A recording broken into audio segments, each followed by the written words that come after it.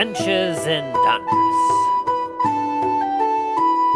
On the last exciting episode of The Adventures in Dundras, our intrepid band of heroes, Talos, the Dragonborn Paladin, Dain, the Dwarven Paladin, Milo, the Halfling Rogue, and Dallen, the gunslinging Sorcerer Dragonborn, had made their way to the Veilwood swamp. After investigating a body that Dallen had found buried under the water surface, he proceeded to stuff that body into a bag of holding, where the party then proceeded to take it back to the city guard, who thanked them for finding it. After that, the party decided that the killers must have fled into the swamp.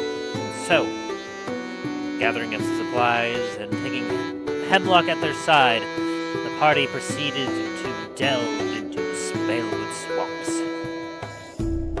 Throughout the next several days, the party encountered swamp creatures, sunken villages, avoided owlbears, and dealt with some annoying bugs. But as they continued onward, sore, itchy, and exhausted, on this last day we saw them, a heavy rain began to pour upon the party in the swamp as they made their way into a small clearing. Here, they discovered a large tree surrounded by strange plants and stone statues that seemed remarkably lifelike carvings of orcs, lizardfolk, and bullywugs. Just as the drenched party began to wonder what was going on here, a door in the tree opened, and a kindly old lady beckoned the party to enter and take shelter from the rain. As the party looked at her and started to approach, Dain noticed a set of armor on one of the orc statues that looked exactly like the armor he was looking for.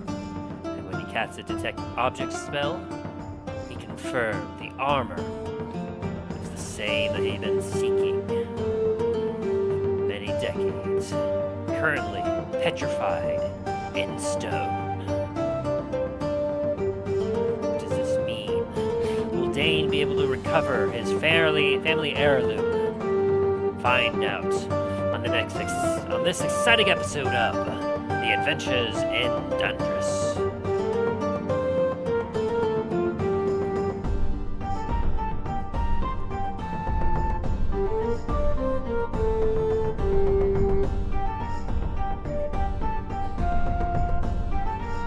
But first, before we can get the session started, let us await our players, as it seems they're running a little behind.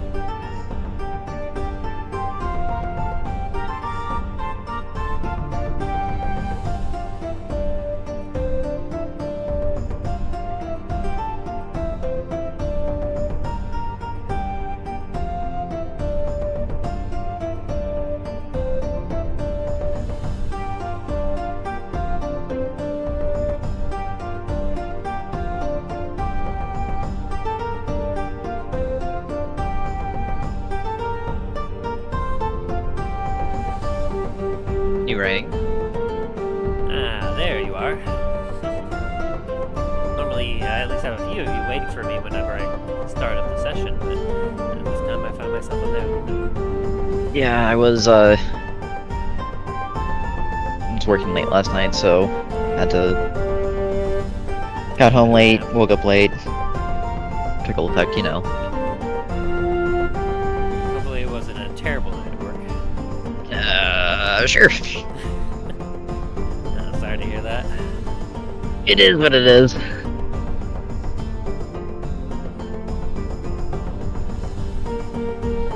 Ideally, things should hopefully get better soon. I mean,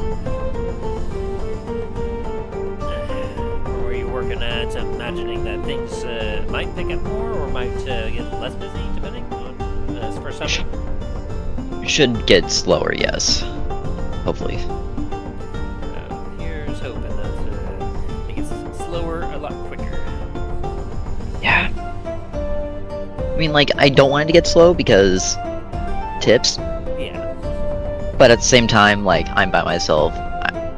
I'm fucking exhausted each and every week, especially since they keep asking me to work 5 days rather than 4. Yeah. It's never fun. I've had quite a few shifts where I'm essentially the only one there, so I certainly get that. Never easy. Yeah. Well, hopefully soon. Yeah. How's your week been? It hasn't been too bad, actually. This week, I think it was this week, I guess. Yeah, I guess now that I think about it, I guess it was. So, essentially, like last time, did I tell you about the old logistics lead that took over my position? Yes. About how they just kind of up and left one day. Yeah. They came back this last week. Oh, what the fuck? Yeah. Just showed up on that Monday when it was the truck day. I pulled it up and I was like, that looks like their car, but that doesn't seem right. They've been gone for 2 weeks. And then I got out of the car, he got out of the car, and I was like, hey, I was like, no. And I was like, you know you're not on the schedule, right? Because at this point, I know to kind of expect the unexpected, but I checked the schedule beforehand, and I was supposed to be me and a manager there, and he obviously wasn't a manager. Mm-hmm. He was like, yeah, I talked to this so-and-so manager this last week, and was asking if I could come back, and he's like, yeah, just make sure you're like come in on this early morning for the truck, and he's like, all right, I can do that. And so, yeah, so he came back, and he's worked this last week, which it's kind of nice to have his hand back, but a little mixed feeling in regards to that, just because he was just gone for 2 weeks, and his explanation was that he had to take care of a few things, but at the same time, I also overheard a couple of those conversations where he was actively applying to try to go to other places, but none of it worked out. And then, of course, like because of the way he left and everything else, he was allowed back, but he's been demoted from a lead down to a team member. I mean, understandable. Yeah, so less pay and everything else. I mean, so fair is fair, but the fact is we're supposed to have like a new lead for that position this week. Fingers crossed. So we'll see how that goes. I've been told that she seems eager for the job, and she has been warned about like the physical labor that is required of that position, and she seemed to be fine with it. So here's hoping. So hi, Talos. Hello. Glad you can make it. I hope everything's going well with your grandparents. There are. We had a little bit of a scare, but luckily it was something that was more like finally my grandmother listened to us. It's like, go home, rest. She had a bit of apparently started getting starting of an infection because of a combination of stress and her not taking care of herself, focusing on her husband. So that finally got her into the mindset of, yeah, maybe you guys are right, which we're like, yeah, think. Yeah, I know what that's like. Yeah, I had a call out from work yesterday, which luckily my work, they were like, yeah, nope, no worries. Because I was the only one that had a working vehicle that could get to them with that time frame. So, because of course, like as this happens, my mom calls me and saying, "Hey, I can't get out there because my car's radiator's deciding to go. No, I'm dying." Yep. Because we suddenly get a call from the hospital saying, "Hey, your grandmother, we're doing a quick," because she suddenly almost had some issues, so because one of the nurses walked in, saw her, and she was like, something's up with this lady. She is looking a lot pale. And sure enough, it was like as soon as the doctor came in, my grandmother tried protesting. That's when something happened. So luckily she's able to go home and everything. She has my aunt staying with her, so That's good. yeah, it's a combination of her, like the stress for her husband, even though he is being cared for like basically 24/7 by the hospital staff. because of the area they have him in. They have him basically on 24-hour, like basically hand and foot, because they don't want him doing anything. Well, yeah. Now that the surgery, especially now that the surgery's done, so they're like, sir, you can't do that because we literally had to cut you open and your ribs are having to repair themselves. No, it's fine. I've been through worse than this. Sir, In my day, if your ribs were broken, you just rub some dirt in it and get back out there and work in the field. It's like, sir, we literally had to take your heart out of your body, scrape out the nasty bits, and put the heart back in.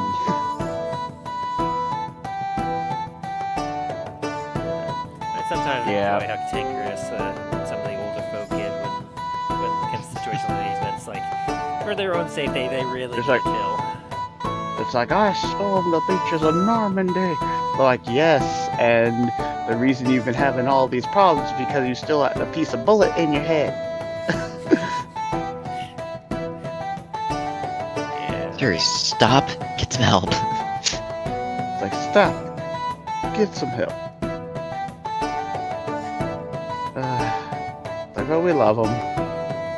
It's like, you stubborn bastard. It's like, we love you, but come on.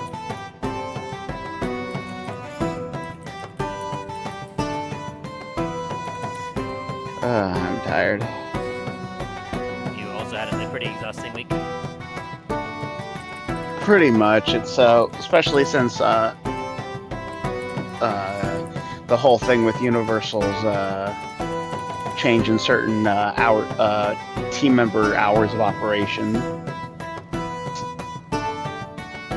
Like, Dain will know what more I'm talking about. Like, I don't want to talk about too much while we're during session, obviously, because you never know. But it's just a lot of from people way up above our pay grade that are making decisions that it's like, you realize we're about to go into peak, right? They also know that all too well. Yep. Though I gotta admit, I am like, as for character, Talos is concerned with where we left off on last session. It's like, oh dear, what is? It's fine. It's like, a kindly old let's see. lady and living in a tree in the middle Red- of the swamp. a little swamp that most people are afraid to go into. There are a bunch of people that are now look like stone statues all around him. You don't even notice like the full array of the garden just yet. Yeah, exactly. Talos is just kind of like, I'm pretty sure Talos is like on guard because of where he's at, but at the same time, like part of him is probably like, just this is outside a game. Would probably be like a little oblivious, but at the same time, that part of him that's like, dude, something ain't right. You should. I know you're a big dum, but come on.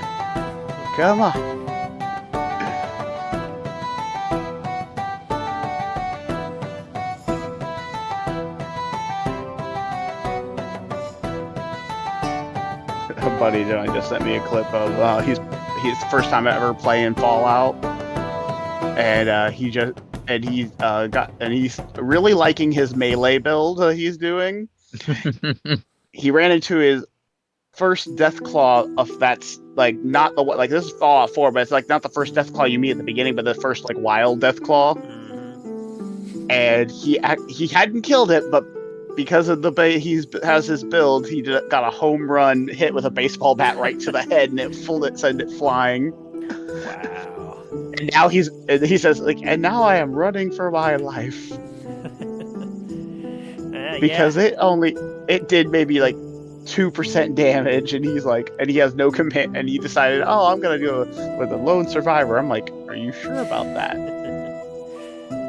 Yeah, it's like shooting a bear in real life. Like, you might do enough to deal some damage, but more likely what you're gonna do is just hurt it Piss and it make off. it more mad. It's like, Ray, you're gonna make it mad.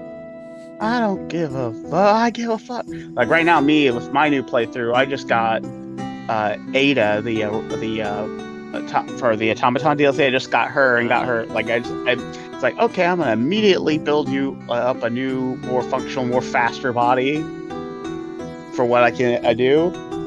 She's a combination of pack horse and she has a Gatling laser turret arm. So it's like, okay, it's like, so not only are you gonna carry all my shit, but anything that gets near me that I can't really deal with, I'm gonna have you just, and I'm waiting till later in game to use the power armor, because right now it's like, especially I somehow ended up doing one of the new, like, quote, DLC quests they did for the Hellfire armor. Oh yeah, and I'm like, all the new granted, stuff for the getting update. getting the arm, like, what's the quest, like, after the first part of the quest, oh, it's pretty easy. Just go here, grab a few things, get a few these terminals opened up and whatnot. That's fine. But after you get the armor, of course, you get ambushed by a bunch of people, which, yeah, they hit hard, but you can take care of them. It's not till after if you return to whatever your settlements or whatever, suddenly you get ambushed by 5 freaking full power armored enclave with these freaking flamethrower things, like cannon things, and they took, like, a single hit took me down in the power armor. Took me down to half. Yep, took me down to half health in the armor. Yeah. So it took, like, I'm glad I had a bunch of, I was like, you know what? I'm tired of raiders attacking this particular settlement that I'm at. So it's like, defense. Yeah, I think it's good. Yeah, just turrets, like. What I normally did was I got buddied up with the railroad up until a certain point where I unlocked the ballistic weave armor, and then I just did a combination of, like, a military jumper suit, like highest level of ballistic weave, and then put on top of that all the individual pieces of armor, the marine armor you get from the what was it, the Far Shores or Far Harbor DLC. Yeah. That allows me to basically, like, have my own personal suit of power armor without using up any battery power and whatnot. Nice. I don't know how effective it is, because it felt like it was broken. Like, it definitely seemed to protect as well as power armor, but, like, at the same time, it felt like it should have protected more. Like, I should have been more invincible, you know? But I get you. I did. Hello there. Welcome. Sorry I was running a little bit late. You're all good. Everything going all right in your end? Oh, yeah. Shucks, just saying that you and him had some similar stuff going on this week. With Universal, especially with the announcement of how hours are going to be going. I haven't heard anything about that. It might not be in your guys' departments yet. It's the same situation that Volcano Bay was going with their hours. Like park hours or like Team member hours. Oh, lovely. Yeah, it's like, because they're going back to their normal hours in November, which I'm like, apparently that's the same experiment that they did with them. They're now doing with parks, with the third shift people for a few months, and then they're going to go back to normal to see about if it increases, if guest flow increases, which I'm like, it works with Volcano Bay because they're a seasonal park. This is not going to work for us. Yeah. Yeah. It's like also if they start like really changing park hours and such. Oh, it's the thing is, it's not the park hours they're generally changing. It's like for our departments, it's the hours of how many we're gonna be able to work. Oh dear. Yeah, it's like, I'm not gonna say, because we're obviously on live right now, so I'm not gonna say too much. But it's like, people above our pay grade making decisions without actually knowing how things work. Well, a lot of them haven't been in the department for 20 or 30 plus years. Mm-hmm. But either on that front. I'm sure I'll hear about it when I get back from a holiday. You probably will. Oh, yeah. Now, where's Dallen? I've sent him a few messages. He hasn't responded yet. We'll give him another few minutes, and then we might have to start without him. It's like, Dallen, wake up. Oh yeah. I actually met Ryan in person at the parks the other day. Oh, dang. Really? Yeah, he actually came down, and it was nice. Sounds delightful. Oh, yeah. Like we were doing like small talk at the start, and then eventually we started getting into like what we do with D&D, and we're just chatting back and forth. And it was nice. That's nice. That's real good. I'm kind of jealous. Love to just casually come on down and hang out with you all. That's what I have this game for. I get a weekly time where I can, even though I'm thousands of miles away, I get to hang out with you guys. Oh yeah. The wonders of the internet and modern communication. Yeah. I'm not sure how much of a Talos her, but I guess I'll kind of do a slight TLDR for you, Dain. Essentially, this last week, as an update of my personal work, the one guy that kind of abandoned his lead position like 3 weeks back returned this last week, and he's no longer a lead, but he's back. Yeah. Wait, what? It's like, how? It's like no call, no show, like abandoning position. It's like, oh yeah, I'm back. It's like, Yeah, I guess he explained to me that he didn't go into details, but he told me that he had some stuff he had to take care of and deal with. But then once he was back, he just kind of was ready to come back. He just kind of contacted the manager and asked if he could, and the manager was all like, "Yeah, but you're not a lead anymore." But then at the same time, when they brought him in, he told me that it's like, yeah, like they have a new lead coming in, but in case she doesn't work out, they won't be working as if I want to make my way back into lead position. No. And my ears, when I heard that, was there's no way they're gonna give him back the lead position at all. But they don't want to demoralize him, so they want to give him that apple on a string there to dangle in front of his face, so that way he doesn't lose any sort of motivation in his work. I don't see any way that's it'd have to be like a new director or something to hire him up in a higher position at this point. yeah. But I just know why they brought him back is because when he and the other guy left, which we haven't heard anything from the other guy, like he took his buddy out with him, but he came back, his buddy's still gone. But that entire team is still decimated to the point that there's basically only 2 members now.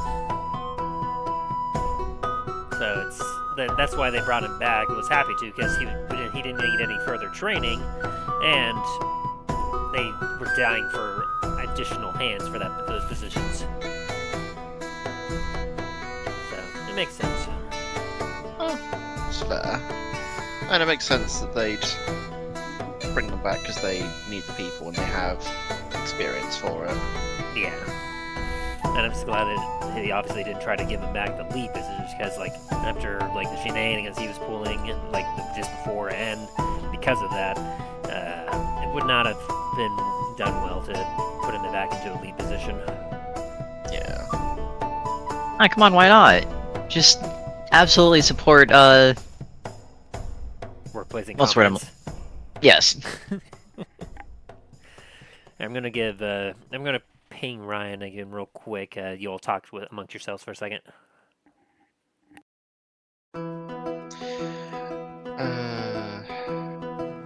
So how's yours 2 weeks gone? Who are you talking to? Both of us. You and Milo. That. You can go first, Milo. It's been a week. So the F1 race is down in Miami. And Tuesday when I show up to work, I get told this. Like, oh, okay, great. I am working by myself, still on the dock.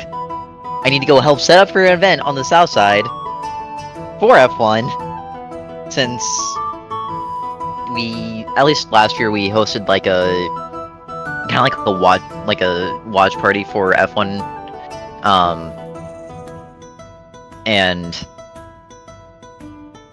anyways, I'm like, all right, yeah, you got that going on. Tomorrow, all the boats are gonna start coming in for it. Blah blah blah. It's like, okay, cool.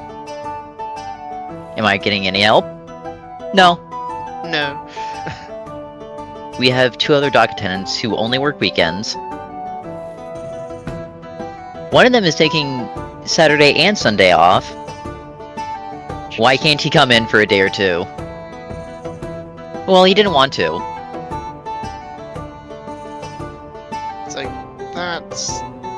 that's not a valid excuse. I don't want to fucking be here, but yet here I am. Like, come on. It's kind of our But- job. I mean, we all don't want to be here, but we kind of need to be here. But yeah, so got that set up. Working that the entire week, and then last night they had some F1 event going on last night, so I was working late. I told my boss last night, I was like, look,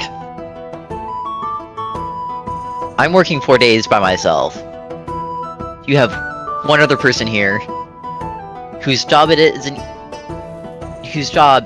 to help us, and yet he's helping. Fucking let me go home. Get it? Please. One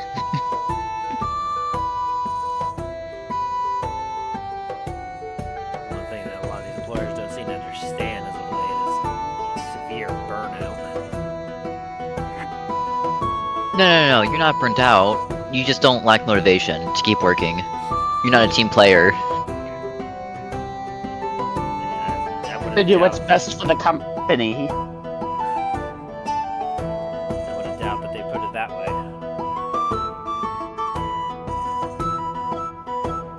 My mind's starting to go to the company and go fuck itself. They don't pay me enough anyways. But yet it's owned by some rich That's asshole who wants to just completely dock his boat for selfish. free. So you're doing this just for the money? Yes. That's the same reason why you're here. It is so selfish of you.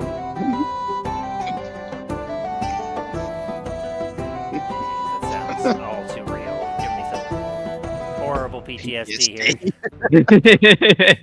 I It's think like he's you're- just given us all PTSD. Oh, I had a manager that would try writing people up for being quote late when they don't clock in 15 minutes early, when they aren't in 15 minutes early. Oh, fuck off. I'd have a paper stack. Like you're a mile scheduled, long. like you're scheduled at 10. That means you have to be clocked in at 9:55. Are you paying me for that time? Not 5:55. And that's the thing. I like. Are you? And that manager say, no, we can't approve overtime. Then why the fuck would I clock in early? Go fuck yourself. Yeah, this was a whole like it was like this person literally lived in opposite world or whatever. Eventually, that manager got fired and sued by the company when they got caught stealing tips. So, yay! Ooh, yikes! Karma's a bitch. Yeah. Hi, Dallen. I'm sorry, overslept. You're all good. You're all good. That's why I gave you a quick call, because I was like, he might be sleeping, and texts may not get through, but I know a ringtone sometimes will. Yeah, thank you for that. Yeah, glad to have you here. Glad you're doing all right. You wake enough to tell us about your week?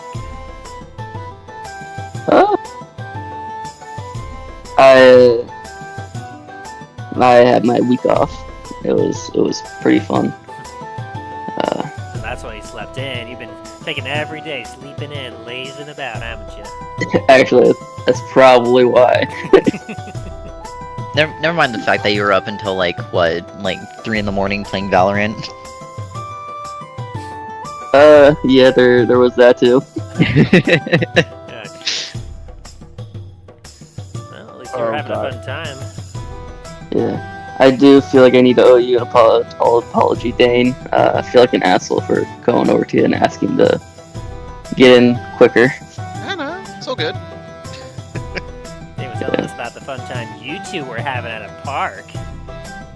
Why didn't you invite us? To be honest, I was at work. I kind of had to be there.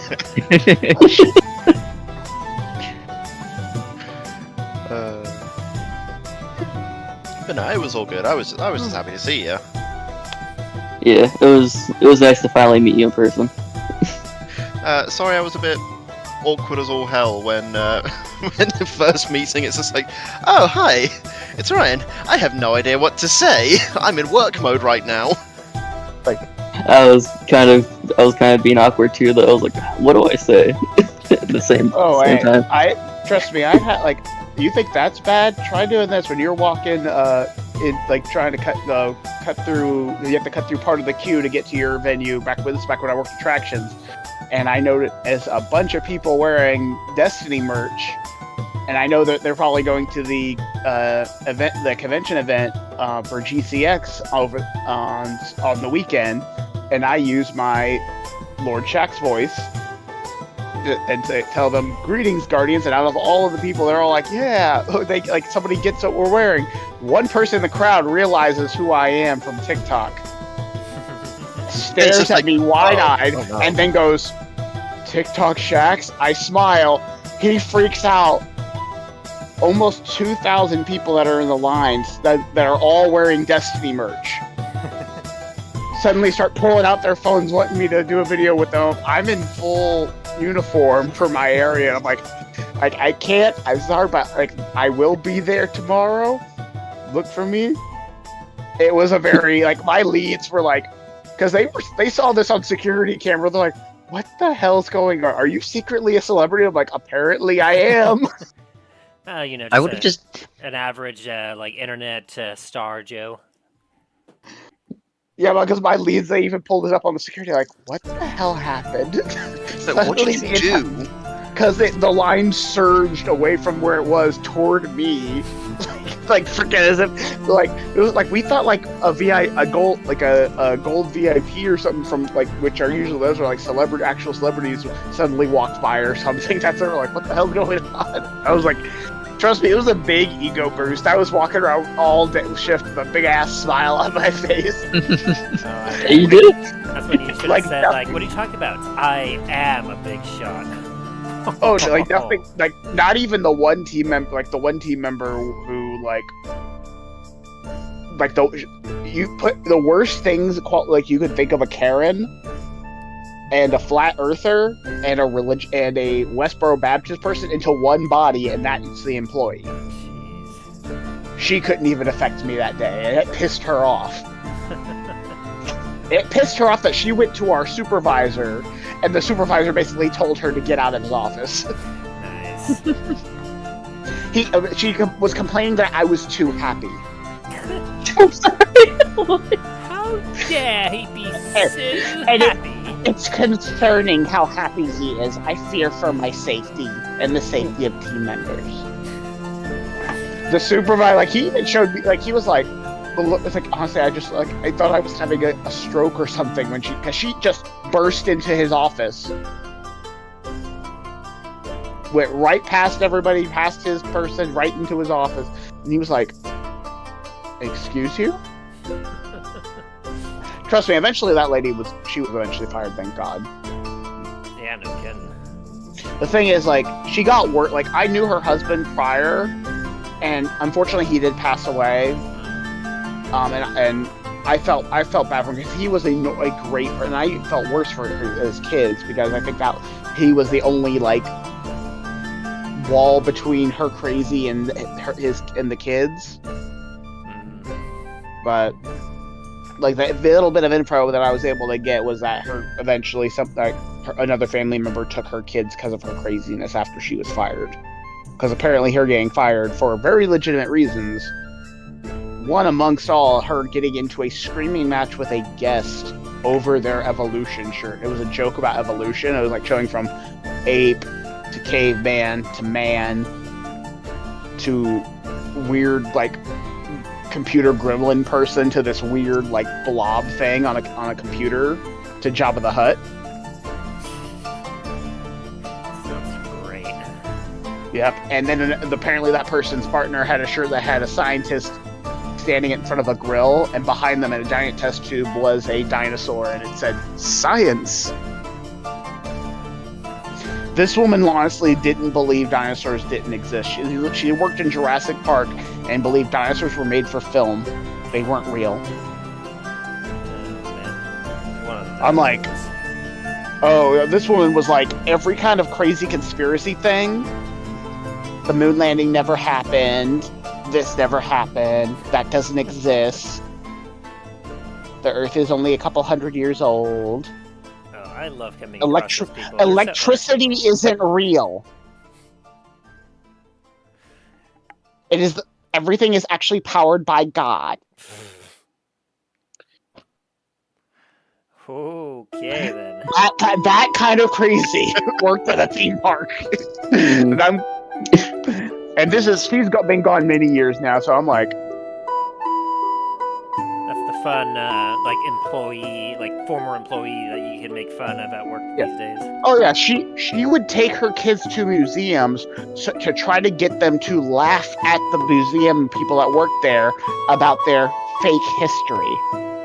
The kids didn't laugh.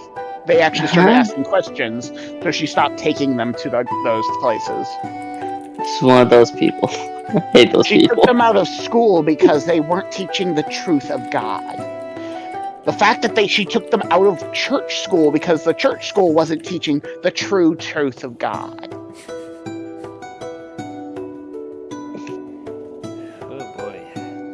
Yeah, it I was. don't understand people like that, man. It's like they're walking aneurysms. It's like you just the moment something comes out of their mouth, you just hear your brain cells just shrieking, dying, and then turning to ash like frickin' Thanos snapped them. No kidding. It's like what's that scene from? I can't remember the name of the movie, but it's just like the game show is like, everything you have just said has made everyone in this room dumber. I award you no points, and God have mercy on your soul.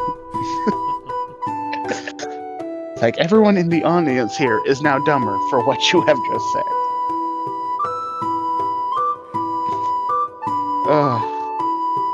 Anyway.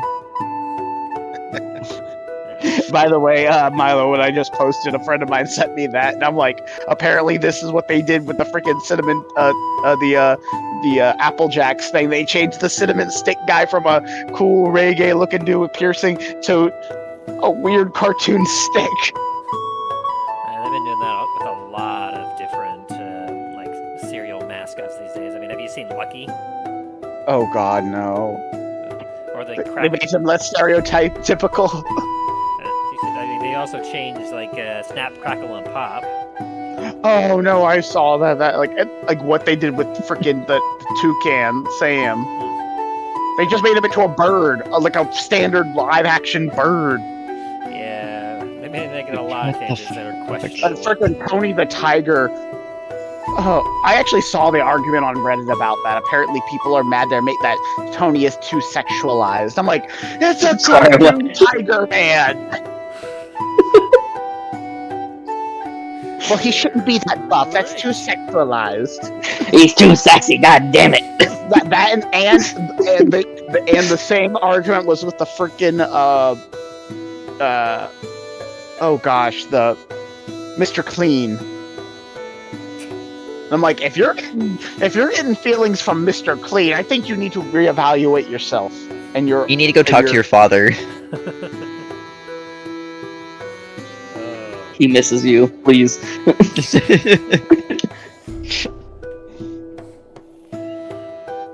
Well, I suppose we've delayed long enough. How do we feel about getting into this session?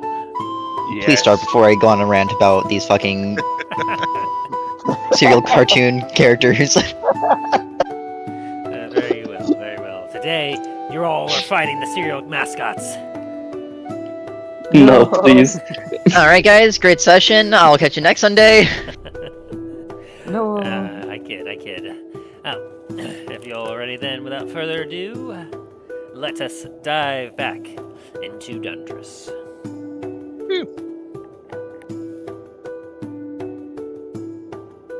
Last time, on the adventures in Dundras, our intrepid band of heroes, Talos, the Dragonborn Paladin, Dain, the Dwarven Paladin, Milo, the Halfling Rogue, and Dallen, the gunslinging Sorcerer Dragonborn, had discovered a body within the entrance of the Veilwood swamp. The body of one of the guards, missing from his patrol. After investigating it a little further and realizing just exactly what happened to this person, Dallen proceeded to stuff that body in his bag of holding, before the party proceeded to take it back to the city guard, who thanked them for finding it, and gave them a nice hefty reward of 15 gold for their service. After that, the party decided that the criminals that killed the guard, as well as the noble who had purchased that fancy set of armor, had fled into the swamps.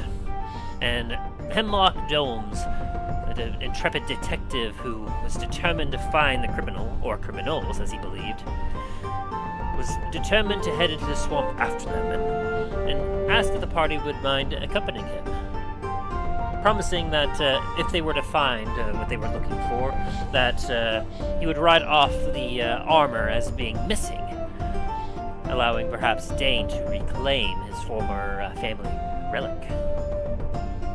With the plan set to motion, the party went shopping for some supplies, gathering up a few like potions, a little bit of some swamp gear to help perhaps survive the dangers of the swamp. And then the big party met back up at the gateway, where Dain was helping Dallen clean out his bag of holding from all the dead body goo. Then, through the next several days, the party delved into the swamp. Throughout each day, they encountered multiple different things, like swamp creatures, sunken villages. They avoided an owlbear, and were dealing with the annoyingness and the poison of bugs that just seemed to be everywhere. Each day, a new challenge was brought forth, and each day they continued to trudge through the muck. Until, one day, as a heavy rain began to pour upon the party as they made their way through this miserable swamp. The party found themselves, after following the tracks they'd been looking for the last several days, they found their way into a small clearing. Here, they discovered a large tree surrounded by what seemed to be strange plants in almost a garden-like fashion. And amongst this garden, stone statues that seemed remarkably lifelike. They seemed to be carved in the visage of orcs, Lizardfolk, Bullywugs. Just as the drenched party began to wonder what was going on, a door opened up from the tree before them, and a kindly old lady beckoned the party to enter and take shelter from the rain. As the party looked at this woman confused and began to approach, Dain noticed that on one of the orcs was a set of armor that looked exactly like his family relic. Wanting to make sure, he then cast a detect object. And to his horror, he realized that it pinged directly on the statue, as he got confirmation that the armor he had been seeking for so many decades was right before him, petrified in stone. Will Dain get his relic back? Who is this old lady and what is happening in her garden? Find out on this exciting episode of The Adventures in Dundras. Dun dun dun. Boing.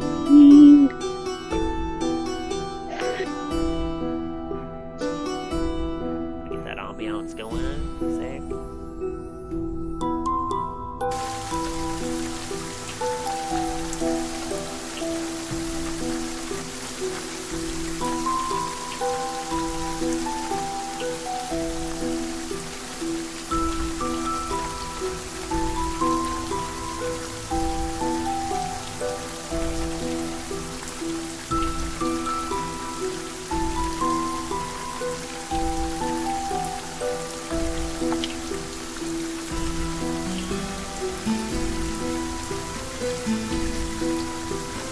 dare rise. To be chipped. That bitch asshole owes me money.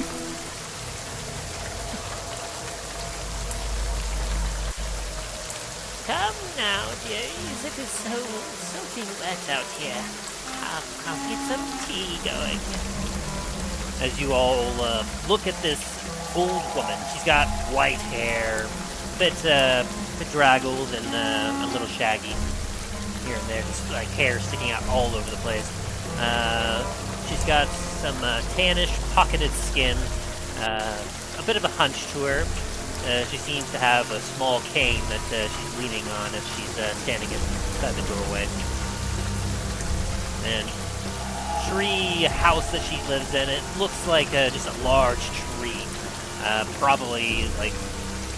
Okay, probably yeah, at its widest, it seems to be about roughly 50 feet wide, although it's awkwardly shaped to where, like, it's grown out of the ground, and it's not a perfectly symmetrical tree. But it's significantly larger than what you would expect from the tree that you've been like seeing around you.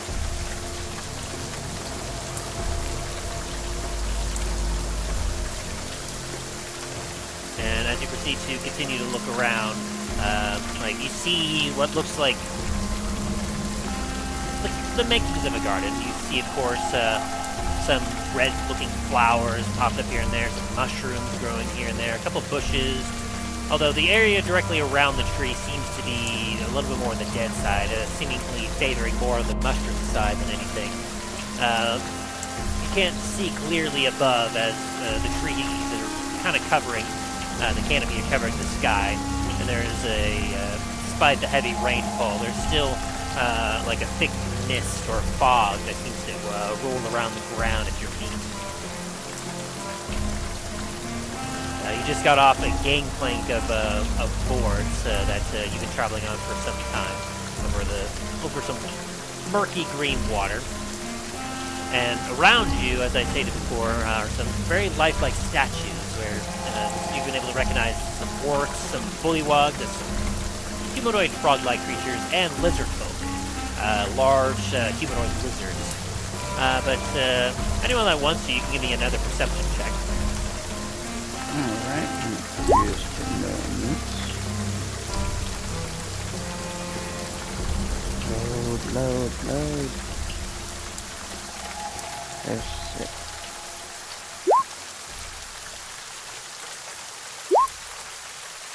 Eight. I noticed nothing. And then down. Give me 1 second. Like, why couldn't have I gotten that 22? You're all warmed up at the first roll of the game. Reception. The Witcher. Very nice. Milo's the only one that actually makes this one.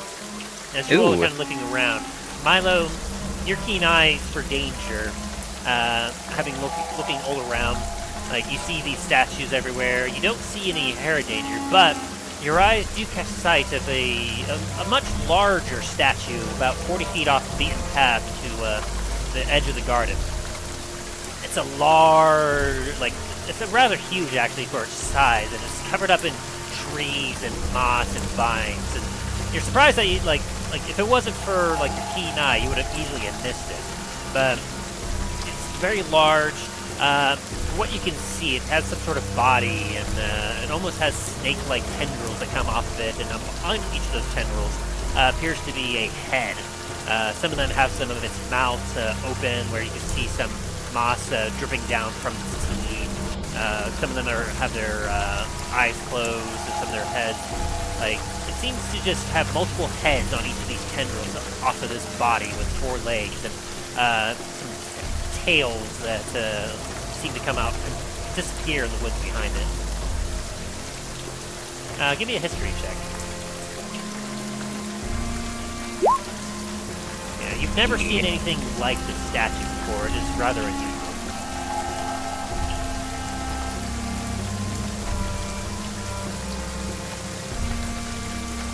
Well, don't be shy. It will be ready soon. Come, enter. Can I roll a insight on why the fuck this old woman is living in the middle of a swamp by herself in a tree house with a cane with all these statues around? Ah, yeah, you can roll an insight. Let me see what she has here. To the best of your knowledge, it seems a little odd, but she seems very nice. She's offering you tea. Apologies, ma'am, but we're actually in pursuit of some brigands that may have been heading in this direction. You wouldn't have happened to have seen me. Granny sees many things. Please, it's quite loud out here in the rain, and I don't want to get any wetter than I am. Please, come in. She steps inside of her tree house, and the door remains open.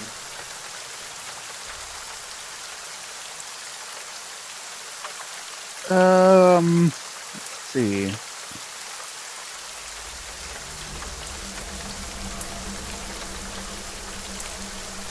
Can Milo just kind of casually start walking behind Talos and try to enter stealth?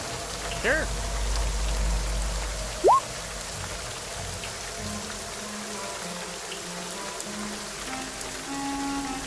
You feel very sneaky behind Talos. Sneaky beaky. Cheeky breaky. Don't know why that made me immediately think, don't go breaking my heart. Oh god. I'm gonna look over toward our new detective friend and kind of give him a raised eyebrow kind of look of what you think. Well, I do say, this is quite curious. I was not expecting to find any sentient life out here besides our prey here. She seems highly enough. I must admit, my trench coat here can only take so much water before it's going to start drenching through. Perhaps a reprieve from the rain wouldn't be the worst thing. I nod, but at the same time I kind of motion B of caution. Right, old boy. As proceeds to follow you as you all head in.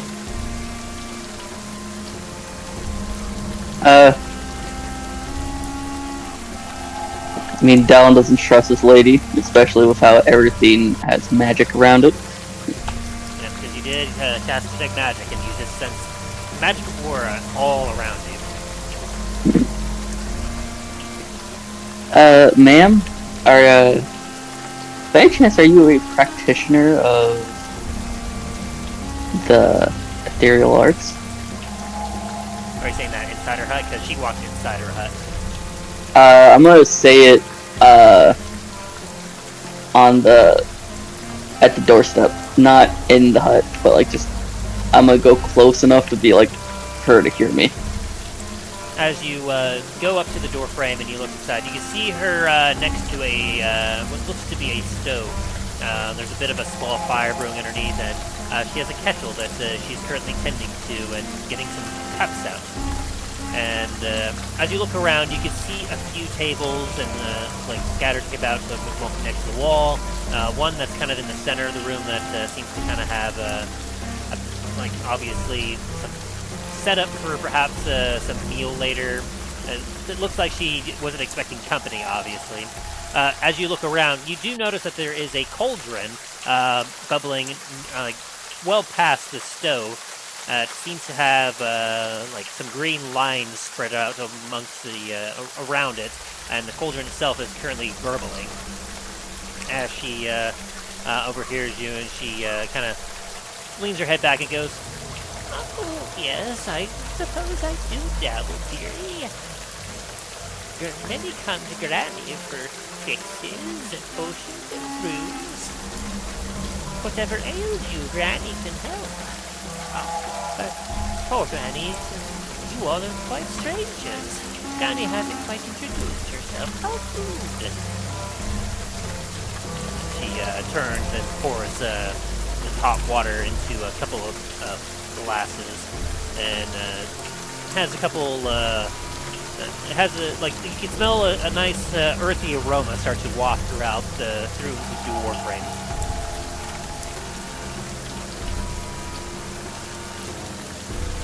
And what are y'all doing?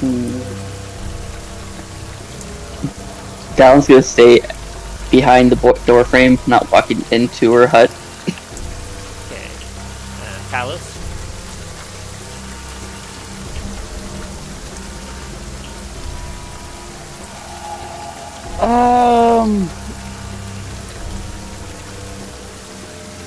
I'm gonna roll. Is there a little insight check? Kind of like. Yeah, you can inside her. Oh, 23. Yeah, that's pretty good. As you take a look at her and from the door frame inside, you see similar to what Dallen saw. You smell that kind of earthy aroma coming from the tea, and she genuinely seems like a nice old lady, just offering you some tea. So the rest of her dwelling seems a little suspect. It's not what you're used to, but who knows? Maybe that's just the culture around here.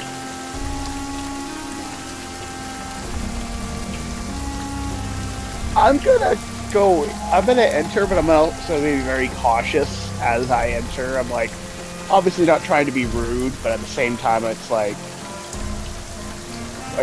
definitely not trying to not be any rudeness or anything, but obviously I'm still obviously wary. Naturally. And then Milo, of course, being stealthy, is right behind you. Milo is staying outside. He is not going inside. Oh, so you're hanging out with Dallen currently.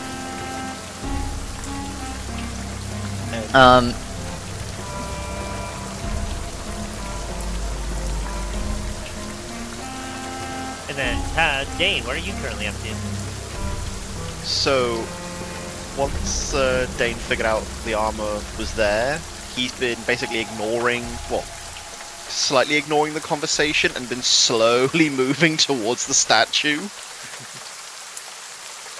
Yeah, it's directly off the path, and you're face to face with it right now. It's there's no mistaking it from the magic that you detected, every detail that is on it, even from the description that you heard about the Black Spire symbol somewhat being scratched off. Well, a lot of it, even through the stone, you can see that scratching has been it's not fresh scratching on the statue. It seems to the statue itself almost seems to have come pre-made like that. It's a weird feeling just looking at this, but just faintly underneath all the scratching, you can see the ancient Black Spire family symbol right there on the armor.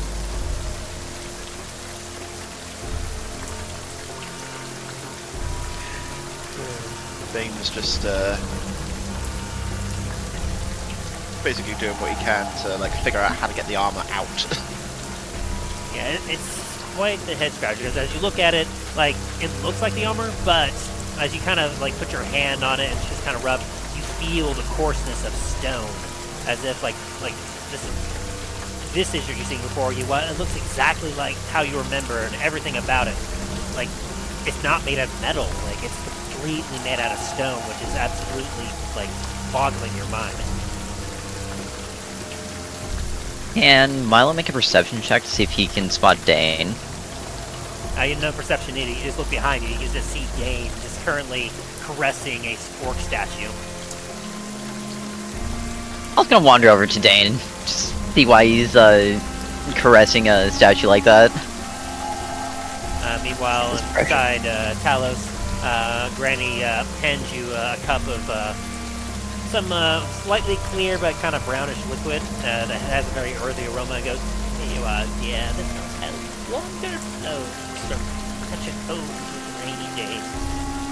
I suppose Grannie Jemima. And those folks call me Grannie.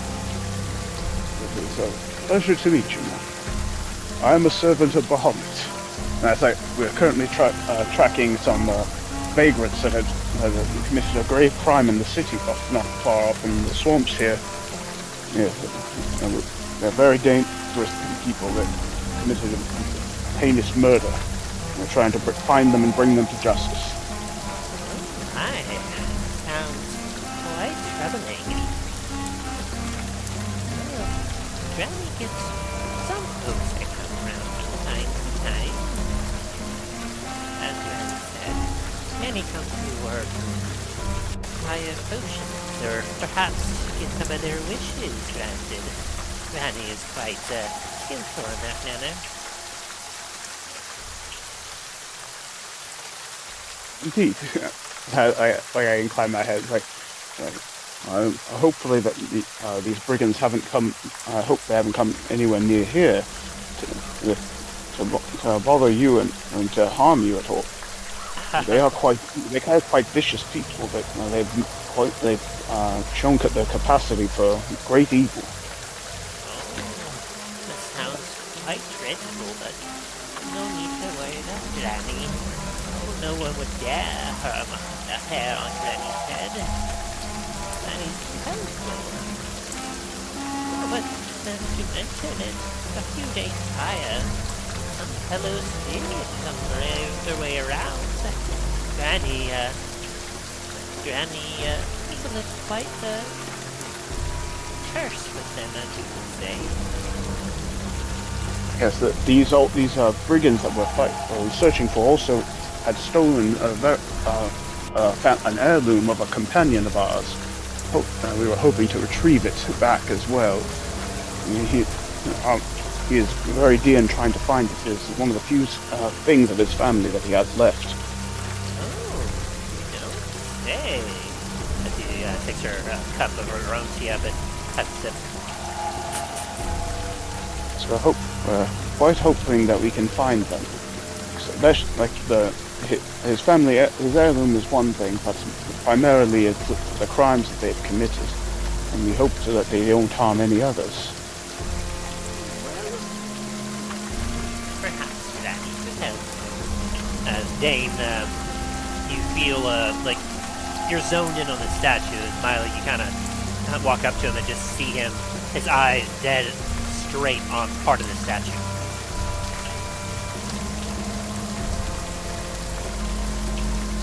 Dain, you doing alright over here? Getting awfully handy with this statue here. This is it. But how is it here? Why is it stone? It's metal, it's armor. Why is it here? How is it here? What do you mean this is it? This is a statue, Dain. No, this... Oh, Milo. My apologies. Were you saying something? He's trying to act like Dallen and his multiple personalities. I don't appreciate this. Does Dallen hear this? You're right outside the door, and they're currently about like 20 feet away. The rain is heavy, but not heavy enough to dampen the sound. Dallen just gives an incredulous look at him. You still have detect magic up, right, Dallen? It lasts about 10 minutes. Yes. Oh no, I've been using Arcana to sense everything. Oh, okay. You cast detect magic. Nah. You just had a general sense of the area, but yeah.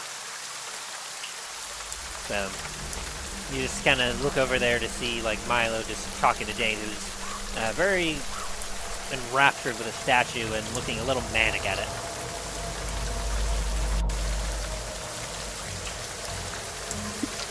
Hey, Dain, is that what I think it is?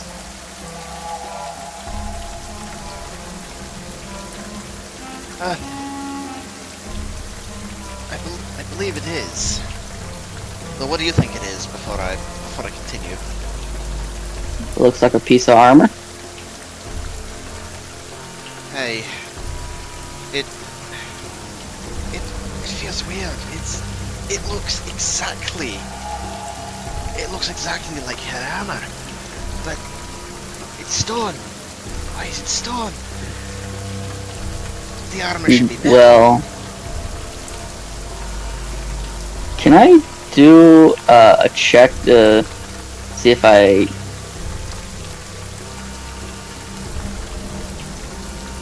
have a feeling that, like, personally, I know what this lady is, but I feel like it's meta. I'd be metagaming if I just started talking shit about what I think she is. You can do a history check just based off of what you're seeing and kind of what you're feeling to see if Dallen might have perhaps some legends or some history with his tribe in the past with someone like this. You can do a history check.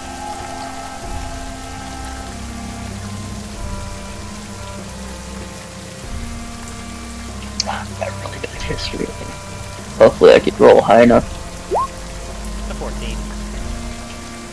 Well, personally not having any experience, there are children's tales and other stuff about women that are practitioners of magic.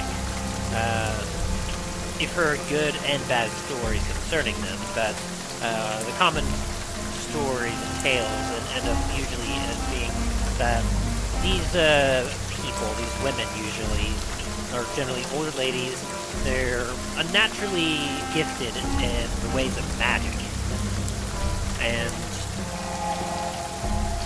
aside from that, you don't really know. Like I said, you've heard some stories, but it's hard to determine what is story tale, or storybook, or what is actual, truth.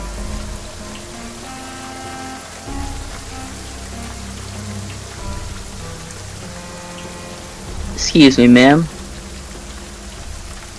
Sorry, dear. I'm talking to your lovely friend here. It's a little hard to hear you when you're outside. I have a question for you. Oh, Granny's always happy to help. Your friend here was just explaining to me about how you all look after some brigands. Yes, nasty business. That is. You say you're a practitioner. Have you had okay. Have you been particularly gifted in the arts? Or since you were born? Oh, I suppose Granny has always had a natural talent for it, yes.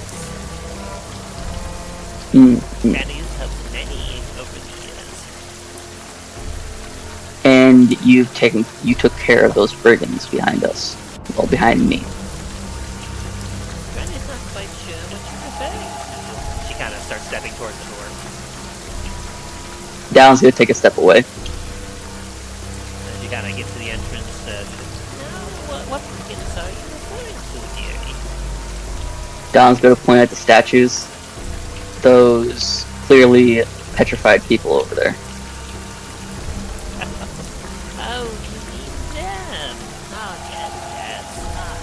You see, I suppose Granny should explain a little bit. See, many come to Granny in order to receive things or have things happen, things change. Granny, of course, is always more than happy to help out. Of course, nothing comes free. So Granny makes deals with many who come to her door. Whatever one wishes or desires, be it from a simple cure for the measles, or perhaps a change in their fortune, Granny is happy to supply. But for those that dare to go back on their bargain, if they feel struck Granny, well, the consequences most dire they are.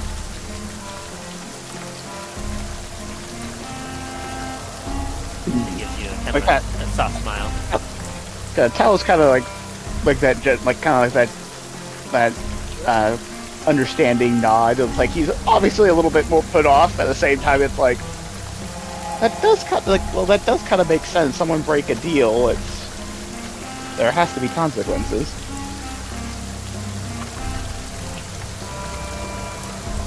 Well, I can understand for having consequences. Is there any way to unpetrify the one with the armor so we can take the armor off of him? Alice kind of looks over at you like, excuse me, what? Kind of look like... Her eyes You can have him afterwards. We just want his armor. Talos Eyes is very look over confused. to Dain, and as she does, check something. Oh yeah, she sees it. One of her eyes cock up a little bit, and her smile grows a little bit. Well, perhaps Granny might be able to do something for that. Please, come inside. Granny would like to make some tea. She steps in and sits down at a table near Talos. How do you sip your tea, Talos? Not yet. Talos, like his like he was about to, but then once the Dallen said something, it's like his head kind of shot up. Like, excuse you, what? Petrified people?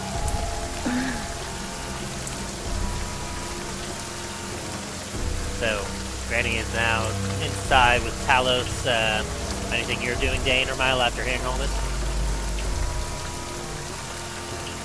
Would Milo have heard this, since he's been by Dain the entire time?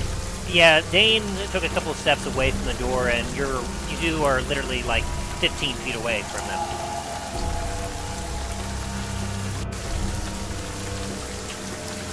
I was just gonna look over at Dain and be like, well, it's your call.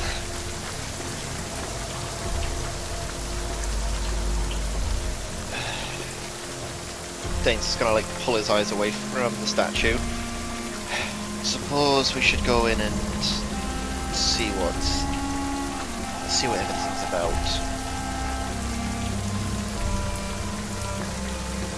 Dallen's gonna get a stare at the lady, trying to see what she's trying to get at. From the outside, or are you going in? He's not walking in just yet. So Dain, you enter the house with Talos and Hemlock.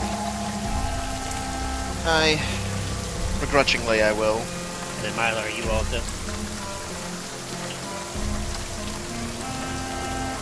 Unfortunately.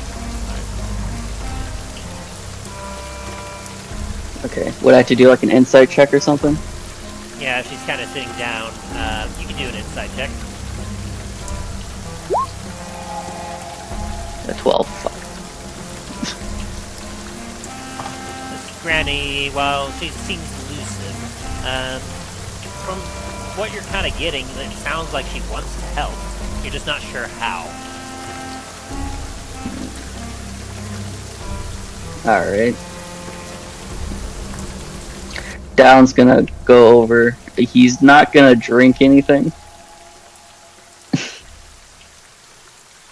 But he enters and he's gonna be close to the exit, kind of like bring one of the chairs away over to the exit. Sounds good. As you all kind of huddle up here, Granny sits at the head of her table, where you can see some bottles and other stuff gathered up, as well as leftovers of some dinner. As she kind of leans back a little bit. That's better.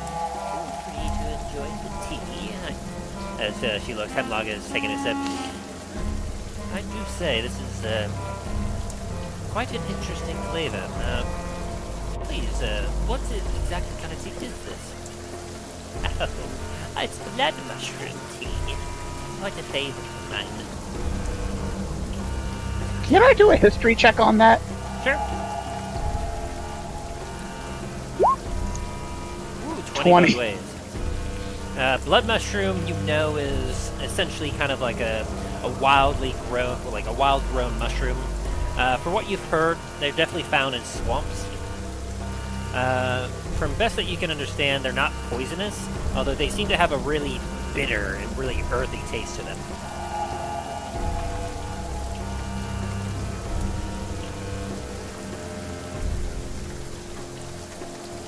Ah, blood mushroom. Well, I suppose that would explain the flavor. Well, I suppose then,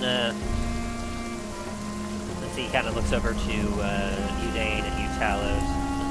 I suppose we should see exactly, should we put our cards on the table, as they say? I do. I just I nod and kind of set the cup temp to the side as like more of like a more like as I'm like getting ready like more like business talk, like setting my drink down as if like getting ready to discuss more business style. Yes, I think we shall.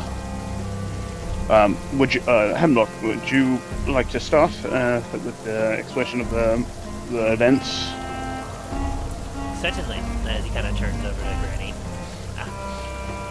As Sir Talos here has already sort of explained, we are in the process of chasing down some brigands that committed a murder most foul in the city.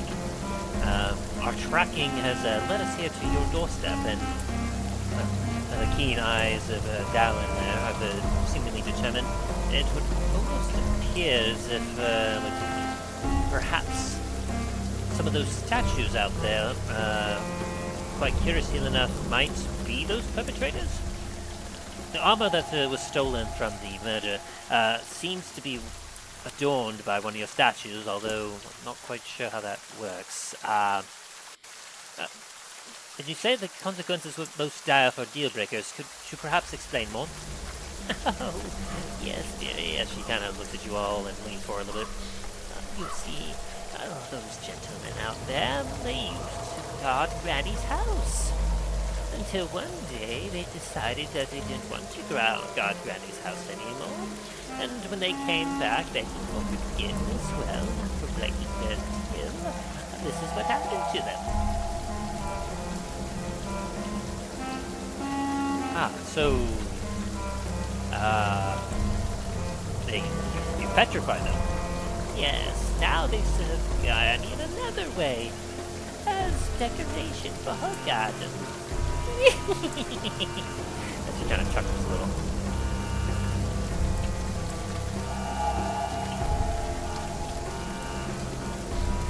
And her eyes lock onto you, Dain.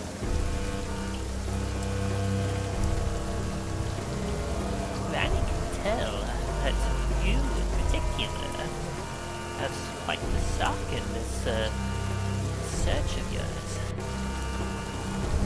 Granny knows all. Granny knows. Symbols fresh off of the armor.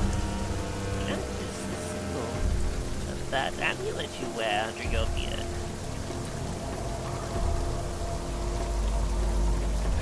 Aye, that it does. It's a family heirloom. I'd very much like it back if possible. Ah, of course. Granny knows the value of family.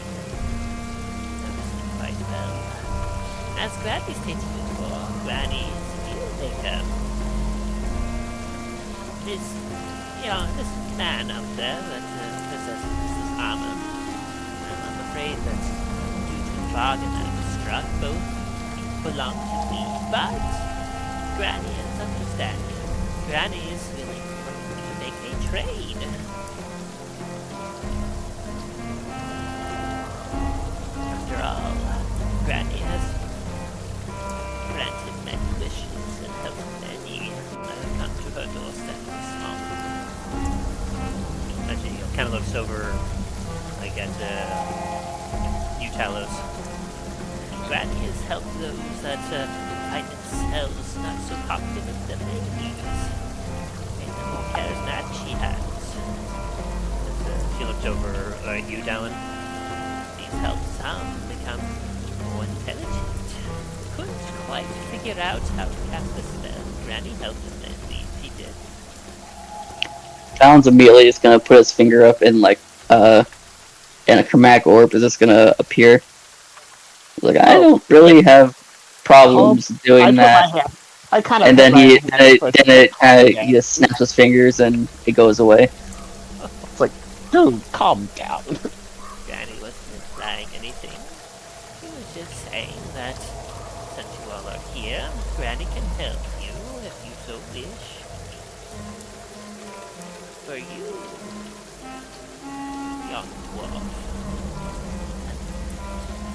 Granny knows the value of this armor, and well, Granny feels that that only a fair trade could be made with such a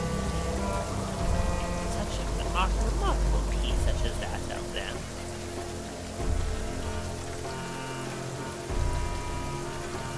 Tell me, what do you have that trade with such a relic?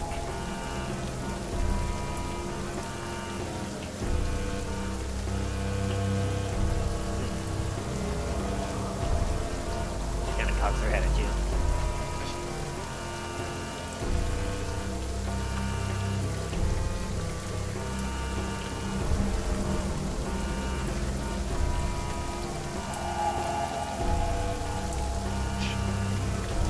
Can't think of anything here. Oh, don't worry.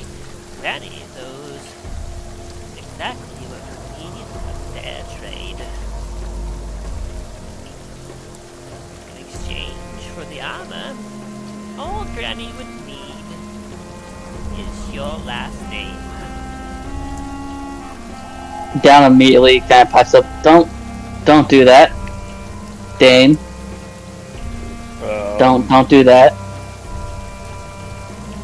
That's an odd request.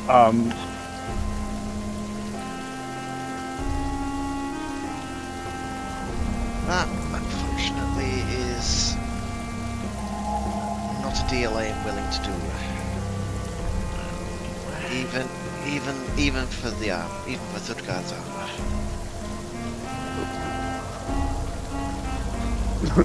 Talos is a little bit more on his guard now.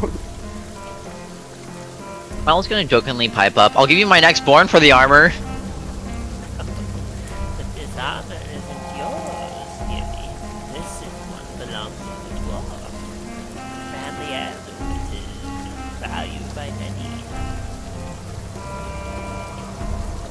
A kingly prize, some would say. She kind of has a twinkle to her eye as she looks at you, Dain.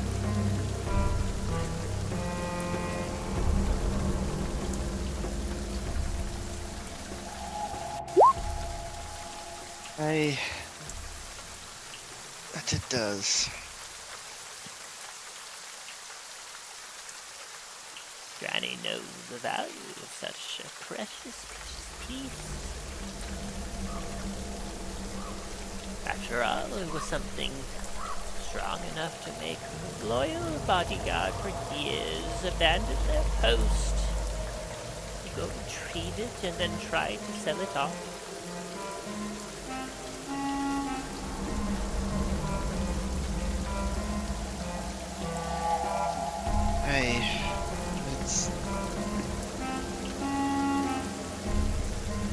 It's a pretty piece. It can be worth a pretty penny. Some would call it priceless. Granny knows this well. One such as you would not have traveled such a far distance through such dangers to retrieve it alone. On this quest, for many years you have been known. Too many years to count.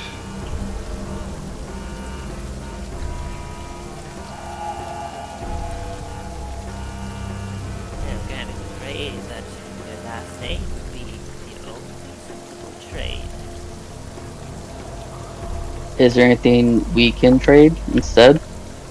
Any of us? Another deal, another bargain, perhaps? For his armor. I'm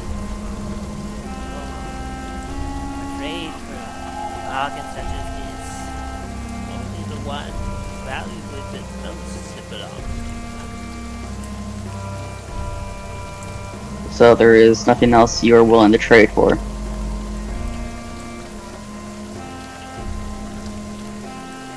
Well, Granny could possibly do something eventually.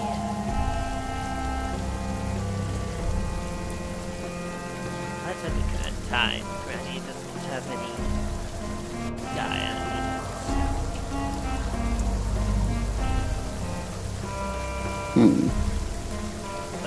suppose if your name is too much prize, Granny could perhaps ask for something lesser.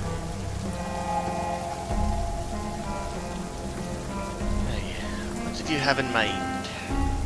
Well, suppose something almost as precious would do. Perhaps your hands. Perhaps maybe your eyes. There's lots that Ren could make use of from your person. Oh gosh. I don't like this. It's kind of like Talos is like, okay, Talos is officially weird, weirded out. Have we told this lady our first names? Like, have we talked to each other and called each other by our first names? Well, I think that the fact that she wants last names is a kind of give.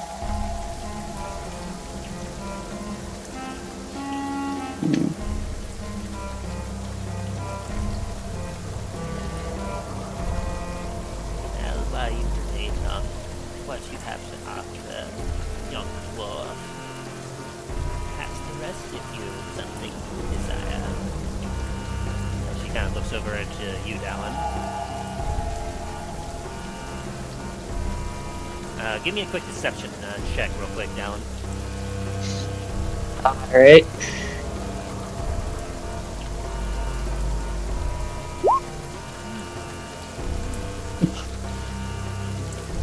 Less by yourself, you are young scale one.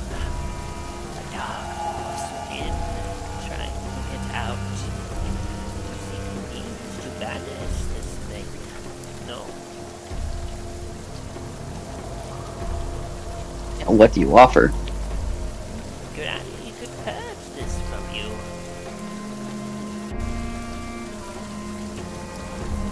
What would I have to do? Well, what would you offer to be purged from such a dark force? Well, personally, I do not have a last name. I have a clan name. No, Granny does not need that for your trade. For purging of a dark source like that, not merely is valuable. That's the armor that Granny has. What do you want?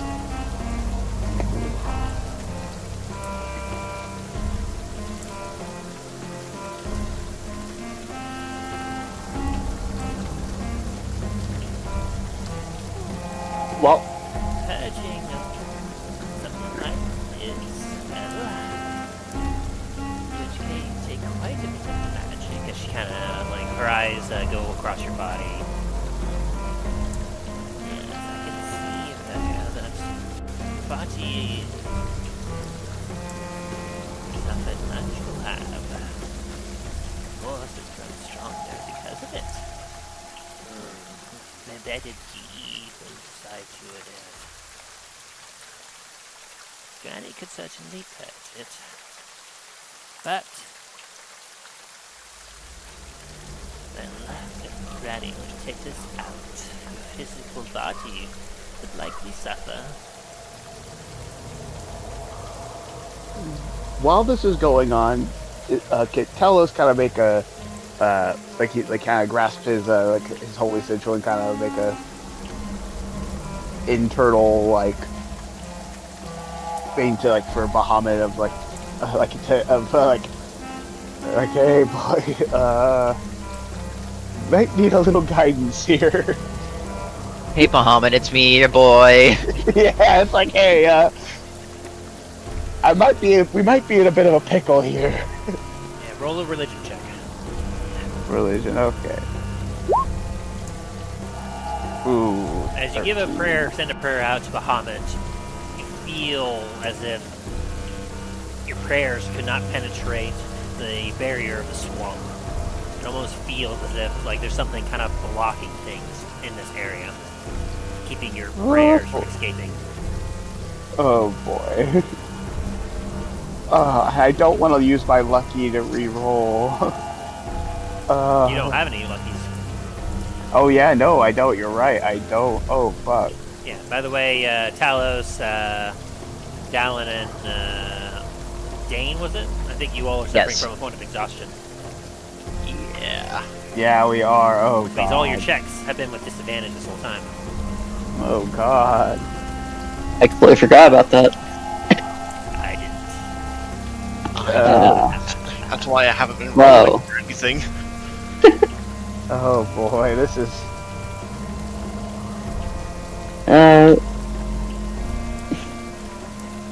Don's gonna look at her and say, "What about for information?" Information, that is something that could easily be traded.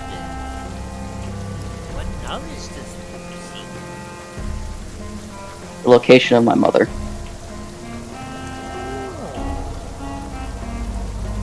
Interesting. Granny could certainly hate that. Perhaps magic object you have to trade. Magic for magic.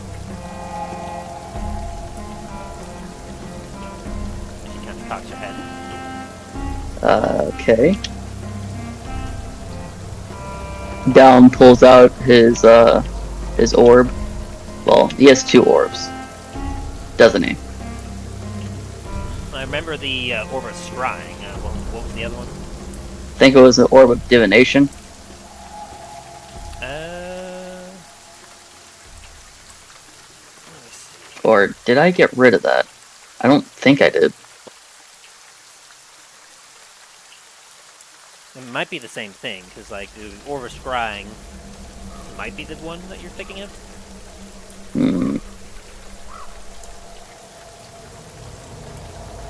I had the orb of scrying before it went down underwater. Then there was a orb that I got from it doing that as well. From Could the I water give temple. her the...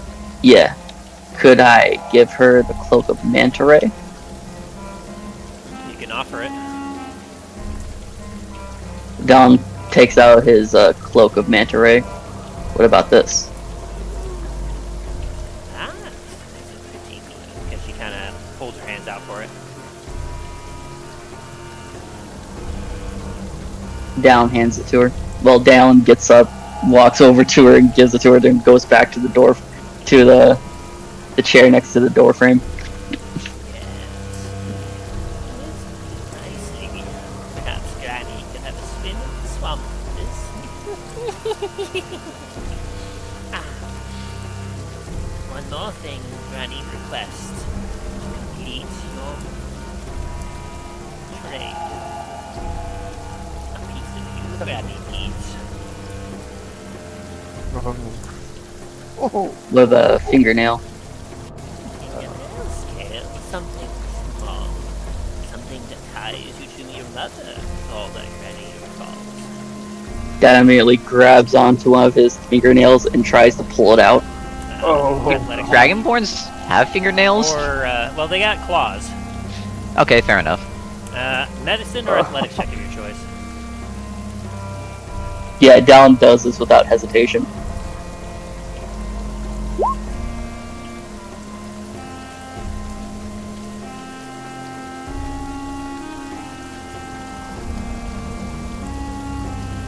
That is enough, as let's use athletics. You take 4 points of damage as blood starts to come out from ripping out your nail. Got it.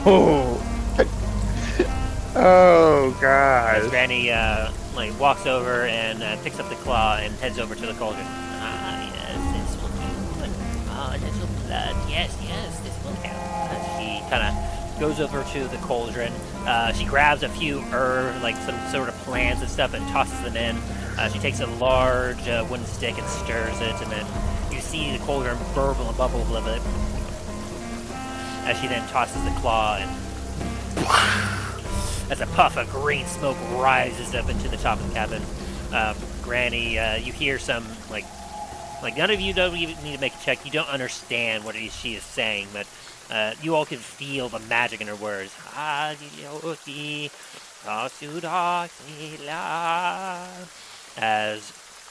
the cold Can I begins put on to my- glow.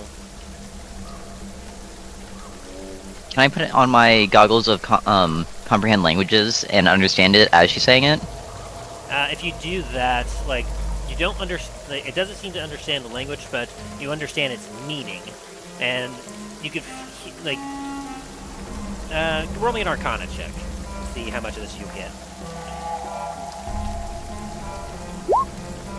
16. With that, I will say that like the meaning that you're getting from the spell, you get a feeling that she's doing something like scrying, but perhaps a little more ancient. Some sort of divination, in a way, is what you're getting from this. But you're not able to exactly understand what word she's saying. Other than, like, you do hear, you're able to get dragon from it. As the cauldron glows, her eyes kind of go to the back of her head. Granny sees across plains, over mountains, far northwest of Granny's hut. Granny sees the one you seek, bound, trapped, weak.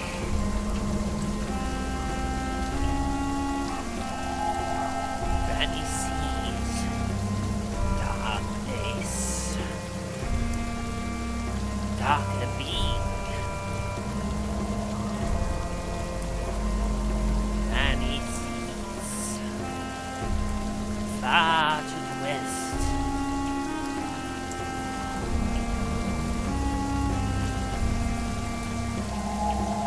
Of the great mountain of the dwarves. Far, far in the continent to the northwest. Something murmurs there. Granny sees the one you look for, alive. Granny sees more, others nearby. And then her eyes go back to the forge.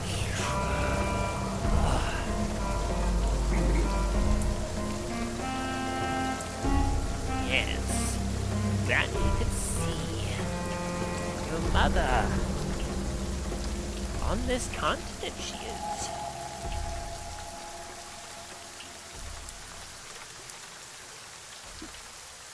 Tell me, what does Dallen your mother has- look oh. like?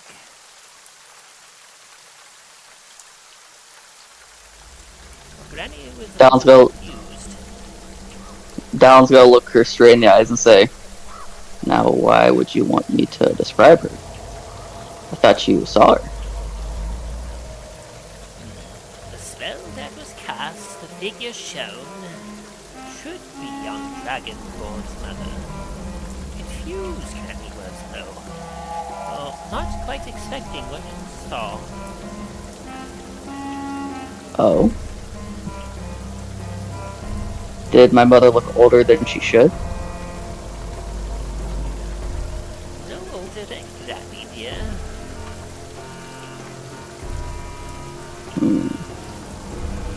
Well, she's a brass dragonborn.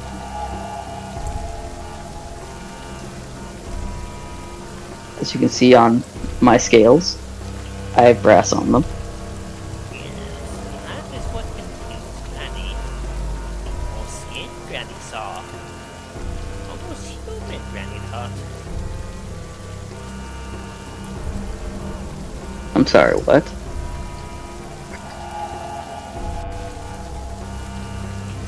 Afraid this is what Granny saw.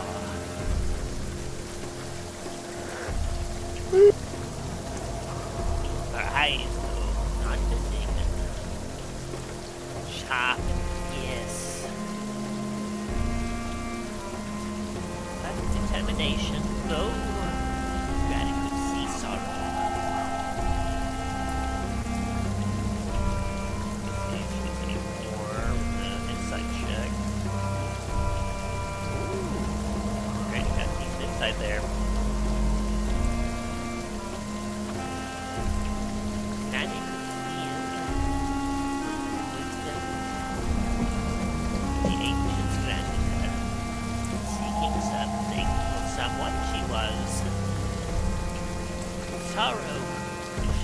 found it.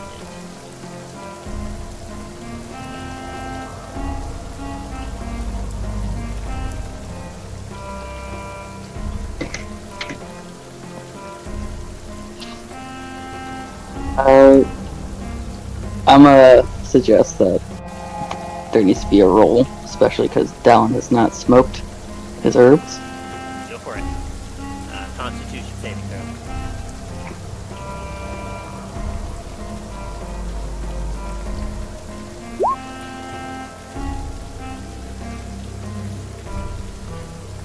Check something.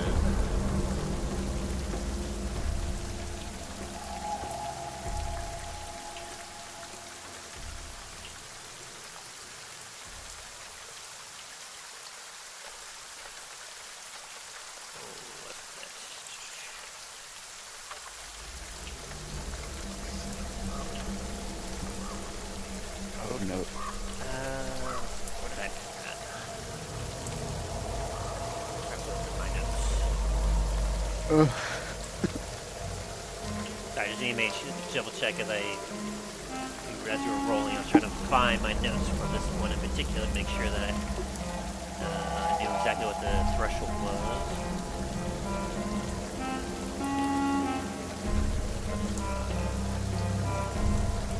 Ah, there it is.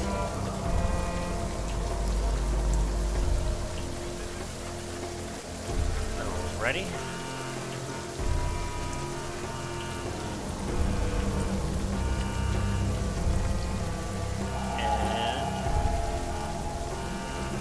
After hearing this, you feel a shudder in your body, and void scale below.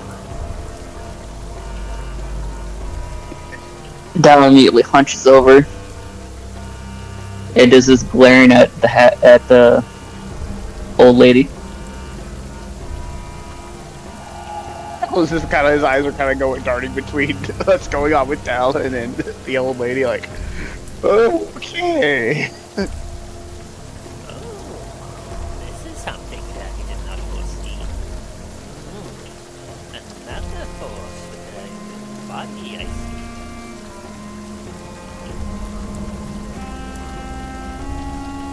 What do you want? Why am I here?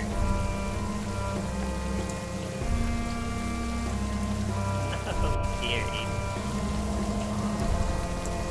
Have a friend that requested help of me. Gave his law to find his mother. What? What'd you tell him?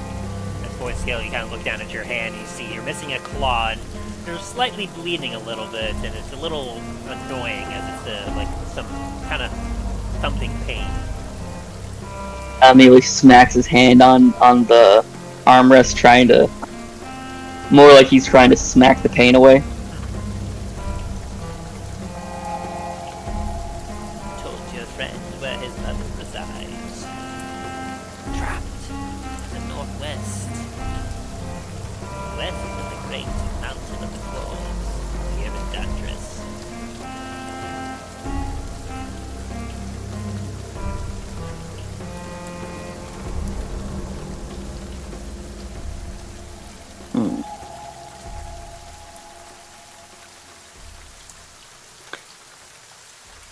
Dallen's gonna look over at the, Dallen's gonna look over at the, Void Scale's gonna look over at the,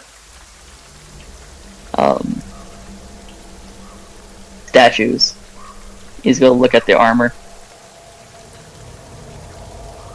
While you're doing that, roll me a deception check, Milo.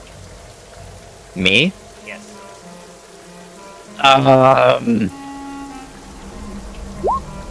Nat 20? Nat 20. Her eyes look over to you, but as she squints a little bit, she can't quite get anything from you. Can I help you? Perhaps Grannie might be able to help you. Tell Grannie, what ails you? Seek. Trade. Grannie can help find what you seek. To be fair, though, you've looked at the rest of them, and have been able to tell them what they need. I would have expected the same from you, for me. Mysterious figure you are. All things close to the chest. That suspects trauma in one's past. I mean, to be fair, why the fuck else would I be out adventuring? If I had a happy home life, wouldn't I be there? Oh, true that. You do well to hide what ails you from those that love you.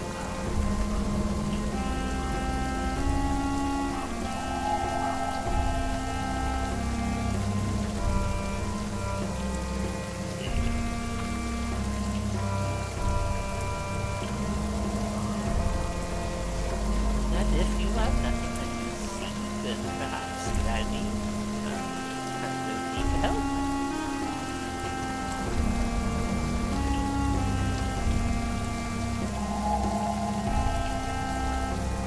Milo's not gonna say anything more. He's just gonna keep staring her down. Anything you're doing, Boy Scout?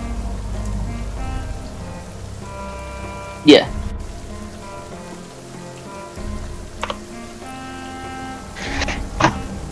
Dallen's gonna, Boytail's gonna be trying to remember. He's gonna be looking at the armor like it's important, and he needs to do something with, like he needs to do something.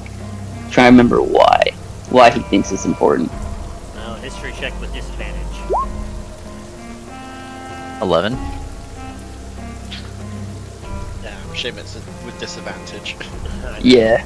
Unfortunately, that's exhaustion. Oh, I know. Dallen's also gonna be wiping his eyes, wondering why he's so tired. As the Boy Scout kind of looks at this, like, the armor seems vaguely familiar from the memory, but as he was not the one that I was told directly to, while it seems familiar, Void Scale cannot understand exactly why.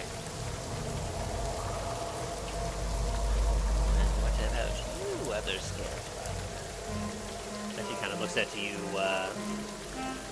Talos, roll me a deception check. Oh boy. What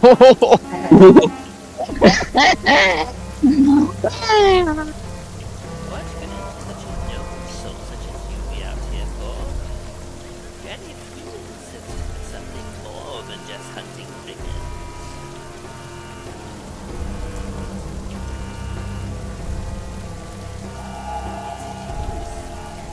Perhaps Granny might be able to help.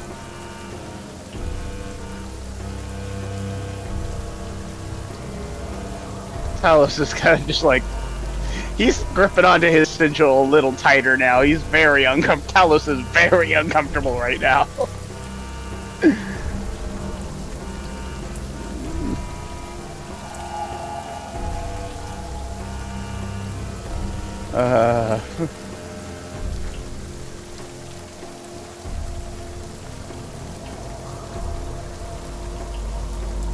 Oh god. Talos I'm gonna try going for another religion check, try to like internally praying again. Go for it. A 6. Oh god. Talos is just like, oh. As you grip your symbol of Bahamut and try to cast a prayer, you almost feel your symbol just grow colder. As it feels almost like disconnected at the moment. Yeah, Talos is just like,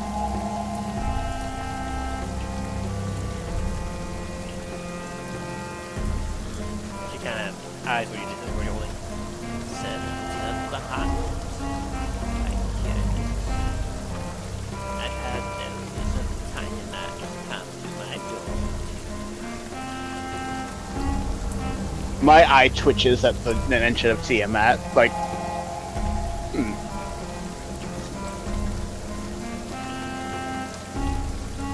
Look at- Like working with those, though. Ones that come to Tiamat break deals with often.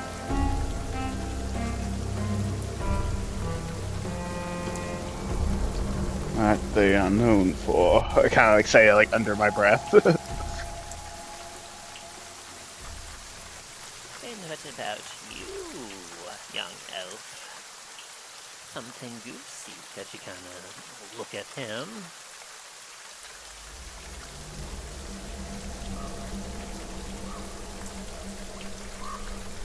Oh, poor dude. Oh gosh. A detective that you are. Seeking truth himself. Lot of brains, but not a lot of fraud. Compensates with knowledge what he cannot do with laws.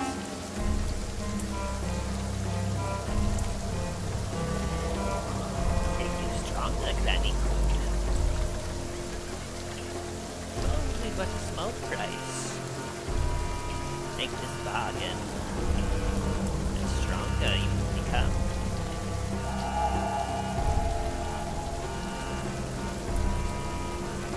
Oh, well, now that you mention it, I have been putting off the gym for quite some time, and he kind of looks his arm a little bit and just kind of goes, well, perhaps, exactly what kind of trade are you referring to?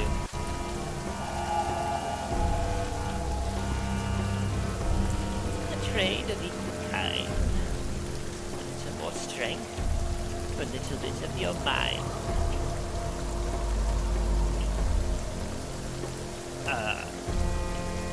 I'm just gonna look over at him like.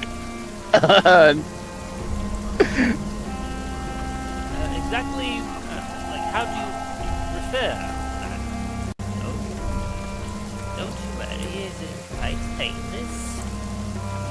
Granny will simply take just a piece of that beautiful mind of yours. Give you greater strength.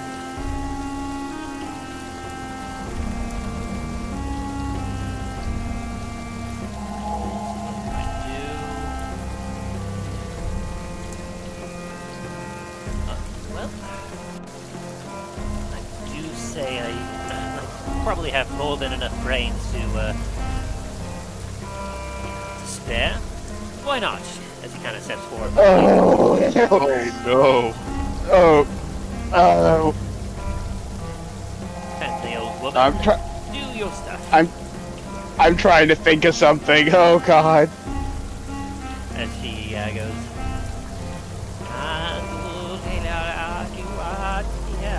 She kind of waves her hands around, and you watch as Hemlock kind of floats in the air slightly, and his head cocks back towards it.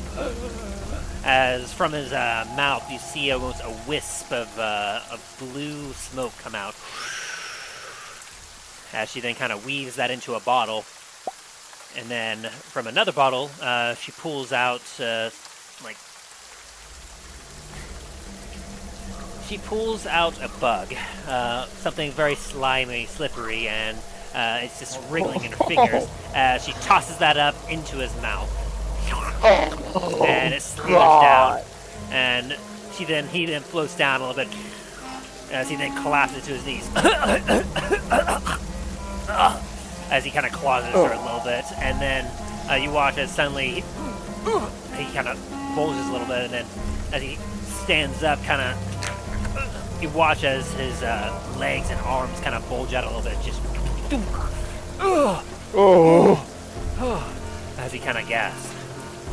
Oh god. Stronger you are now. Oh no. As Hemlock just kind of looks around a little bit and goes, good. That was quite alarming.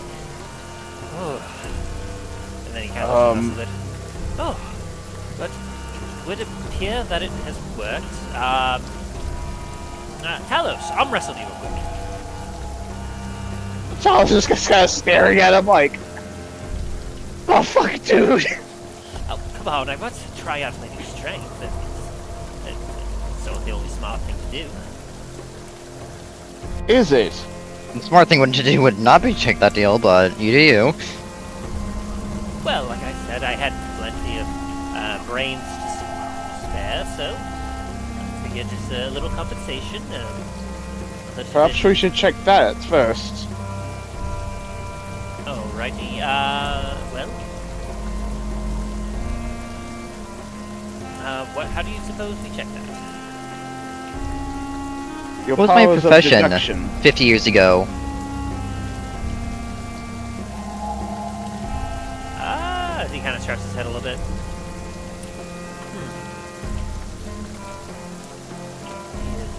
Years ago. Well, I mean, I am elf, so I have a long life. I'm looking at him like, you're like.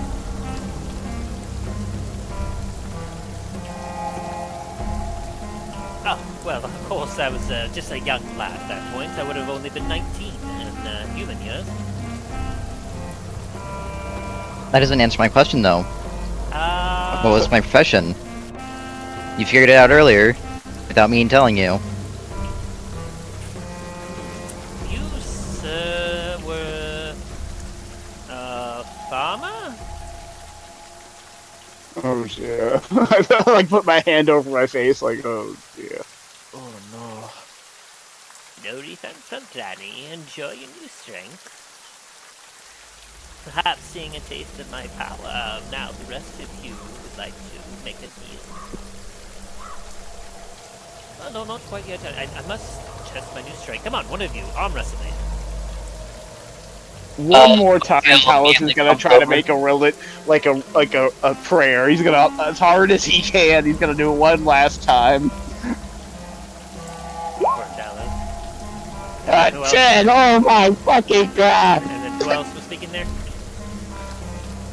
Void Skill's gonna come over, immediately rage, and go to try and arm wrestle him.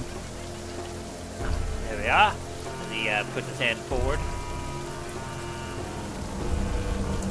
Go ahead and roll Athletics or athletics. strength? Yes. Got it. He got a 15. As you kind of flex, you watch as the once lanky arms of Hemlock like bulge with some muscles as you all watch in surprise as he takes void scales like strengthened arms and he pushes it down to the side. BAM! Ha! It worked! Look at that! I could have never done that yesterday.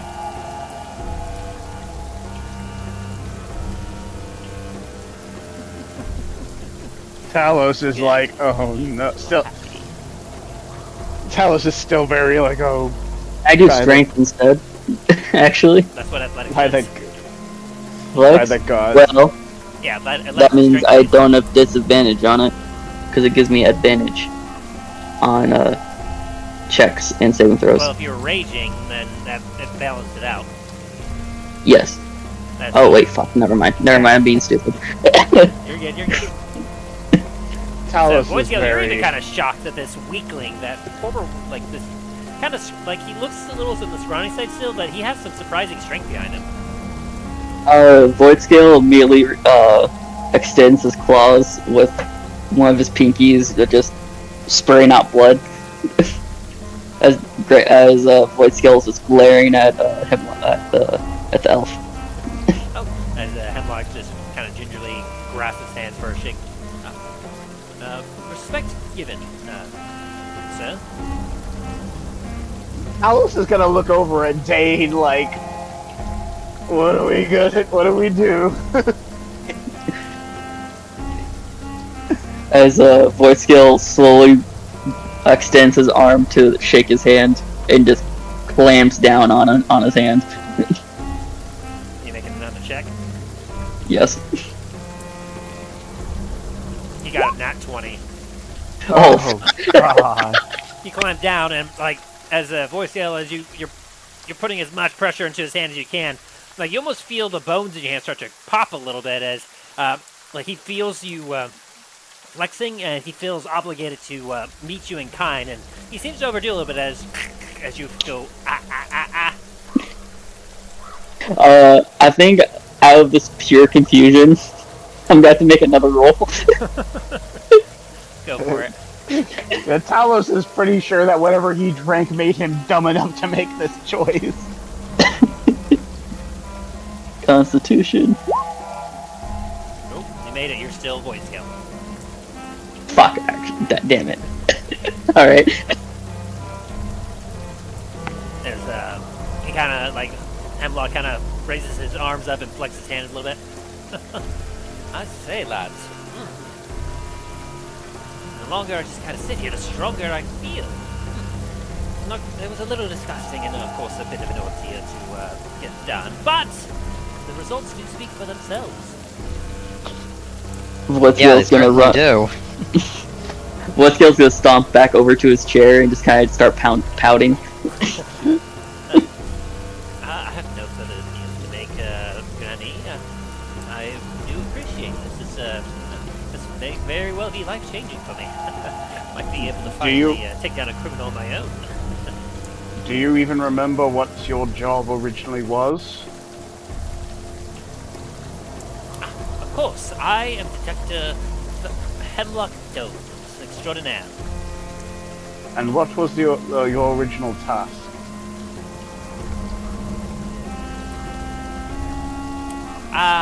He puts a finger up and... You know, it must be getting late, because I'm struggling to remember exactly what I was doing. What were we doing here, lads? I know each of you. Like, we came out into the swamp, searching for something. To help you, I just put my hand over my face like, oh dear lords. Gods above. Whatskill just says, And you guys worry about me? Look at this guy! I'm sure it'll come back to me eventually. This kind of goes over to his cup and sips more tea. Speaking of the tea, can Milo take out his poisoner's kit to see if there's actually poison in the tea or not? You go ahead and do a sleight of hand if you want to check for that, because obviously, are you trying to hide this? Yeah, probably be best if I did. Sleight of hand check. 23? Against her perception. No, she does not see you. Go ahead and roll, let's see, does Poisoner Kid have a check? I mean, it gives me it's a tools, and I can click on it. Just what attribute would it be for? This is a good question. I don't think it I was can build it automatically. it was probably intelligence. Oh, it's wisdom, it says here. Oh, well, okay. To be fair, I put wisdom on there as a placeholder just because I know survival, medicine is both wisdom, so I figured that would be the best thing for it. Yeah, that makes sense. I would agree with that ruling. So Okay. yeah, go ahead and roll your Poisoner's Kit. 25. As this has all been happening, you've taken a bit of that tea and made it look like you drank it and then put the cup down, but you secretly sloshed the tea into a couple of vials, and you proceeded to add a couple drops of some anti-acids, some anti-venoms, that kind of stuff, and essentially mix it together under your cloak. And as you take a look, from the best that you can determine, the tea is not poisoned. Okay.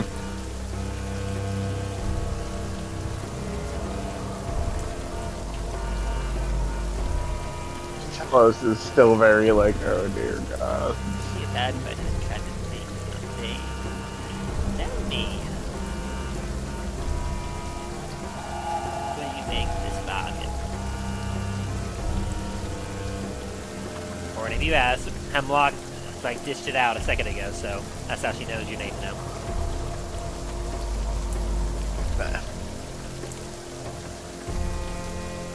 Oh, Wait, there's something I want she to knows do. our main names, but she doesn't know our last names. Precisely. Yeah. There's something I want to do. Voice Sale's immediately gonna get get on all fours and just start sniffing everywhere, as I'm gonna start magic awareness, which is, as an action, you can open your awareness to the presence of concentrated magic until the end of your next turn, You know the location of any spell or magic item within 60 feet of you that isn't behind total cover. When you sense a spell, you learn which school of magic it belongs to. Anything that you're trying to focus on, because as soon as Void Scale does this, you get a sense from everywhere inside the cabin. Like, He's caught a whiff of magic and now he's just sniffing everywhere.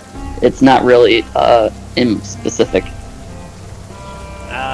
from Grannie herself, you get a whiff of like all sorts of different magic, some illusion, some transmutation, some evocation. You get a little sniff from the cauldron itself, which also has a little bit of divination in it, transmutation, not much else. And you get a sniff from many different jars that have some minor whiffs of magic to it, but otherwise you can't quite get anything more from it.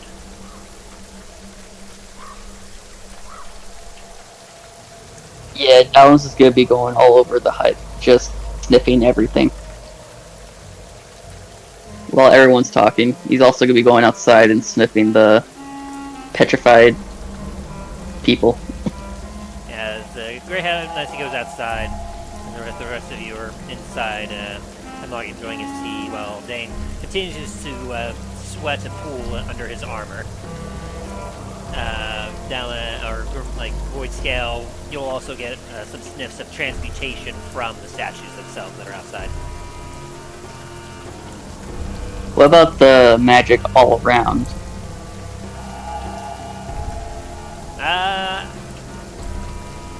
What would that be? Give me a sec.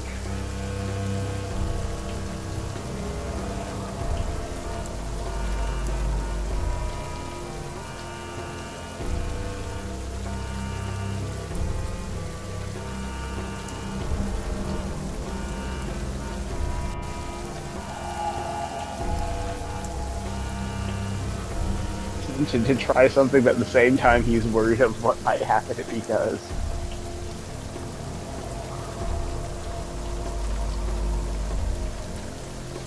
Generally, all around you, Void Scale, you get some heavy smell of enchantment and some transmutation. So not illusion. The only illusion that you kind of got was off of Grannie. Gotcha. Okay. Yeah, Void Scale is just, he's kind of like, you know how alligators walk around? He's on all fours, moving around like that, just sniffing everything. And that's what he's doing right now. So I'm trying to keep Void Scale out of the situation, just in case he doesn't make it burst into flame. Oh god.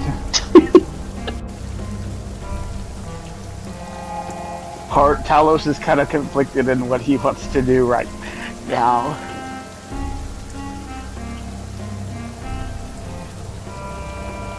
Well, if you all do not have any more business on Grannie has lots of things to do. Ingredients to go collect. More tools to make. You have no longer any need of services from Grannie, and Grannie may bid you farewell. Oh, hold up. I'm gonna look over at both Dallen and Milo and just kind of give them each a look of the fuck we do now. Void Scale is gonna try to sneak up on the Granny and just immediately say, "Hey!" She spots you. She easily does. Before you even sneak up behind her, you enter the room and you start to go around. It's pretty brightly lit, and her eyes just kind of flick over to you as you come up. Perhaps you want to make a deal.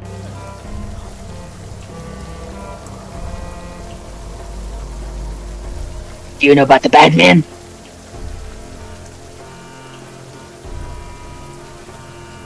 You're talking about the dark force within your party, yes? Yes, of course. Who else would I be talking about? Yes, your friend inquired about a deal to purge it, but do not quite have the necessary means for a trade. Well, what do you want for it? And something somewhat powerful from yours and not to purge it. It's very quite unique. And I dare say, maybe we can Arcana check on her side. Not a great check on that result. Say, I'm not quite exactly sure exactly what happened to your body physically once I completed it.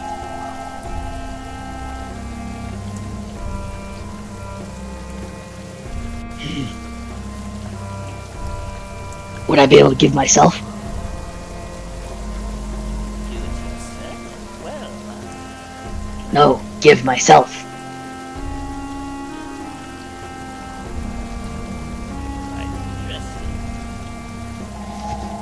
You're aware then, you and your friend are separate in one body. Yes, that's obvious. Although I don't think he knows. Grannie is quite intrigued by this offer.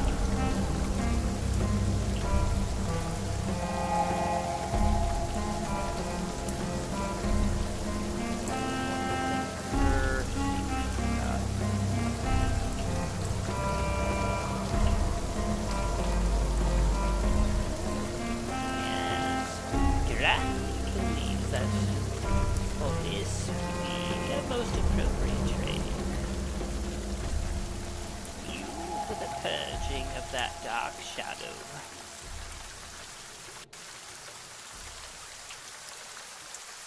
Well then, it's settled. Then Voice Sales will look at everyone. Hey, I know I have given you guys trouble. Just and the main man. As he points at himself, kind of not really referring to himself, but like Dallen. I know he doesn't know much about me, but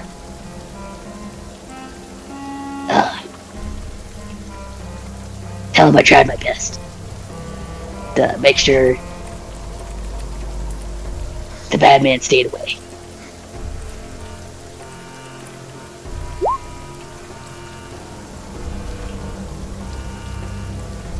And Voice Sales gonna walk over to the cauldron and kind of just stand there, just preparing himself.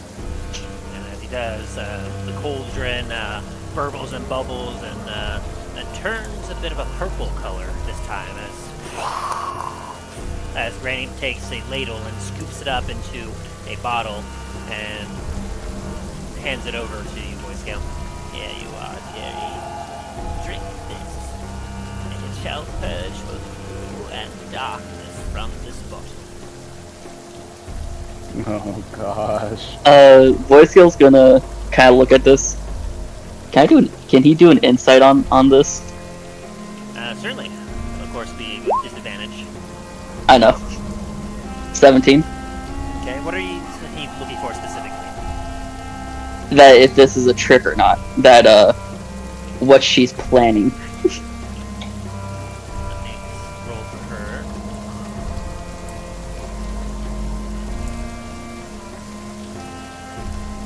You get a feeling that by drinking this, what she says will happen, but she's not exactly being forthcoming exactly with what will happen. Just that it will remove both voice scale and dragon from the body. Voice Skills is gonna stare at this for a little bit. Kind of You just. all watch. Is there a mirror?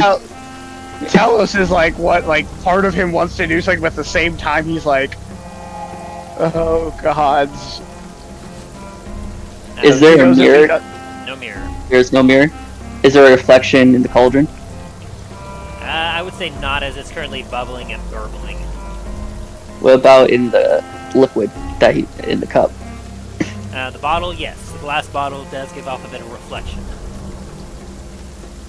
Well, Seal's just gonna stare at the reflection for a few minutes, and then just immediately down it.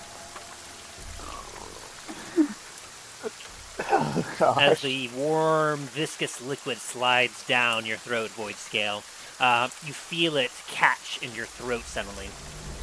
And the rest of you watch as Void Scale, who's got a combination of both black and brass scales, you watch as suddenly all the black, starting from like whatever exposed like skin Dallen has, you can watch as the blackness comes up, begins to rise up from the legs, revealing his brilliant bronze, like brass color, until it just rolls on up until his throat itself is black. And Void Scale, as this happens, you feel your consciousness fading as you all watch as the bottle begins to fill up with something blackish. And as it does, Grannie snatches the bottle and puts a stop on it, and holds it as Dallen's body slumps to the floor. I'm gonna run over to Dallen and kind of like check on him real quick. Do a medicine check. Good.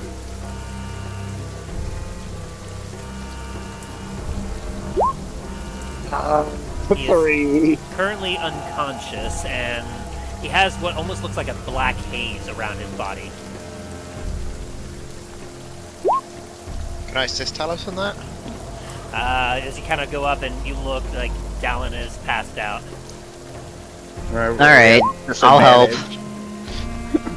With that 12, Milo, as you kind of take a look, Dallen seems to look physically fine, although there's something odd about this weird black haze that is, like, just surrounding his body right now. Like, it's almost like a black smoke. Anyone that wants to can roll an Arcana check real quick. I'll attempt it, but... There you go. Oh, 16. Wow, Dain, you're not. What you get is you get a weird presence that seems to be surrounding Dallen. Talos and Milo, as you're checking him, you almost feel repulsed anytime you touch any part of his body, which is one of the reasons why your medicine checks were so low. And as you kind of look and feel this haze, you feel a dark evil that seems to be surrounding him right now. And you in particular, Milo, with that just high enough check, for a second, you see what almost looks like red eyes in the haze as it's seemingly swirling around Dallen, and you get the slightest feeling of finally, as the haze suddenly bolts out one of the open windows and disperses into the outside. Oh, it's gone now. For you, I Talos, don't you know just how saw I feel this about haze that. just kind of dissipate around him. Like, Milo got to see it, like, run out. What you saw was that dark haze just kind of disappear around him. Yeah, Talos is still very uneasy about all that. Like, he's looking at this lady, like, a very, like... She currently has the bottle, and she's looking at it as the black swirliness inside the bottle seems to be taking on a shape inside the bottle. Not liquid, but something else. I'm not sure if you got all of it. Oh, Granny got what the bargain was struck for, and purged the darkness from this world.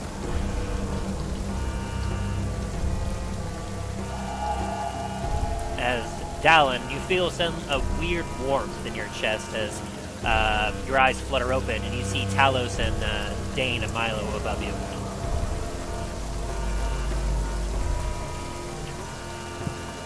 Those are the closest within arm's reach.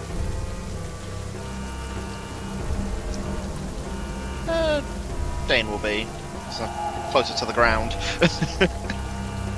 Dallen's arms is gonna shoot out and grab you by the beard. and just pull you in. It's like, and as he gasps, as he wakes up, oh, whoa, what the fuck? Whoa, what just happened? The beard! The beard! Oh, sorry. What just happened? Oh, well, it looked like one of your other personalities took over for a minute and made a deal. What sort of deal? Purge the looks like to purge the darkness from yourself, but whichever entity it was, whichever version of you it was, they well, I'm guessing they're trapped in that bottle right there. I'm just gonna point over to Granny holding the bottle.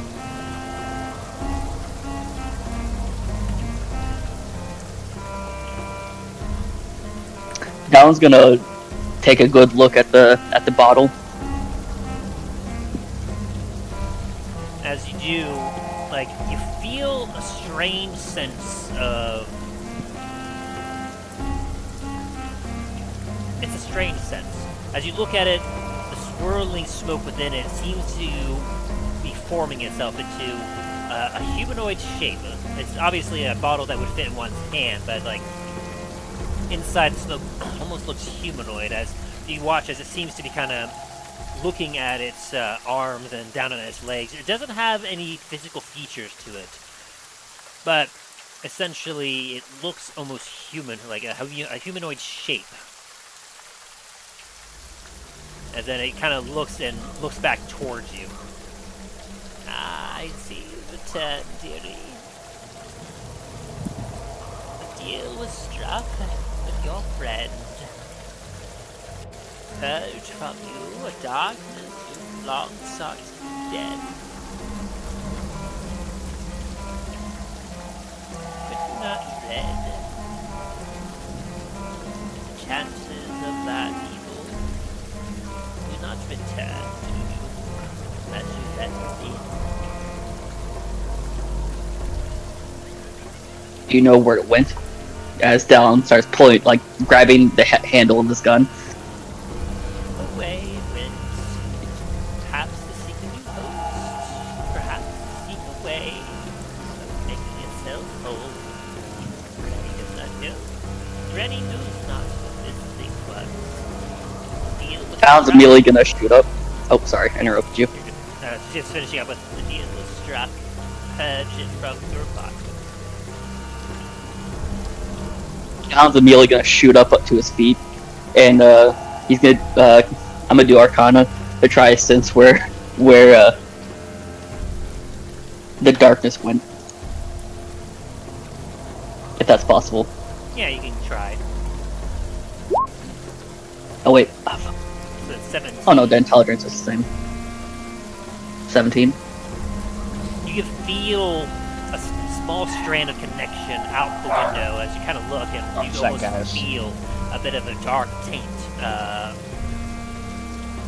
little bit of something like an echo of sorts through the window, and as you kind of look through beyond, you can sense it somewhere out in the swamps, but you're not sure where.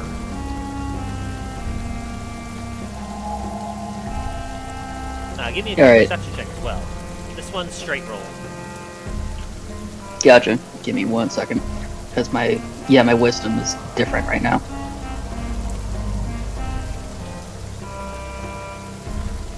Let me make sure it's proper.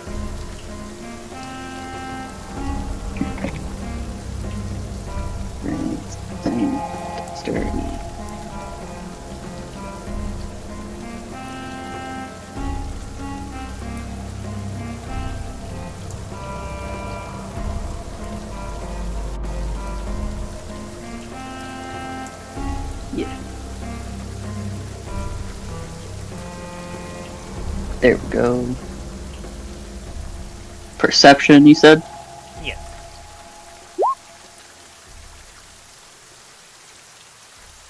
With an 11, you feel lighter. You don't feel as if, like, there's as much bearing down on your soul as there was before.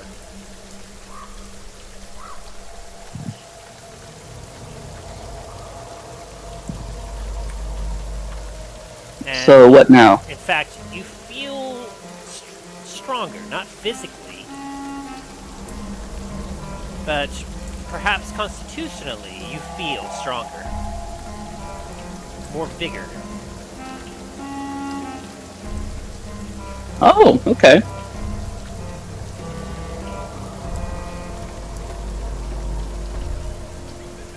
Interesting. Then you can see the color turning to sand. Grannie appreciates the bargain. And she walks over to a cabinet and opens it up and places the bottle within. Grannie, I'm sure the and then closes it. As she does, you feel a little bit of sadness come over you a bit as you watch her put away this bottle with this weird humanoid-looking smoke within it.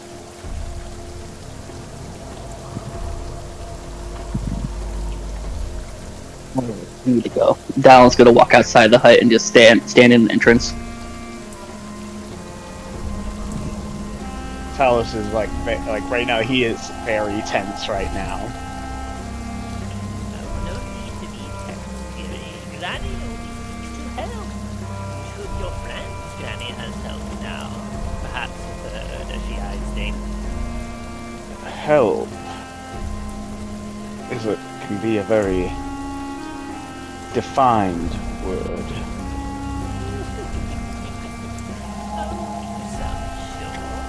But you cannot deny your friend there is stronger still, and your other stronger of both mind and body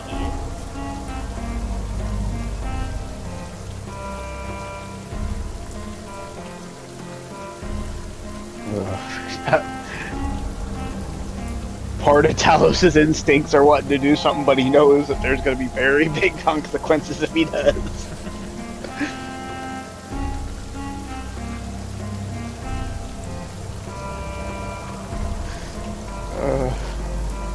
The conflict in him. It's like, there is great conflict in you. Oh, God.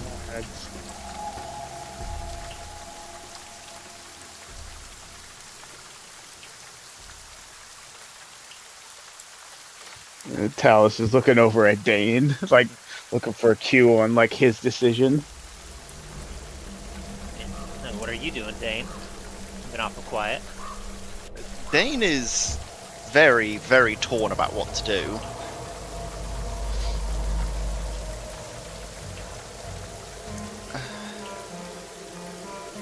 I mean, he gave you an offer for the armor, but, I mean, if you could think of anything or something as an appropriate trade, I mean, she has been willing to accept unorthodox deals.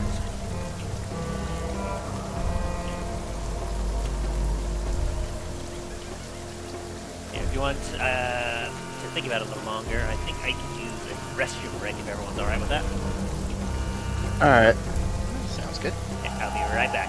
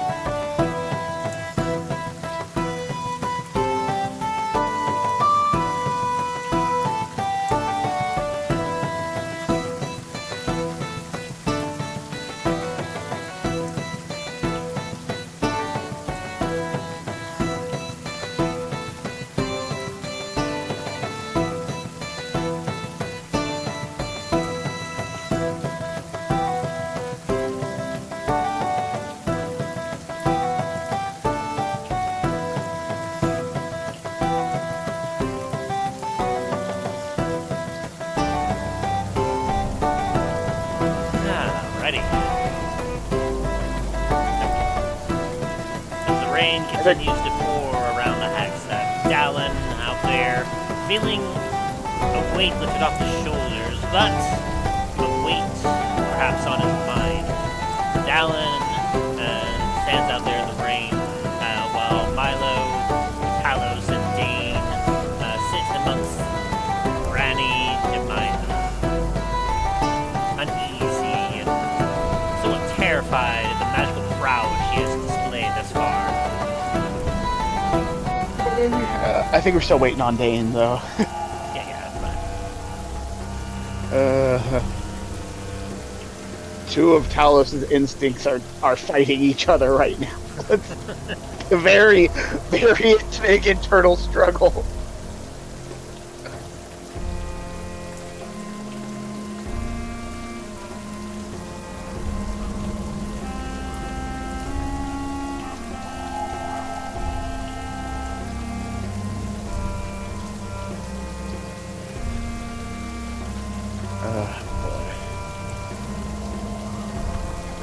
Curious to see how you will. I've been dying for this encounter for weeks now. Like, I'm just like, oh, they're finally coming up to it. Oh, I cannot wait to see how they deal with this. Because Talos, honestly, Talos can do he can do two things right now. Both are gonna have issues. Especially with this whole point of exhaustion thing. That's the hard part that Talos is like, oh god, no lucky. Exhaustion. Against something clearly strong and magical.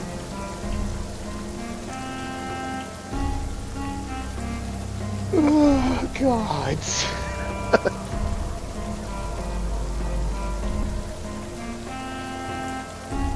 Like, why can't problems be solved simply by hitting them very, very hard?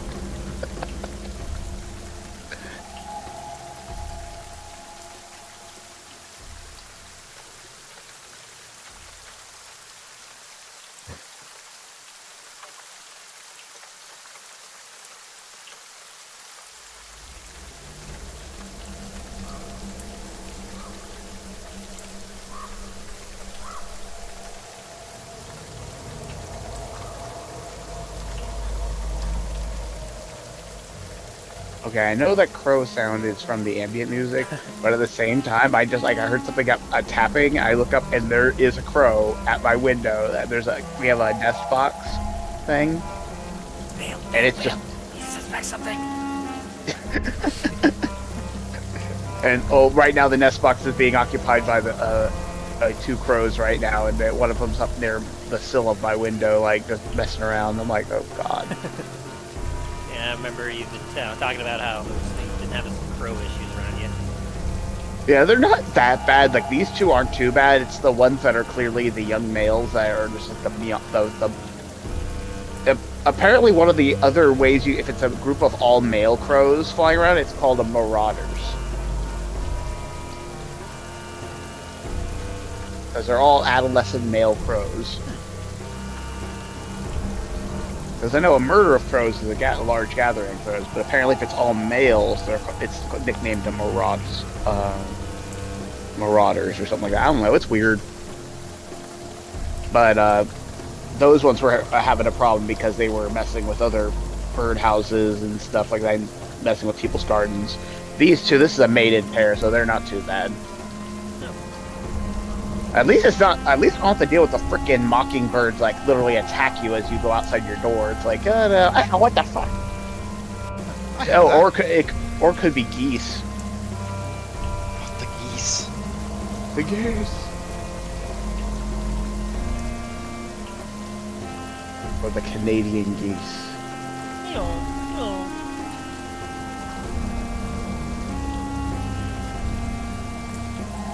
Welcome back, Dain. Thank you all. This is an evil decision.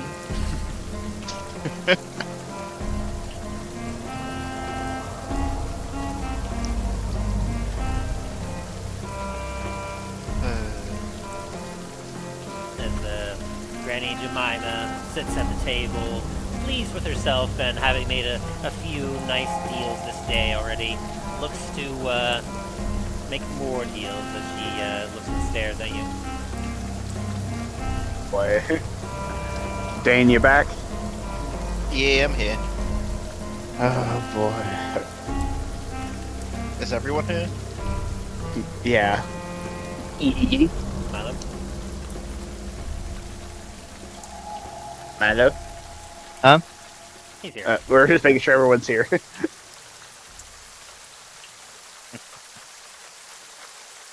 Oh. Boy.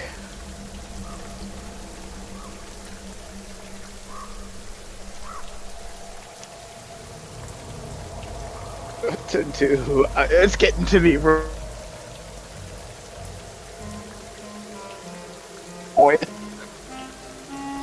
Alice has been lost in the void.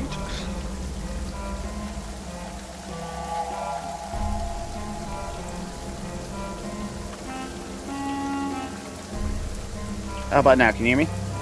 Yeah, I can hear you. There you go. I accidentally muted myself.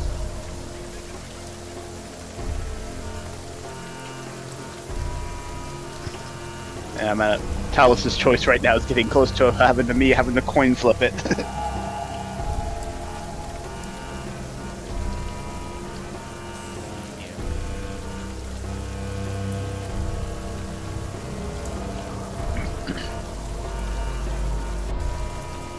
Roll me a D100, Dain. I want to see something real quick.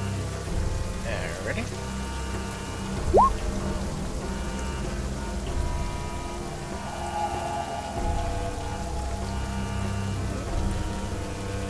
Do have a potential proposition, but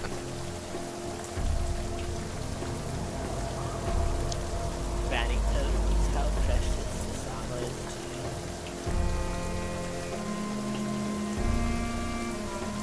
And perhaps your name be too much to ask. Grannie may perhaps raise a bargain for you.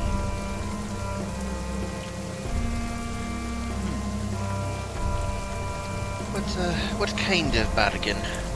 Well, Granny likes your confidence. Perhaps just a bit of your confidence Granny could take.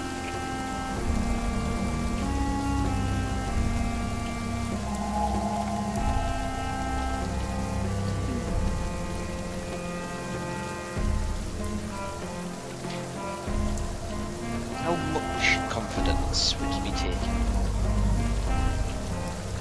Oh, not too much. Seems to be one very confident in your abilities. Probably wouldn't even notice. Like how Hemlock is. Like Talus is like he is like kind of gritting his teeth at this point. Hey, that's my thoughts exactly.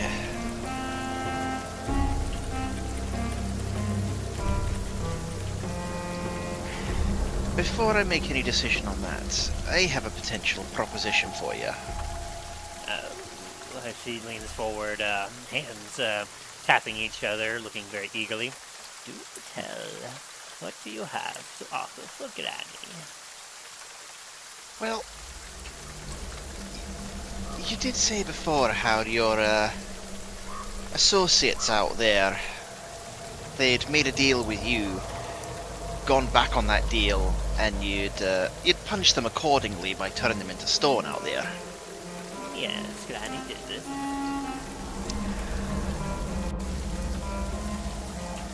I was wondering, would it be too much to ask if you'd be able to turn your compatriots back from stone, and then we can dispense more justice on them for the armor, and you also then get to have the satisfaction of seeing them pay again. Well, Granny would certainly quite enjoy that.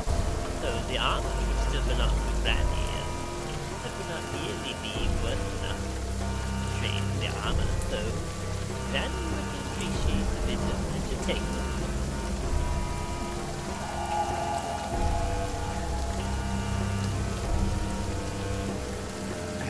Well, would there be anything material worth that I could provide? Well, like you mentioned, your arms, or perhaps your hands, maybe a leg. Lots of purposes for the body that Granny can use to make magical things.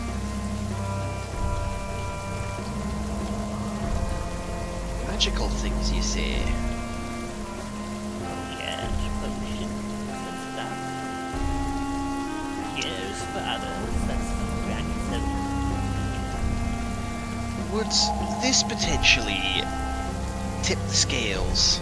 And I'm gonna bring out the blue sapphire dragon scale from a Nardracool.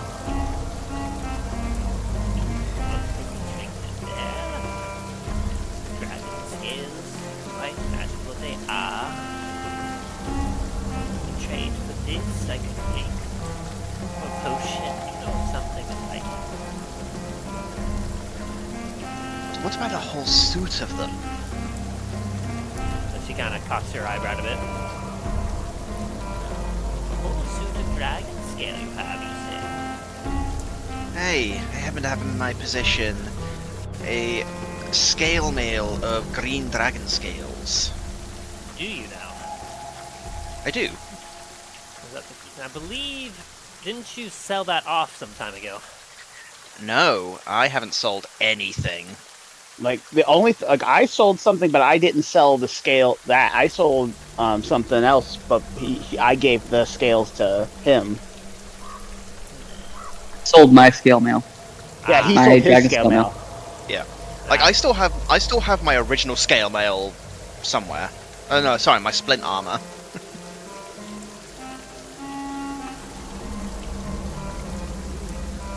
And so you produce that? Yeah, I'm gonna pull out my bag of holding. Ready, we'll have a look at it. I'm trying to remember which one that was. Green.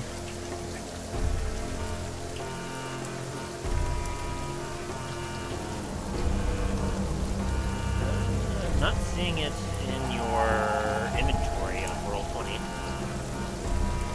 I think it was before we did that. Possibly, I don't know.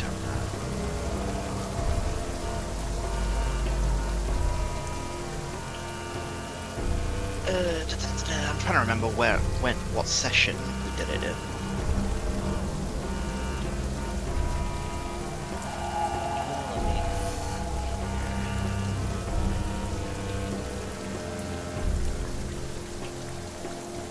I know it was after the initial Nardracool, but I think before we went back.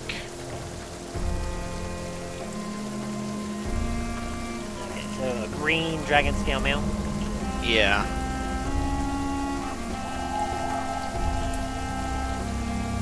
Quite some pretty things, and Granny's certainly quite interested.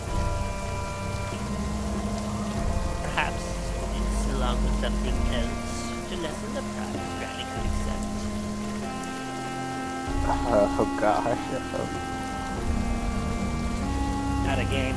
Dragon scale mail is a very rare, like in quality, so that's definitely something of good value. But by the way she's saying, there's a chance that the armor is perhaps of legendary quality. Oh dear. Oh gosh. I don't think I have. Jeez.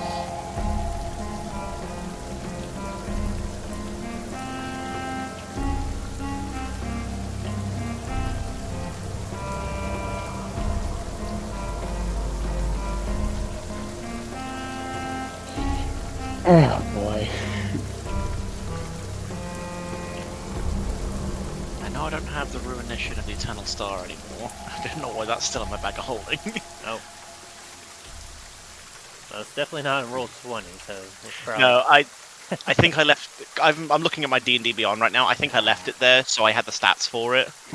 Yeah, and The only thing I left was that I think that I left that back at in the vault. Yeah.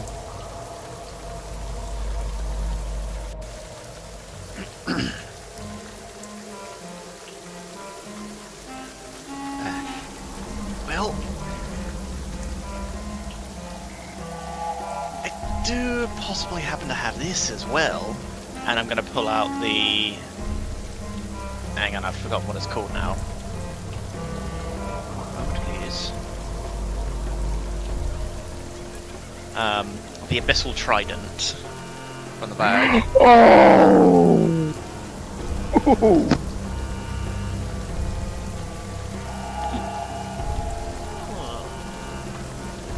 Perhaps this might also help.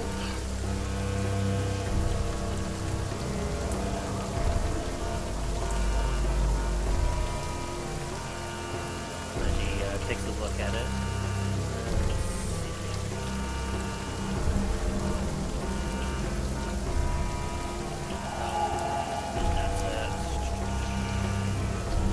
There.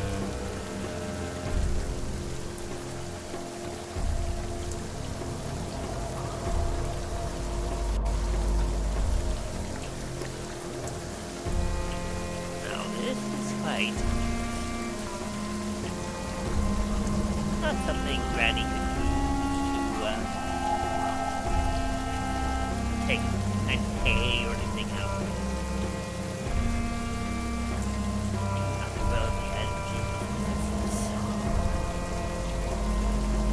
Hey, I've been playing around with this a bit. It has the ability to summon some creatures of the depth. So far from the ocean, Oh, aye. But they appear from nowhere and they return to nowhere. Maybe a demonstration. Hey. I'm gonna grasp the trident and use Call of the Deep to summon an abyssal creature. Or eldritch creature, sorry. As it just kind of operates from the shrine itself. She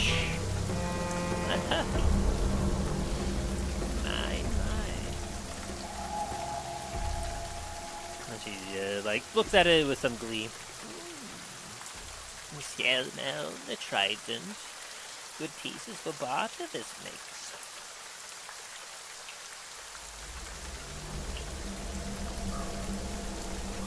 Worth for the armor, not quite that. Perhaps one thing of fair value. If he kind of thinks a little bit.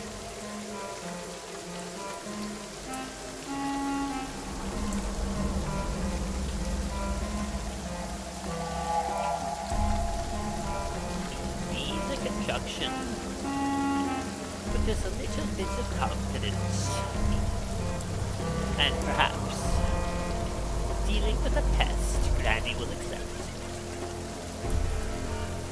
Pest? Oh yes, Granny has a pest in her garden. Seen with it for a while. What sort of pest?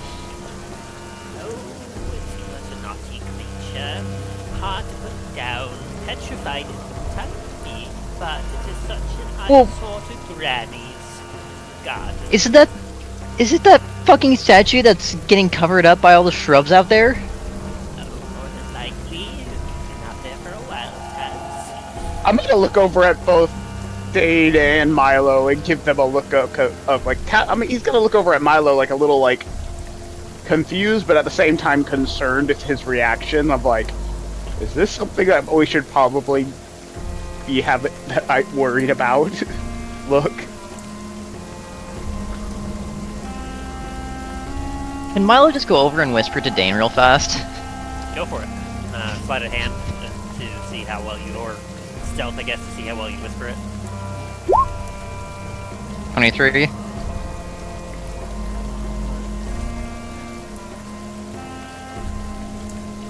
Go ahead. And I know it's not a great option. However, we could just leave, and I can have Marissa kind of just take the statue with us.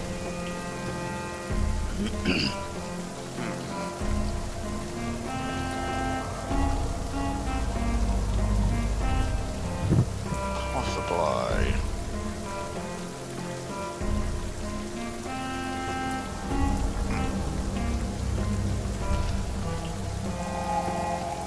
Might be another good option. Trying to run out of options here, though. Hey. I feel like you've overstayed our welcome.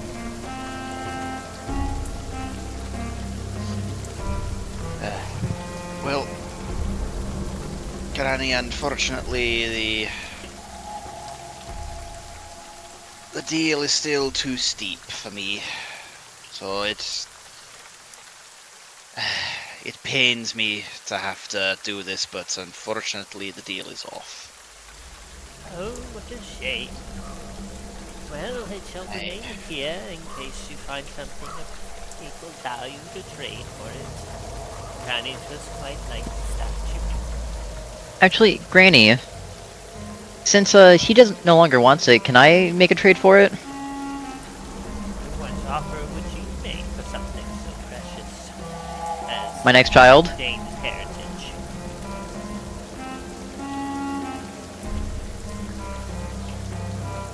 My next child. Give a... Let's see. Are you trying to be deceptive or persuasive in any way? I'll be persuasive. Talos is looking at you askance at the moment. Oh,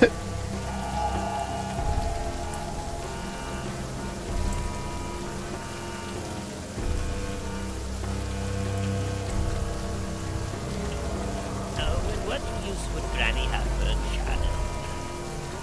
Well, I mean, you're asking for his hands, his legs. You had a child. You get all of those. And a child of long commitment that is. Granny has no use for children, but thanks to the offer.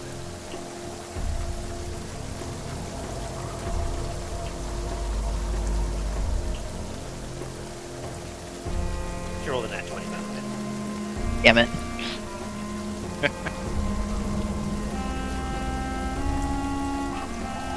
Oh boy. Well, if there is no more deal to be struck, Granny wishes you farewell. Good luck in the muck. So we're not Talos' gonna like hands. counter offer on this at all, or like what would you like for the armor? Cause like Granny has already given many different choices. Let's trade. not to me though. I offered before, and you only gave it to him. And only until he declined did you even allow me to try to make any offers. Well, if we learn anything else other than potential future offspring that you have to offer.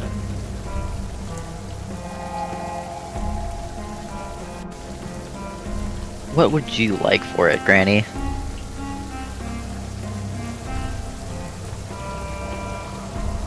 And she kind of stares at you for a second. She can decide anything here.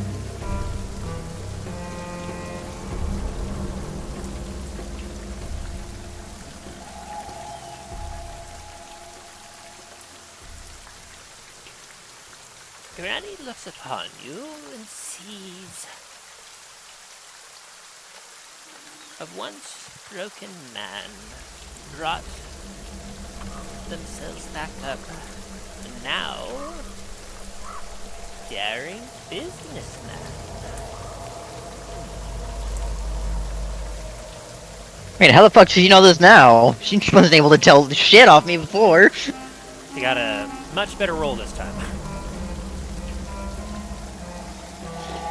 Oh boy. What, a nat 20?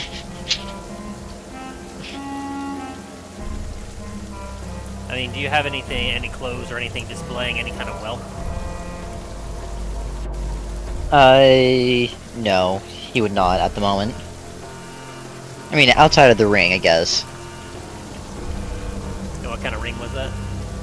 It was the Onyx ring, I think. It's the first thing that shows up when you go into the Ah, yeah. Mallet character tab.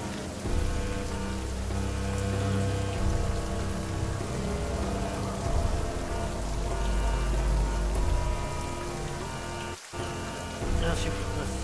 I'll track a little bit of that then real quick. Trying to think of what she would exactly see here. Yeah, she'd probably be able to see that. Even with your, like, deception earlier. She would be able to kind of see your, like, what kind of work you deal with. Then, something as precious as Optimus got. Granny can see that you are a man who likes to deal in fortune.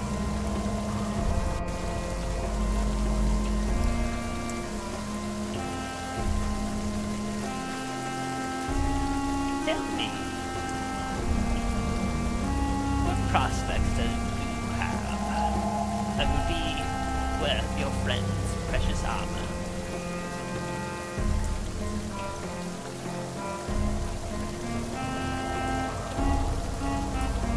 I was going to look at Dain and say, "You fucking owe me for this," and pull out the defender.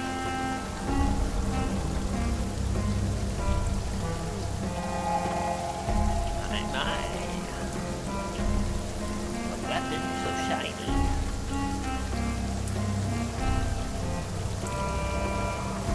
She kind of like hovers her hands over it and kind of feels its essence.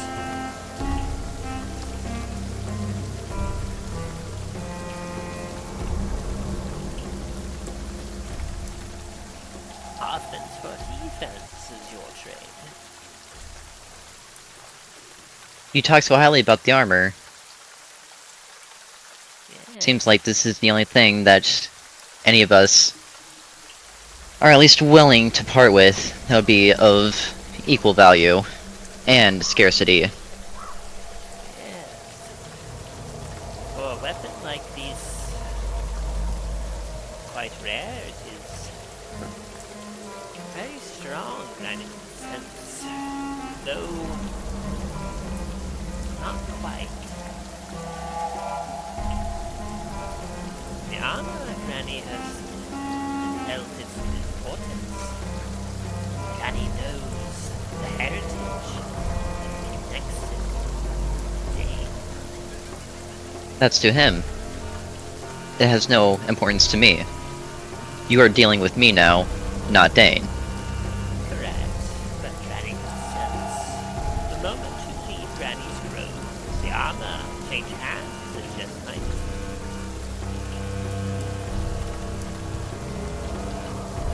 You cannot fool Granny. She knows friends when she sees them.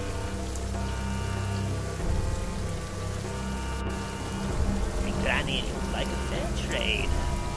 Such a prized tribute.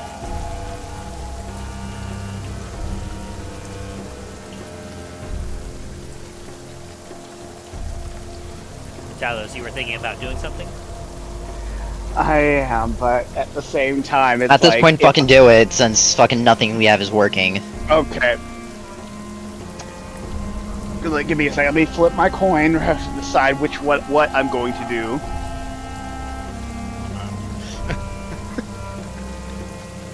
If you made lots of fair offers, None of which But any of us are willing to take, unfortunately. And at the same time, I don't think this lady means any good for anybody.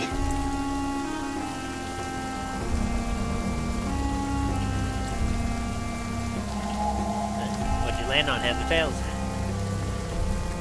I'm going at 3rd level. I'm going to cast Dispel Magic on her for whatever illusion she casts on herself. You're casting Dispel Magic?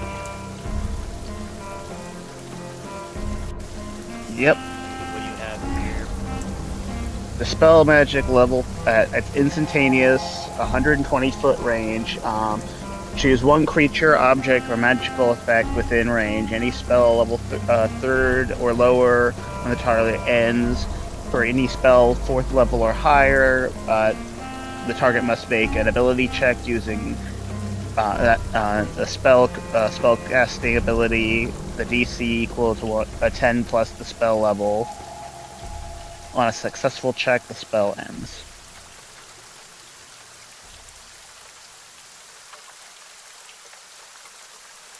But actually, no. I'm gonna cast this on 4th level because if it's on 4th level, it automatically ends the spell effect. So I'm casting it at 4th level. Alrighty, let me check a few things here, see what she has.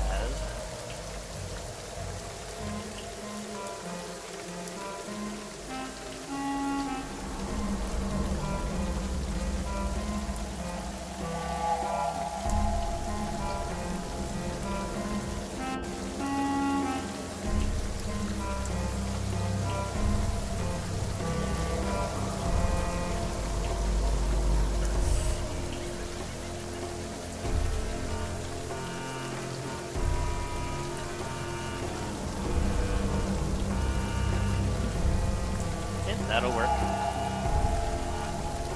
And so, as you cast that, one of her eyes widens a little bit and goes, "Now, what are you?" And then the old visage of this lady becomes anew. What was kind of a hunched and pale, tannish pale, rough skin, pocketed, with frizzy gray hair and white hair. Suddenly grows in size. As suddenly you see much sharper, almost spines coming out the back, with reddish eyes and white gray hair that looks even scragglier than it did before. Her hands elongate to where her fingers are almost 3 times the size of a normal human's, with claws that almost stretch out to the size of a finger. The claws themselves almost look sharp enough as daggers, as her somewhat simple-looking dress becomes a raggedy, torn outfit of just cloth, and her skin, which was tan and a little on the pale side, becomes a dark, vivid green, and as she just kind of rises up a little bit and looks at you. Because Talos did this, and Milo is now seeing the face of this trio creature, can he make an attack, perchance? You could have made an attack at any point if you wanted to. Can I do it now as he's changing? Yeah, as it's dispelled, as she looks over at Talos, she goes, "Well now, why did you do that?"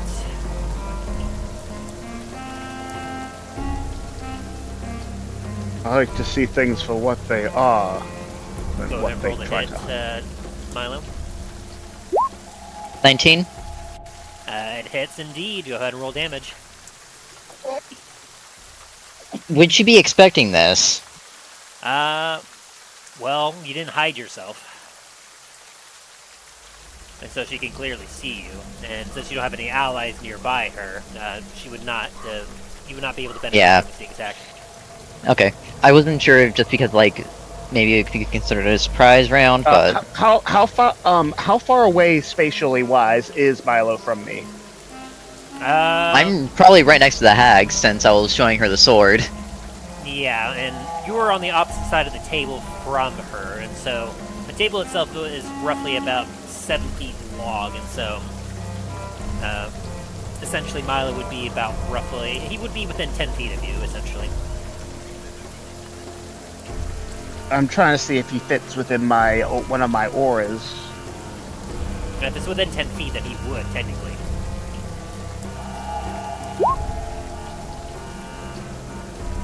I'm checking. So that'll be 13 damage. What was the 2 roll? The sword damage and then, something else. Something else. I'm trying to remember. I'll whisper it to you.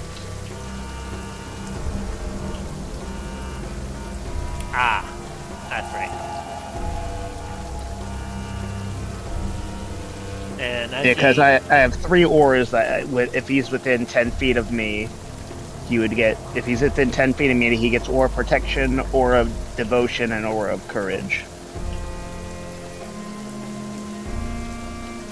If he's within 10 feet of me, he gets all 3 of those. So you do get benefit from that right now, Milo. As you kind of come up and stab her with, like, you're showing her the sword, and as she got distracted by Talos, you take the sword, which you had, like, the blade in your one hand and the hilt in the other. You basically toss the blade up, use your other hand to grab the hilt properly, and then you thrust it into her side. Ah! As she just jolts a little bit and looks down at you. Oh, I see. After Grannie has been so nice, this is what you do to her. Yep.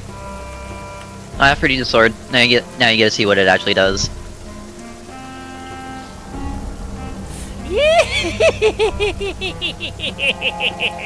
As she cackles and vanishes into thin air. Oh.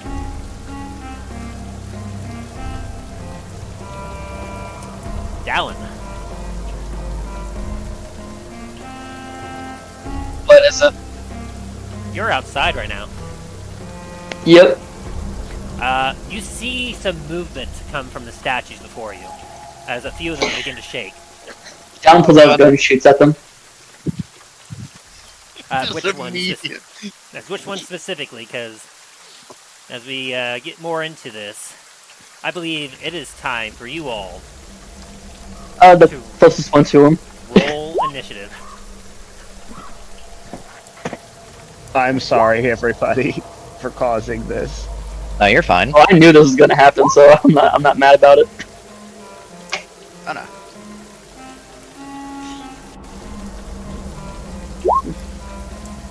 Alright, I need to make an attack roll as well.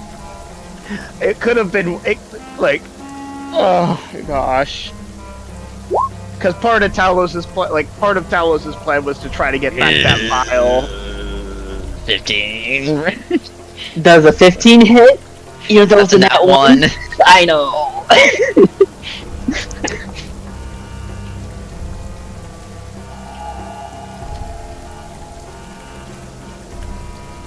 Also, technically, Talos, we're now in here. Just 3 of us.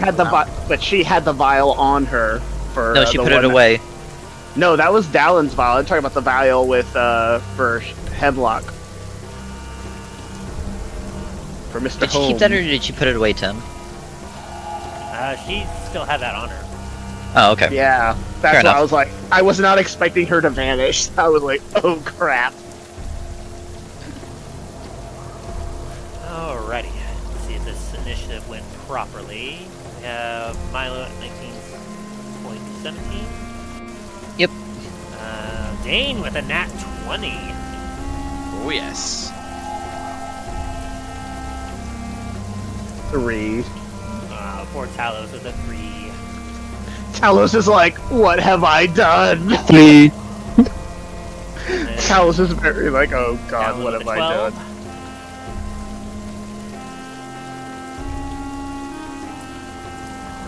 Alrighty. We add her into this turn order. So, being in that 20, are you wanting to go very first, Dain, or are you wanting to play yourself later down in the initiative? I'll play myself later down. Alrighty. Which part specifically would you like to be? Would you like to be after Milo, Dallen, Talos? I'll go after Milo, because Milo did deal the first blow, so... Sounds good. I'll adjust your initiative down to 18 then, to accommodate. Sounds good. Organize there.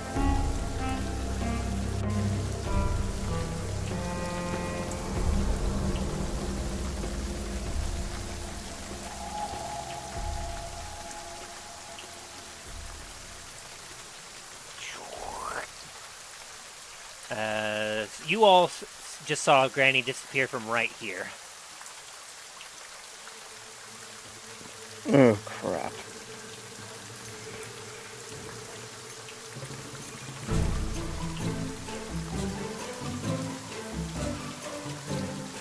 Oh fuck! We got baddies here.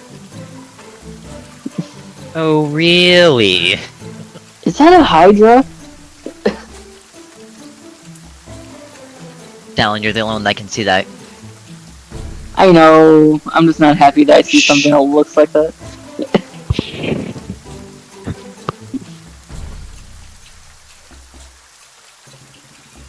Tim, I'm not happy with what I'm seeing out here. Hey, you're the one that decided to put yourself out there. Hey, he was having a moment. He needed to be alone. So he went to be alone with the statues. Now I just need to make sure I don't turn around. Alright, Look let me away say from that you aimed at this one here. So Well, that's not the closest one. This is the closest one. this one is not shaking though. So would you have still not Uh-oh. shot it if it wasn't shaking? Nope. Okay, he shot that one. He shot it. Can I roleplay as since it's a nat one? As I'm trying to pull my my gun out of my holster, I just pull the trigger. Yeah, sure. It just hits the ground. Hey, let me roll for severity here. Oh god. Ooh. I always forget about severity. This is gonna be... Go ahead and roll your attack again. Don't tell me. me. God damn it. Alright.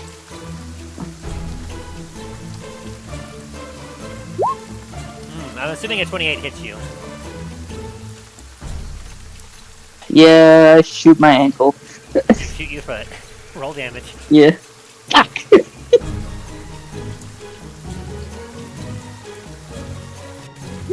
This can be neat with everyone having disadvantage.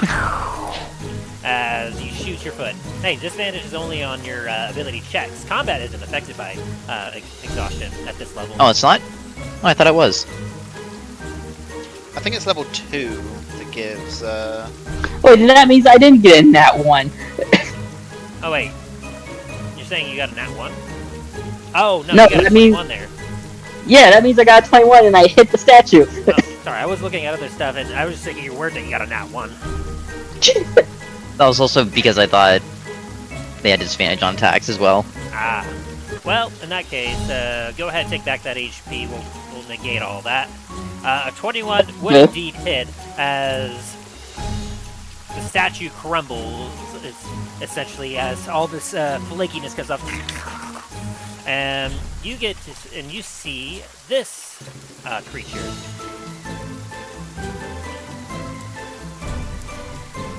One of the frog-like things, as it looks at you confused as you shoot it and roll for damage.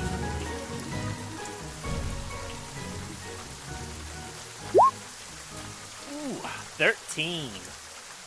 As they're looking confused at me, I'm just gonna flick him off.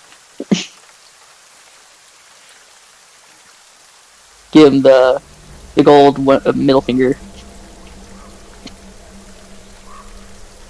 The one finger salute? Yes, the one finger salute. Just to let him know how unhappy with the situation I am.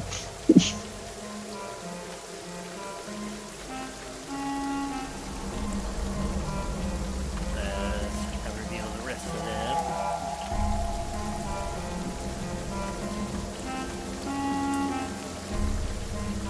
Wait, didn't the turn order just go away? Shouldn't have. I don't see anyone else anyone on the turn order right now. It might be while Tim is technically adding combatants. Fair enough.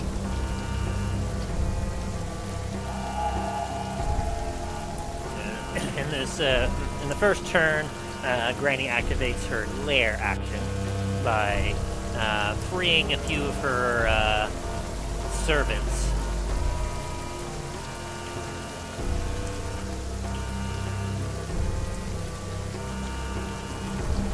Dang it. Why is the music not working properly? Hang on.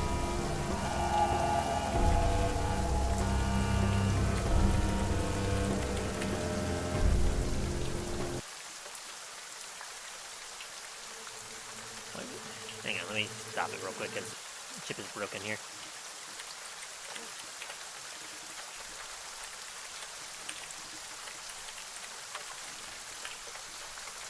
Alright, this should fix it.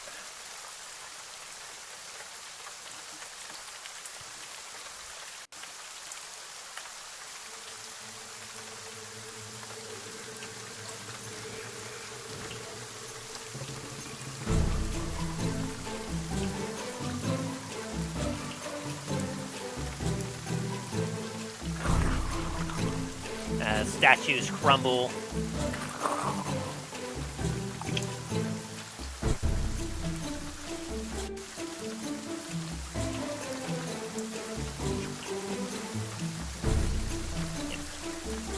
And all the frog-like people emerge from the statues.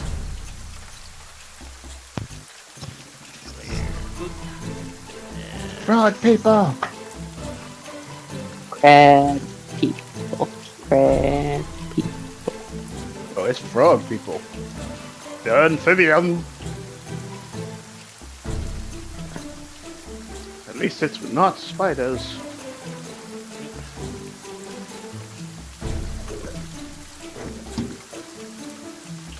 Not bad for an amphibian.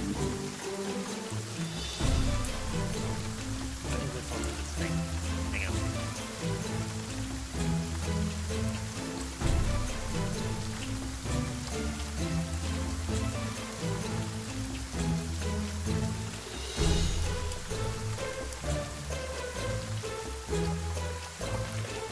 Alright, some of the stuff is kind of broken. It's been a minute since we've done this.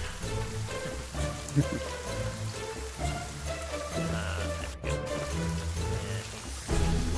we go. There we are. Well, that's going to also have a little bit of combat music going on. Dun, dun, dun, dun, dun, dun, dun, dun.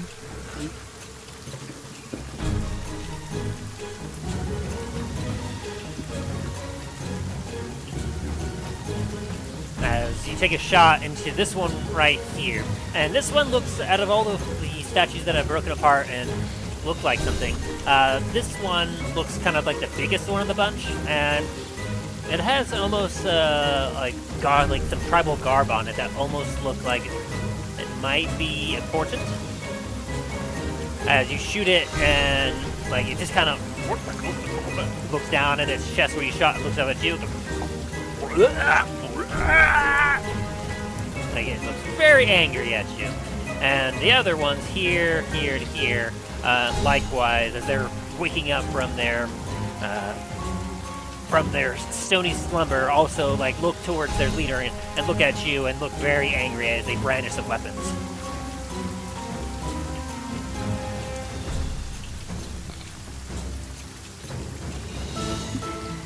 Oh, this is unfortunate.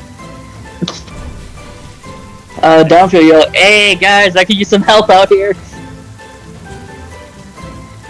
As you may have just shot their chieftain. Oh, maybe you shouldn't have looked so menacing. He's standing there, menacingly. Menacingly. As Bilo, you just stabbed Granny and she's now vanished. And you hear This Dallen is bullshit. outside. And you can see everything that you currently can't see right now. And would I be able to find any kind of like dark patch outside? As you look Maybe through the like window. low light? Yeah.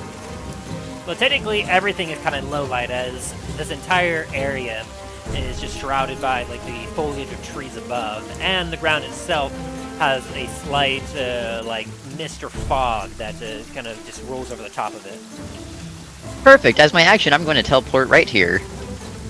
Hey guys, give me just a second. I'm getting a call. Oh wait, I can't move myself out of the window. Hang on, let me open the door. Well, I don't want to see too much, but if you Well, insist. I opened up this door because that's where Dallen is, and technically Oh, fair enough. he was yelling through the door. Now you should be able to move out there. I think you can actually go out the window. You just have to click on it first to open the window. Oh, Milo just fucking runs into the fucking window then. I was playing around with like one of the windows at the top, just like continuously clicking it, seeing if anyone would notice. Yeah, that's about where I want it to be. Okay, cool.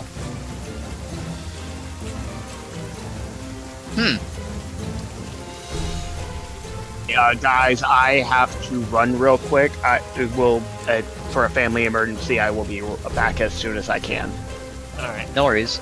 Yeah, so please don't kill Talos while this is going on. Well, Alright, Talos note is to self, gone. kill The Talos. The witch drops every spell she can on him. Oh god. Dallen also accidentally uses all of his magic missiles on him. And fireballs. Yes. Don't forget the fireballs. Alright. We hope everything ends up alright, Talos. Bye. Also just to let you know, Tim, I do not see, the turn order. Or anyone on the turn order. Neither do I. Okay, that's odd. Let me close it and reopen it real quick. Okay. I'm assuming a 24 hits, though, for this guy. It does indeed. For 11 points of damage. Definitely does not like that. Well, that's too bad. And that is... Oh, that's too damn bad. Keep I digging. don't know why the turn order is not working.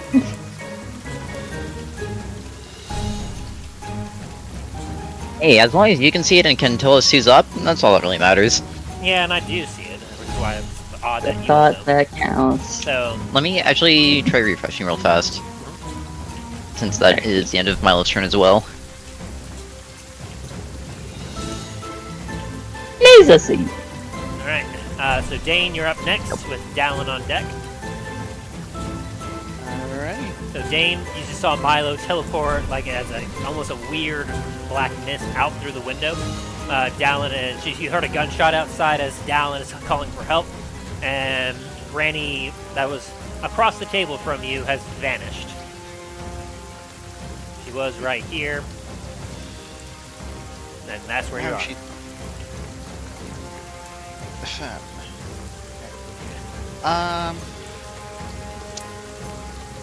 You know what?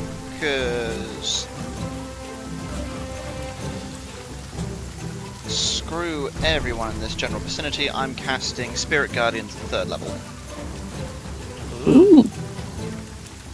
When you say everyone, are you really No. meaning everyone, No. or...? Hey, I would rather not get beat up by a bunch of old ethereal dwarves. Everyone except the usual suspects. In 15-foot radius. Yeah. Also, where's, Half-Elf Man? No, I guess I forgot to add him. You need to check. We will I never think with forget his this. newfound strength, he'll definitely want to go and take on some friends.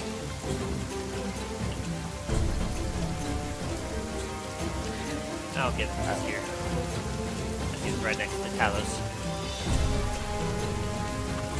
Greetings, it is I, Hemlock Domes! Good heavens, what are all these dwarves coming out of the floor? Hey, these be the ancestors, and they're pissed.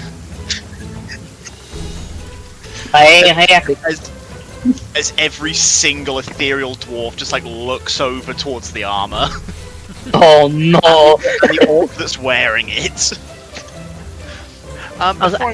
Before I move though, there's nothing in the radius that would require me to, the Spirit Guardians to go and beat up, would there? Well, as you so happen to say, there might be. Roll damage. And what was the save against it? Wait, It was Wisdom 14. A wisdom saving throw? Yeah. Alright. Takes half damage then. Takes 6 damage. As Tim, I don't Oh, sorry, go ahead. As you notice, Dain, you see some dwarves over in this general area smacking at something, and you hear let me see. She needs to make a. Okay, so she'll need to.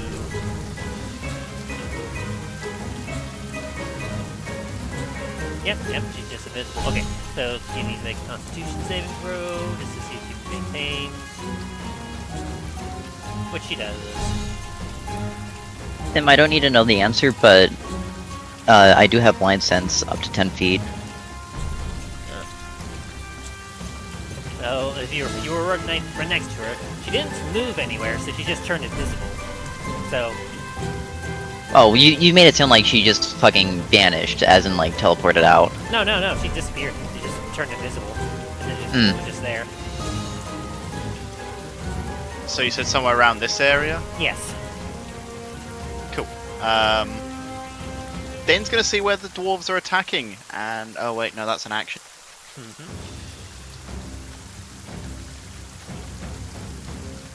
So you have a bonus action and anything else?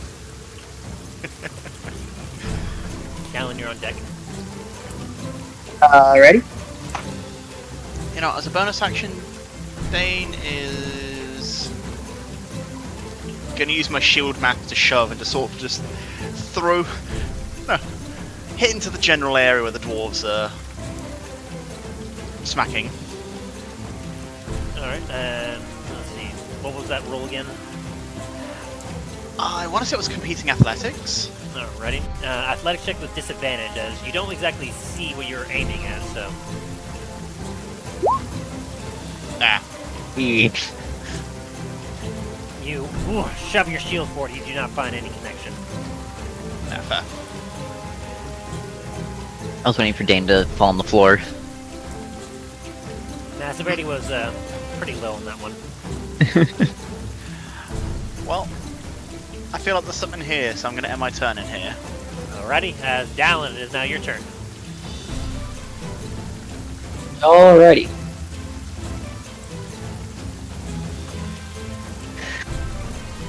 Dallen is going to aim his pistol at this boy right here.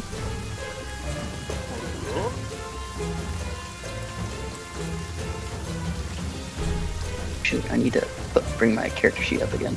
I reloaded my screen. Didn't bring the stuff back.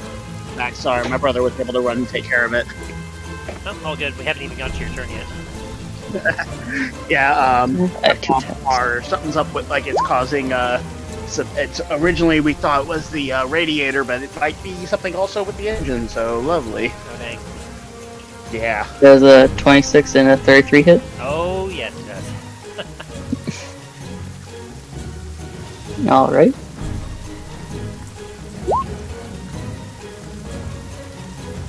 A 15 and a 13 piercing damage. That's 28 points of Bye. damage. By the way, the turn order isn't showing anybody for me. Yeah, Heads up. it's kind of broken for everyone except for me, which I'm not sure why. So I'm just kind of telling who's up on deck, which, by the way, Tyler, you're on deck. Oh gosh. So They give may me or may just a not sec. be here. Alright. Minus 28. As you kind of fan your hammer a little bit and put 2 more into this bullywug as it's looking a little weak. It's like it's looking around and like very confused. Gotcha. Oh, and one more thing. I'm gonna use 2 sorcery points to cast a what oh god. Oh dear. Oh boy. Oh my. There we go. Fuck. Sorry.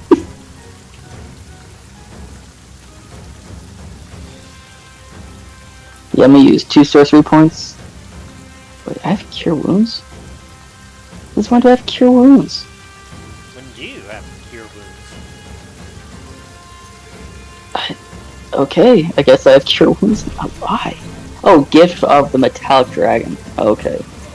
It was okay.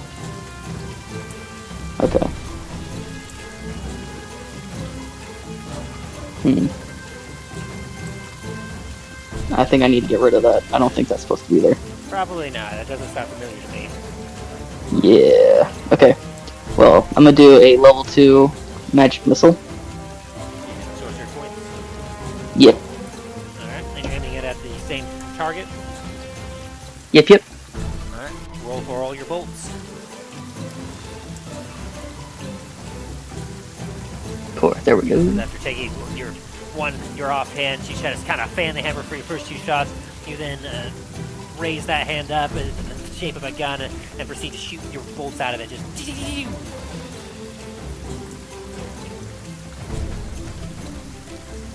44 plus 4. Push up. Fuck. Oh, no, it changed. Yeah. 14. as you pelt this poor thing with more holes in it. It's looking bad. Again, I'm saying. Stop looking so menacing and I'll stop attacking you.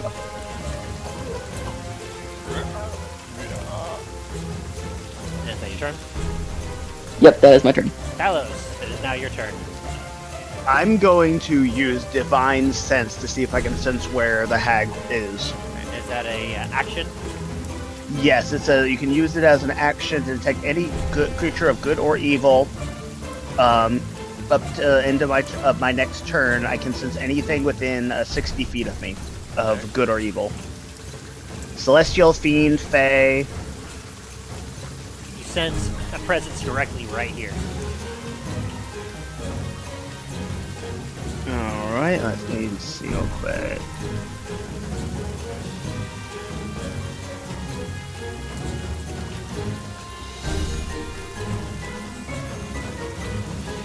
As a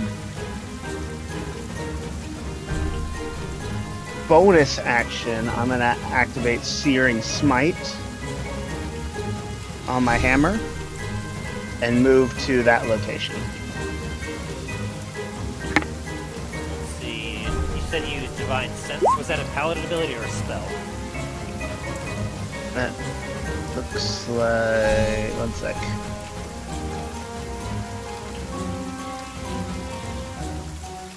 It's a paladin feature. It says as an action, it can be used as an action. Gotcha. Is it concentration based? Let me see. Try to see that. I'm familiar with Divine Sense. I just remember this is something that's been held. Reading it right now. It doesn't specify. It says I can use it up to 3 times per long rest. Till the end of your next turn. Okay, so it's not concentration.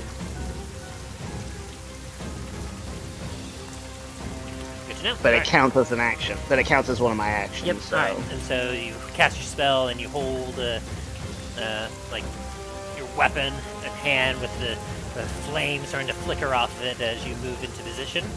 And is that your Yeah, I turn? moved forward. Yep, that's gonna be my turn. Ready? And as you do, she'll make another wisdom saving throw against your dwarves. Dain. Ready? She makes, so she'll take half damage. So that is what, 8 damage. As Talos, you walk forward, you watch some dwarf striking at something invisible that you can sense is where the hag is. I growl like deep within my you know how like the crocodiles and alligators, that kind of like bellowy growl. That's what I make as I'm staring directly at that spot. Now her turn. Let's see.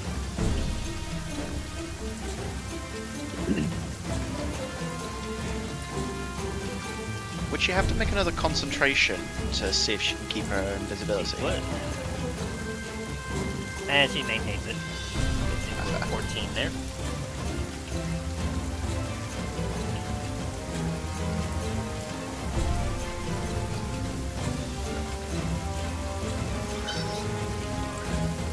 Oh boy. And as you approach, you suddenly from the invisible force you hear. As I need you, Dain, you, Talos. Let's see. I think that is 30 feet. Ooh, you're just saved, Milo. Dallen, I need you to make, all three of you need to make a charisma saving throw. Ooh. Oh, by the way, my cloak will give me advantage on my saving throws against if it's a spell. Not a spell, an ability, unfortunately. Oh, ability, damn. A charisma, you said? Yes, charisma saving throw. 27. Oh, and remember my aura, if anyone's near me, they get bonuses, so... So you and Dain? And Dallen, go ahead and roll a charisma saving throw. So you'll get, let's see... I think Dallen is not plus your 2 to, opponent. plus 2 to save your saving throws. You can't be frightened, can't be charmed, and you get plus 2 to your saving throws. So technically that 27 would be a 30. So a 29 actually, it would even out. From a natural 20 to a 29. Dallen, are you there? Ryan, It would appear not. where you go?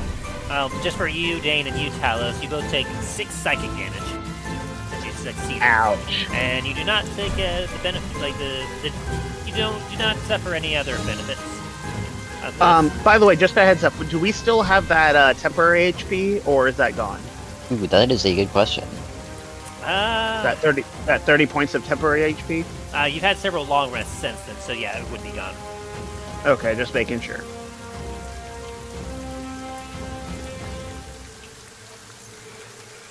Oh yes, I need to see if Hemlock passes this. Oh, and he fails. Oh god. And so, with the cackling going on, Hemlock grabs his head and goes, ah! And then Okay, his eyes, and because he's stupid, he's dumber now too. his eyes flick over to you, Talos, as he draws some blades, a blade. Oh, no. Wait, is he still within my range? Well, tell me, is he within 10 feet of you right now? Let me see. Let me pull that up because I was like, Nada. Just outside. damn. Because if he gets within 10 feet of me, he can't. If he's charmed, he can't be charmed. He's within 10 feet of me, but I don't think I have the... If he's being charmed, he can't. He'll be deactivated. Alright, welcome back, Dallen. Make me a charisma saving throw. Fuck. Okay. Yeah, I've only got Charisma. Oh, dang! 2 nat 20s from Talos and Dallen both. Plus 10? Dallen, you take Plus 6 10. psychic damage. Okay. You do not suffer any other disadvantages.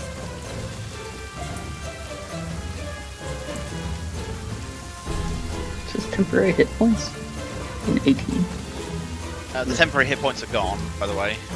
Okay, so yeah, just ignore those then. Okay. Got it. Got it. And it's within range of you, Dain. Does Hemlock get any other benefits? He just gets the aura of protection, so he just gets the +1 on saves. Which wasn't enough to save him, as kind of runs towards you, Talos, and just as your aura affects him, he does take 1 strike at you. Does a 14 hit you? No, it does not. As he swings his blade, just like shakily towards you, you kind of dodge out of the way as he just kind of, oh, good lord, oh, I'm terribly sorry, Talos. I'm not sure what came over me there. That damned hag is what did it. And you can 10 feet there. Do I still sense that where she is? Oh yeah, so she used that, she actually becomes invisible. And Like, I'm just like, bristling with like, I'ma hurt you. She I see has Granny on the turn order. she has a very evil-looking, like smile as she's staring at you all.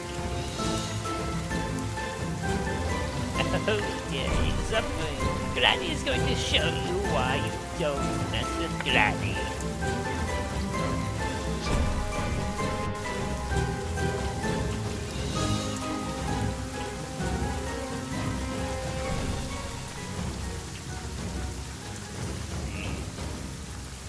Bahamut smash you. It's like, I'm a smash.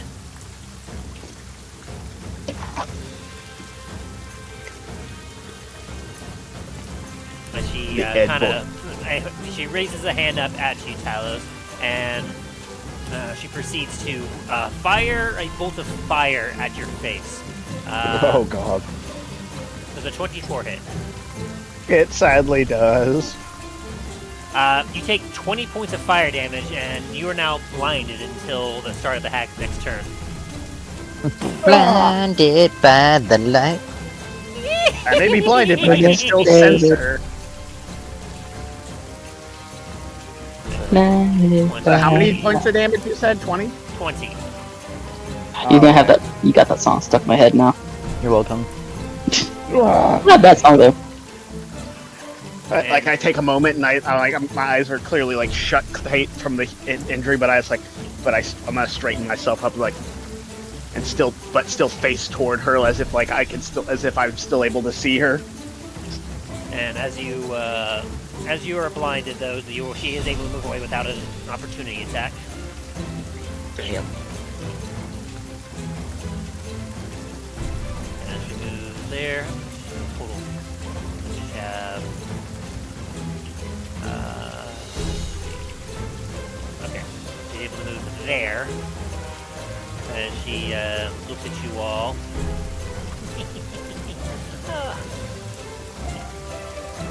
You will regret attacking Granny.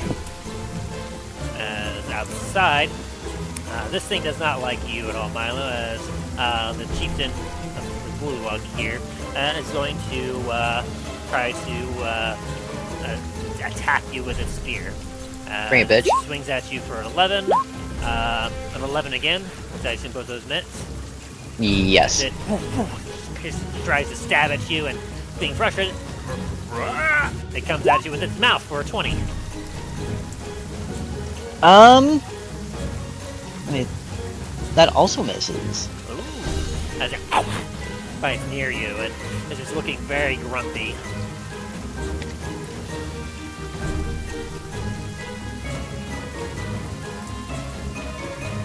Oh, interesting. It has some additional stuff that will activate later. This thing here, seeing you shoot its chieftain, is going to charge at you, Dallen. As this thing looks a lot beefier and thicker than the average, well, you haven't seen many, but this thing looks pretty beefy and thick for what it is. As this brute just kind of charges up at you. And it's going to, you watch as it pulls out a great club out from behind it as it begins to swing it at you. Does a 21 hit? Yes, it does. Whoa, that's not right. Ooh! Dallen disintegrates. Dallen's free of dragon, but immediately dies. Oh, that's what happened. For some reason, this thing, it says 283 plus 3 bludgeoning instead of 2d8. Yes, the moment it touches Dallen, he just evaporates. There's like a mist of blood that's around. Sorry, this thing came from, this was pre-made from something else, so this one was not on me. Let's try it now. I already know it hits you, so damage is 8 bludgeoning damage. Okay. As it BAM! It hits you with the bludgeoning attack, and then That seems more tolerable. and then after it like smashes you in the shin, it tries to bite you for 10. Which I'm assuming Nope. is- Nah, Dallen smacks his face away. I can just see Dallen just like smacking him on the nose, like, no! Like, get the fuck away from me. Nah. Get that shit. And then this one here.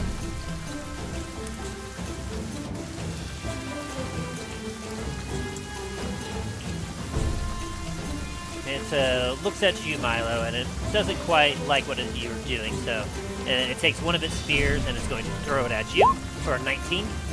Misses. And she says it misses, and she doesn't have anything else. And it's going to throw one more spear at you for 6. That's it. And it's then going to move back into the foliage a little bit, and it's going to use its reaction to hide in the swamps. So, Milo, Oh. Dallen, you can attempt to see if you can spot it. Let's see here. Why does it not have a there? Let's see. It has a 6, so it kind of hides in the foliage rather helplessly, as it's just like, I'm so sneaky, and you both are just like, what the heck you doing, man? You hide like a bitch!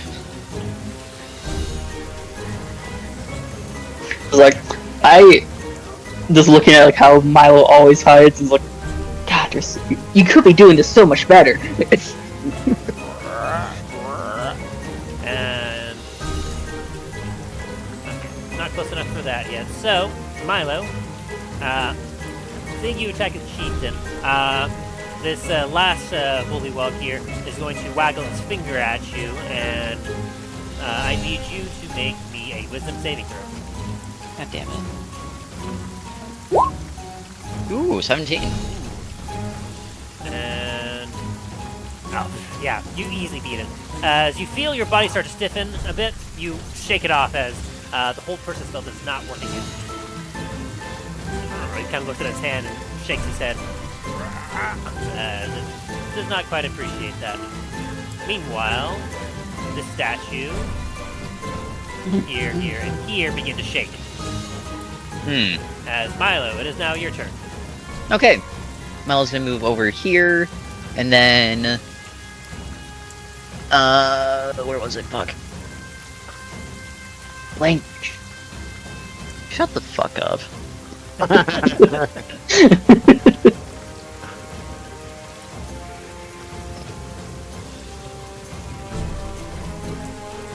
Okay, I'm going to use my bonus action and attack this one right here, right in between me and Dallen. With a light attack. Yeah, for a nat 20. Ooh. And because both me and Dallen are right here, I'm adding sneak attack. Yep. Oh. Well, that thing's dead. Whatever you're attacking is dead. Because we can't. It's just like it's like that samurai moment where a moment it's standing still and then it just falls into like pieces. Tim, do you want me to roll damage first, or activate the other thing for this? Go ahead, roll damage first. Okay.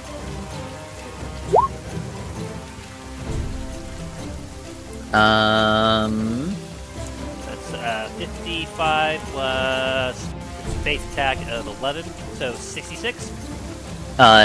No. Let's see, what is it? Additional 2d6, and then that. Okay, so that'll be plus another 24. Wait, wasn't that what the plus 21 was? Yes, that is my sneak attack. Yeah, the 34 plus it 21 is the critical sneak attack, right? Yes, however, it did not add the other thing for this bonus action attack because of the tentacle blade, as well as the other thing. Well, in any case, how do you kill this thing? Milo's gonna kind of walk over to it, and as it's paying attention to Dallen, kind of just shove the dagger, like, through its neck. Its club is, like, resting on the ground next to you after having slammed into you down. You watch Milo just kind of like leaps over the chieftain as it's kind of reaching for him, and then proceeds to dig his tentacle dagger directly into it, as it proceeds to immediately die. Okay, and also, I'm going to use Wills of the Grave, which is going to deal half my sneak attack damage onto the chieftain. The chieftain explodes.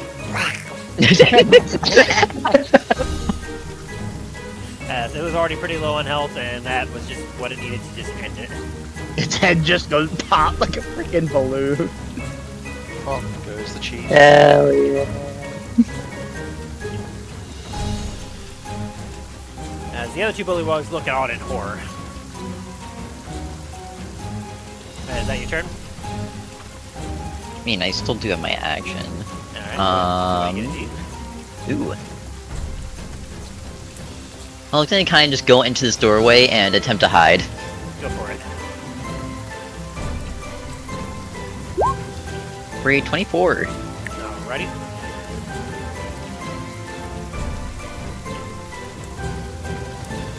The hag still sees you. Am I still stealthed or no? You are to the Bullywugs. Okay. And then Milo's going to move back out here. And that will be my turn. Alrighty. As Dain, it is now your turn. Dallen, you're on deck. Yeah, alright. So, Dain. Alrighty. 10, 15. First off. That'll activate at the beginning of her turn. Ignore that then. Well, we'll remember for when we get back to her. Yeah. I'm...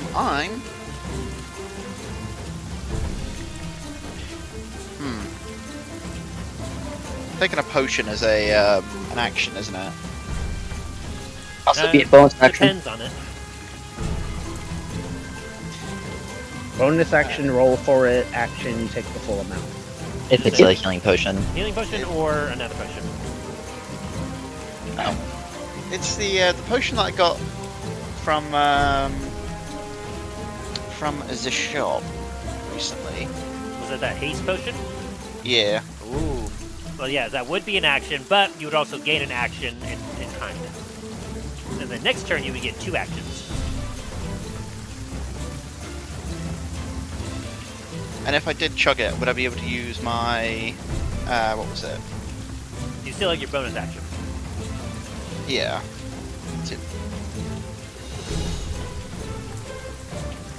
So essentially, you drink it now, and then you would have basically your normal action still. It just basically wouldn't take it to a full effect until next turn, but you do get an additional 2 AC.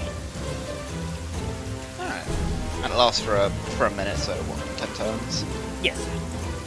And make sure you keep track of that. Oh yes. That's what I'm gonna do. I'm gonna drink the potion of speed. Look. Talos and Hemlock kind of look over at you, Dain, and Talos. You see as Dain his body starts to vibrate a little bit. As for you, Dain, the world seems to slow down a little bit. I just watch as I'm going up to Granny Jemima, and her cackle is just going into slow motion. You guys are washed over the hedge. Oh god. That's what I'm picturing. 28 hit. And it does indeed.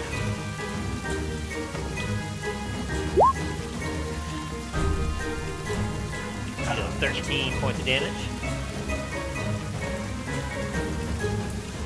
And then let's do I guess I get 12 doesn't hit. No, that one does not hit. And you smash her with your axe. Ah! Oh, Dain, I only want to help.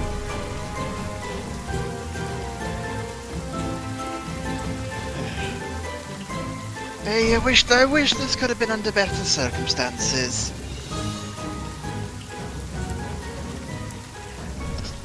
And Gonna end my turn. Alrighty, Dallen, it is now your turn. Alrighty.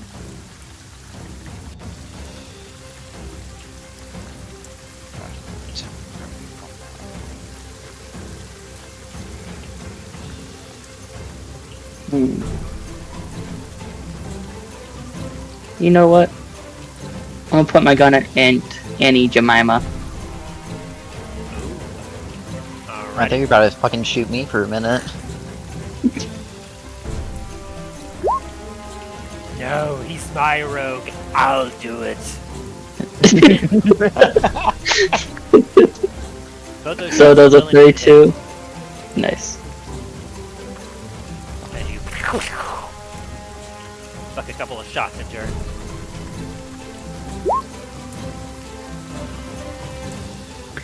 A 9 and a 7.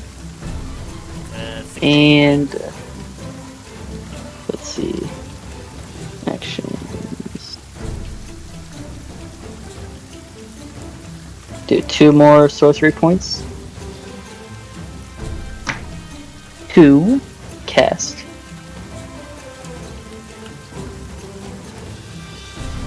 A level 5 magic missile at her.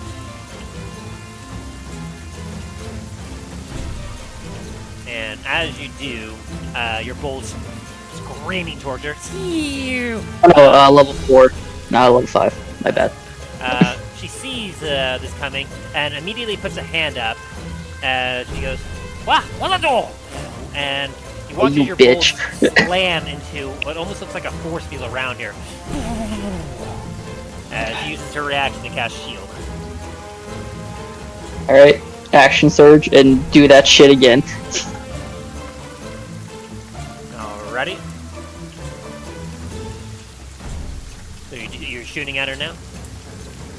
I'm doing action surging and using where's my action surge? Oh, here it is. Action surging and casting another level 4 magic missile. Cause fuck that bitch. And as you cast magic missile, your missiles continue to pelt the shield around her uselessly. Wait, hold on. No, I thought it was just one time use for the reaction. Yeah, she used her reaction to cast shield. Oh shit! Can I resend my second level? I will allow it. Level 4 then? Okay, thank you. Until the start of your next turn, an invisible barrier of magical force appears and protects you, giving you a bonus to your AC. Gotcha. So, Well then, I'm not using my action surge. Never mind then. Yeah. I just wait for the 4th level. So. hey, you made her burn one of her reactions and a spell slot for shield. Yeah, I'm just pretty sure I'm not gonna be able to hit her. That's the thing. If I were to use my gun. You have plus 14 to hit with your gun. What do you mean? Dude, the track record I've been having with bosses lately, I do not trust myself being able to hit it, but fine. Hey, now that you no longer have that extra baggage on you. Alright, so you're not using your action surge, that's the end of your turn? Yeah, I'm gonna hold that shit back. Alright, Talos, it is now your turn. You are currently blind. Well, I can still sense her though, so I'm gonna move to where I can sense her. And I'm gonna take a swing at where I can sense her with my hammer. Alright, it'll be attack with disadvantage. Oh god, 1 second. I have to reload the thing. I'm like, why is it not? I'm like, oh, that's because I haven't touched it for a few minutes. It's like, no, we're not gonna move. Oh, sorry, I think I hit the wrong one. I think I hit the damage by accident. Yep. An 18 does not hit as you feel yourself hit something, but it feels like some sort of invisible force. Alright. I'm gonna try again with my second attack. A 20 will not hit as well as boom! Dain, you watch as Talos just rails against this force field that Jemima has put up. Look at it just roar at it, like...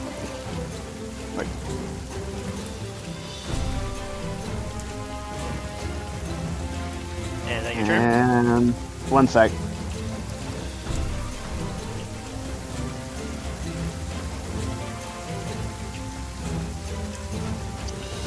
That's gonna have to be it.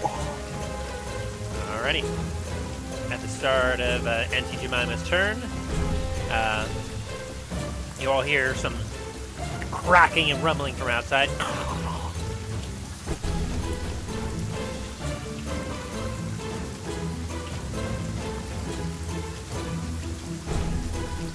Oh dear.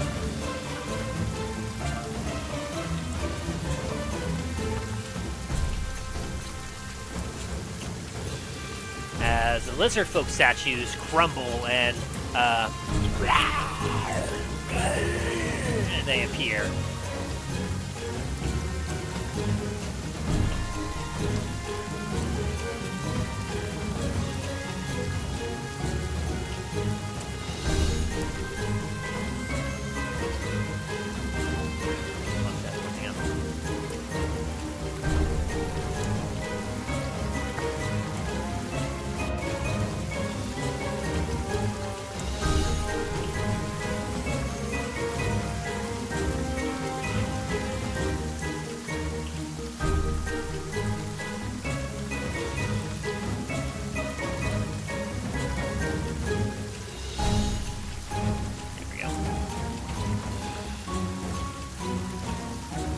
As Aunt Jemima, or Granny Jemima, sorry, she looks at you, Dain. Oh dearie. Pray that I have not been able to make a deal. Know that I will still use you after I'm done with you. As I need you to make me a what is it? I need you to make me a wisdom saving throw, Dain. Remember to get that +2 from me. So 15 then. You do not make it. As Oh no. you feel your size begin to shrink as you become a bunny. Oh. Squeak. Oh, for the Hold throat. up. Oh yeah, she also takes, before that, she took, what was it? It's 13. Let me do wisdom saving throw for her. Never mind. She made it, so half of 13 you said? Yeah. So it took 6 points damage. And doesn't she have to roll for her concentration now? That was before she cast the spell. Oh, okay. Yeah, I just remember it's like, oh, right, she had to take the Spirit Guardians. Yeah, I was gonna say the angry dwarves are now like shorter dwarves attacking her shins. 20. Wait, Five. since I can still sense her, can I make an attack of opportunity since I can sense her moving? Yeah, you could use a reaction. Alright. Hold up. Ooh, 20. I got a trick up my sleeve. When she tries to turn Dain into a rabbit, I'm gonna use my reaction to counterspell that. Ooh. Oh! Thank you. Yeah. Wait, Alrighty. that? Stick that plus 20. Okay, so that is a level 4. And so you're using the level 3 spell slot to cast this? Yes, I am. Alright. So how familiar are you with counterspell? First time using it. Rats, it is a fantastic spell. So, with counterspell, anytime that you use it, you can use reaction to use it to essentially cancel out another person's spell. Now, counterspell, check what the specifics of it is. There it is. It's a 3rd level spell. So, if a spell is level 3 or under, you automatically cancel it out. But if it's above that, you have to roll you have to make an ability check using your spellcasting ability. So, Charisma is your spellcasting? Yes. Is it possible for me to instead use my last level 4 spell slot? Well, I'll let you hold on to that real quick. So the DC for when you use this is 10 plus the spell's level. Okay. So you would have to make a charisma, basically a charisma ability check, just straight charisma check to see if you can beat the DC in order to cancel it. And I will say, as you are doing this, you feel a strange resistance when you're trying to counterspell her spell, almost as if it might feel stronger than what it actually is. So if you're counting counterspell, cool. With the 9, Yeah. you burn your 3rd level spell slot, and unfortunately the magic still takes hold. Gotcha. Fuck. Sorry, Dain. I tried. Good try, good try. That's all right. No, but does my 20 still hit? Brilliant. And yes, actually, because her spell ended for shield, because it was at the beginning of her turn. So 13 then plus the 1 for the let me see, for the searing smite, that's 1d6. Let me roll that.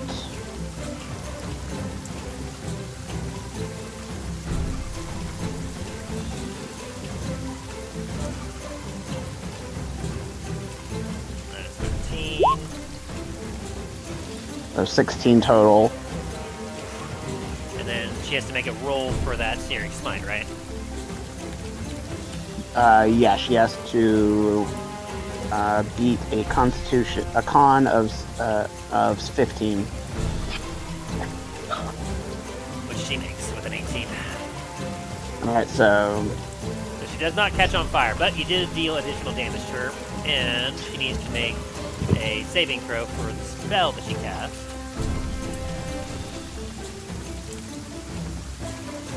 Half of 16 or 8, or basically round up to 10, which she makes with a 12. damn it. Good try, good try. And as she goes through the door, she closes it behind her. Can I still sense her through the door? Does it say any, does the Divine Sense say anything about blocking with total cover? Let me check. Traits, divine sense. Also, didn't your divine sense end? Oh, yeah, it didn't have that long, didn't it? I thought it was No, until it- the end of your turn. Yeah, End of your next turn, I think. Which and then my next. It was yeah, this would be it, and it does not. It just fiend that is not behind total cover, so I cannot sense her now. Though granted, after her turn, her next turn, I am no longer blinded. Correct. For now. Alright, so she moves there, and we'll move to the rest of our foes here as the other two Bullywugs. This one's going to jump out of hiding, very triumphantly, thinking that you don't see it, as it's going to attempt to throw one more spear at you, Milo. Okay. With a 16 to hit. Unfortunately, since I did not use the defender, it meets it beats. Ooh, as it actually does hit you, and it feels very proud of itself, as it deals 3 piercing damage to you. Owie. As it will then jump back into the shrubbery and attempt to stealth once more. I actually don't see it this time. Ho-ho! Good for him. It vanishes. Ooh. Dallen, you need to roll perception, please. Reception. Check. The one fucking time you need to find something, you can't do it. Let's see, this one up here comes up. Use that. I also have disadvantage right now, so.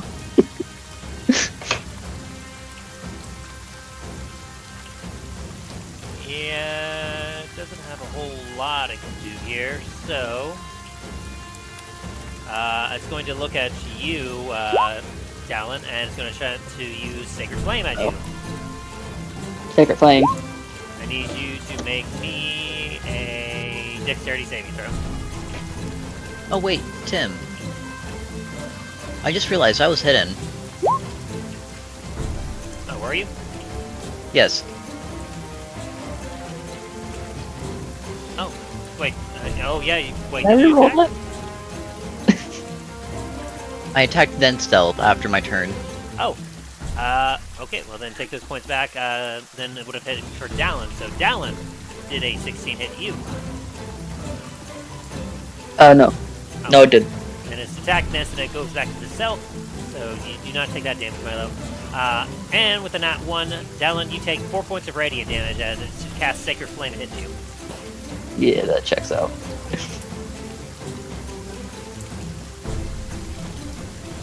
And all these dudes over here that just popped out, looking very confused. They see these bullywugs attack you, and it turns to you as they all. This one, and as it comes to range, you feel a weird connection with this one in particular, or not this. Yeah, this one here. You feel a weird connection with this one, Dallen. Don't tell me that's void scale. Not quite, not quite. Talos, after you hear a bit of like stone crashing outside, you feel a weird presence.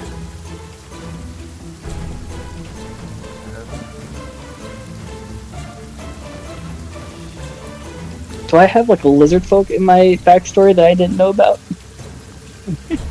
As this particular lizard folk looks at you and proceeds to aim a hand at you, and and a nat 1, it fizzles out as it kind of shakes its hand. Oh, okay, maybe that's why. I'm gonna call out to Dallen in Draconic. Dallen, what's going on out there? Dal's gonna reply in Draconic. There's lizard men, and one of them failed at using an attack on me. They'll See connect. if you can see if you can reason with it. And will then yeah. use 2 points of it's going to use 2 of its sorcery points to cast lightning bolt at you.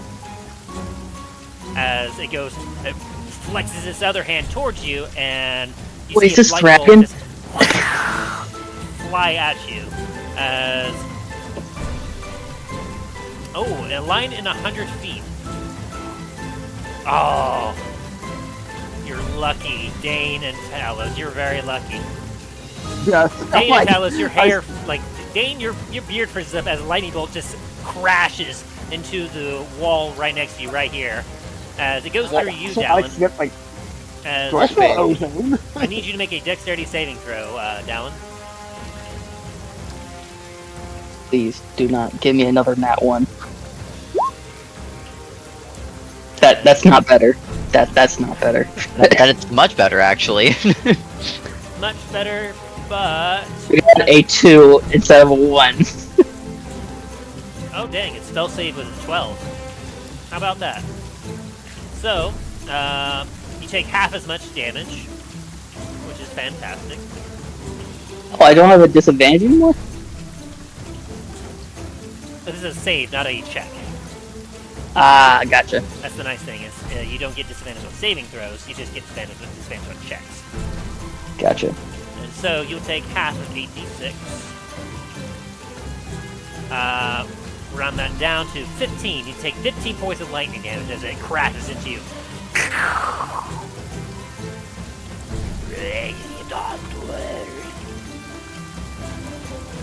And this one here is that one. And it's going to attempt to shoot at you. Dallen. Does a 8 hit you? No. As it takes its short bow and fires a shot at you. And then it's going to proceed to then run over here. 5, and it's going to attempt to bonus action stealth. God damn it. Ooh. Go ahead and roll perception, Dallen.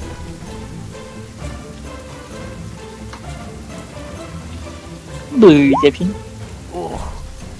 It Fucking hell. vanishes. I need to stop saying it like that. I need to stop saying it like that. I think I'm jinxing myself when I say it like that. This one here looks at you, Dallen, and it just kind of as it screams and charges at you. And it's going to proceed to strike at you with... Yeah, it's going to proceed to strike at you with a great club. And that's a 16 to hit. No. And a 21 to hit. 21 does it. It deals 7 bludgeoning damage, and it swings once, and it's missing you, and it swings at you again. And as it hits you, you're noticing that it seems to be recklessly attacking you with no, recourse. And this one here, finish up the enemies.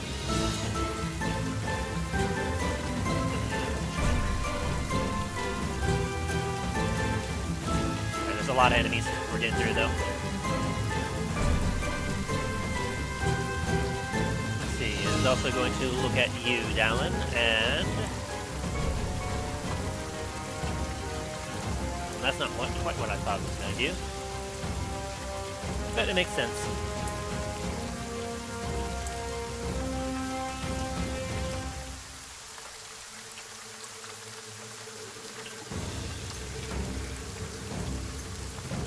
Going to raise its hand, and you'll see a dark energy coursing from its hand as it fires a bolt of energy at you for 13.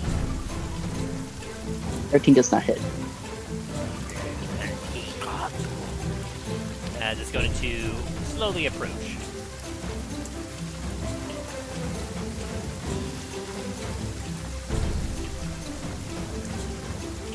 And with that, Milo, you're on deck.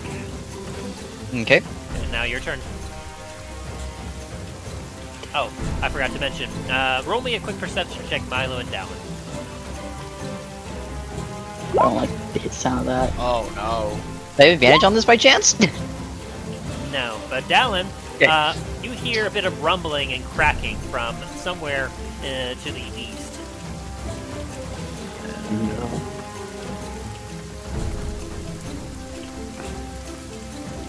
And Milo, it's your turn.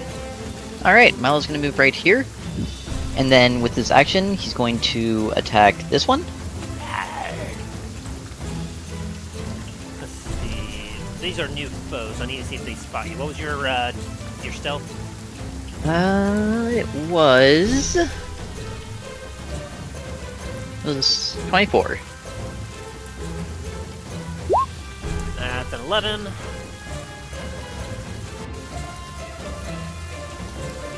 They got it. Nope. I saw nothing. Nope. And no. None of them see you. Perfect. Alright, Milo's going to attack this one. Go for it. Does a nat 20 hit? Good Lord. Yes, it does. Perfect. And for some reason, it is not adding the other thing. It's fine. How do you kill this thing? As Milo kind of just sneaks around this other one that's right next to Dallen, just kind of take the defender and slam it out through its jaw. As his eyes flick down to you, as color from his face. And since I dealt sneak attack damage, I'm going to use Will's of the Grave on this one. On this guy down here. Yes.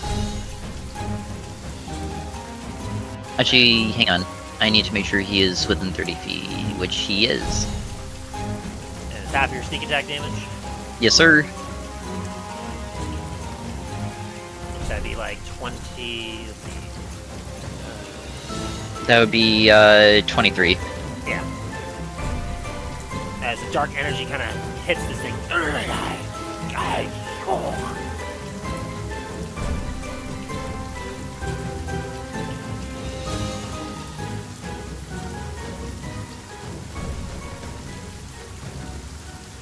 And anything you're doing with your bonus?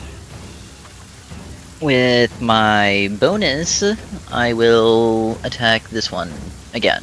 Or, not again, but we'll attack that one. Does a 16 hit? 18. Or actually, 18, yeah, since I'm flanking, technically. And also, it did a reckless attack, so all attacks on it have advantage. Oh, And yes, it does hit. perfect. Not perfect. 6 damage, I mean, it's something. As you squeak. As it looks at you very angrily.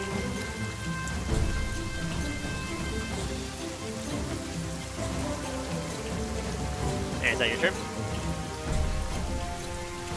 Let me just double check.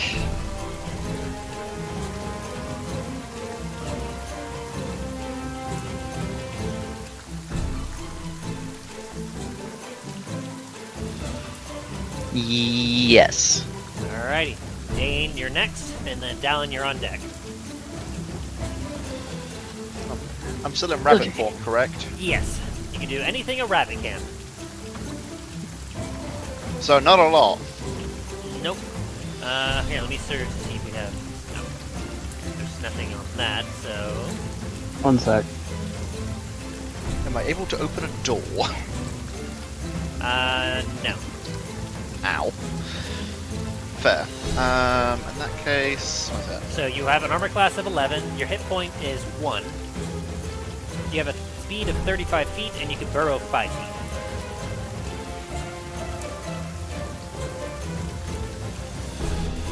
feet. You have the reaction of runaway when being attacked. No, that's something else. I'm reading the wrong. Wrong one. Just regular rabbit. What's the rabbit's movement speed? A rabbit's movement speed is 35 feet. 35. It can burrow 5 feet. Am I still under the effects of haste? Yeah, so you have, technically, you have 60 70 movement points. Which means that you should be able to burrow 10 feet. But that would be attempting to do that through a wooden floor. It's 35. As I am now stuck in the doorway.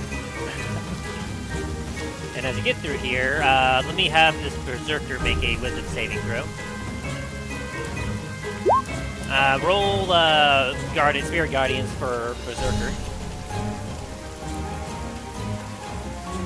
Ready, stand by.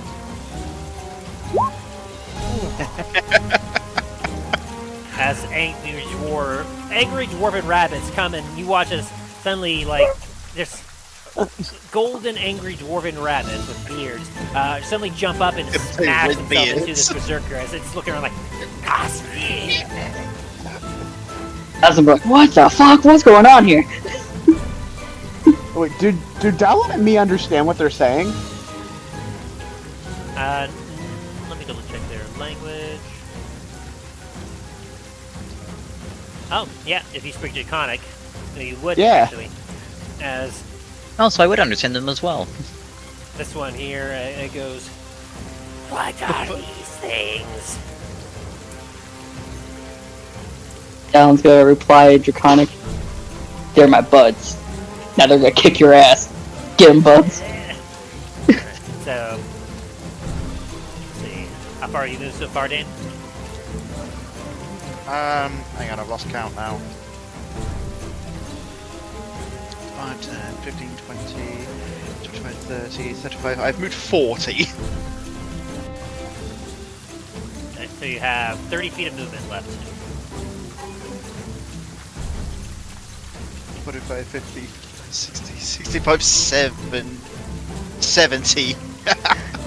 As you run towards these other two, and you see you rolled 19 for damage, so let's have them both roll wisdom saving throws. Oof. Yikes. Ooh, I think he succeeded that one. He did. Very nice. He moved the beats. So the angry dwarven rabbits come up and smack the sorcerer guy. as you'll hear Dallen. How dare you! Tiamat will have your head. This one will take half of that, or 9 points of damage. Yeah. Just one lone dwarf kicks him in the shin. And is that your turn, Dain? Actually, wait, isn't there one more over here that's hidden? Oh, there is. Let me roll for him.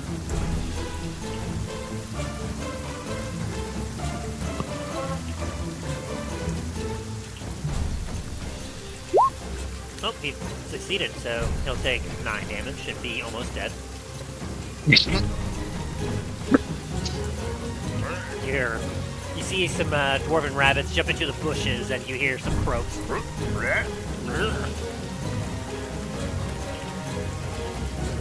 And then you said that was your turn? Yeah.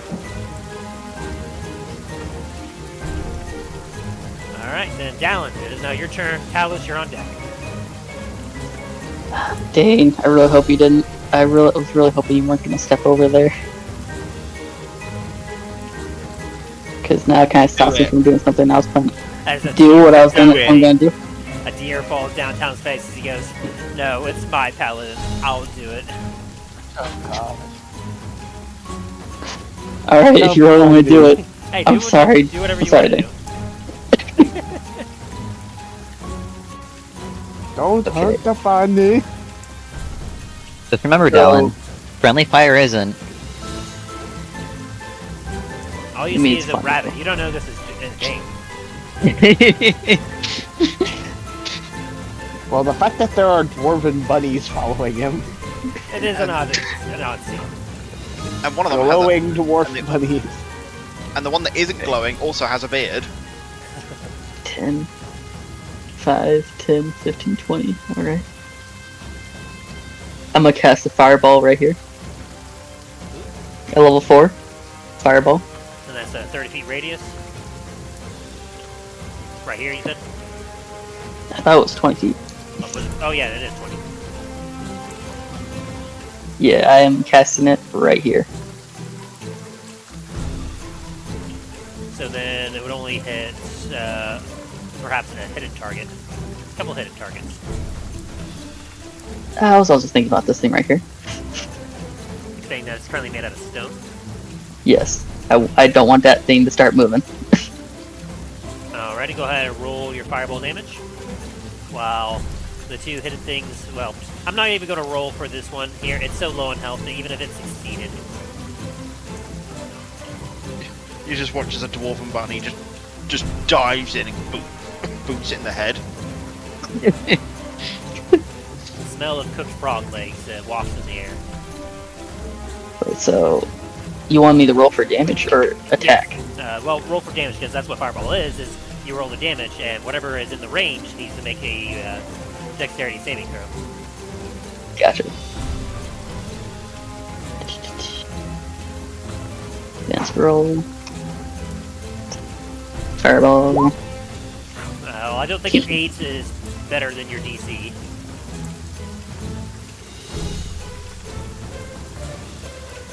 D6. 9. D6. No modifier. 22. Hey, he survives. Not for long. Action surge. Fireball again. I'm saying the hidden guy here, he survived that initial attack. Yeah. Action surge and fire in the same place. And then let me double 29. check something real quick.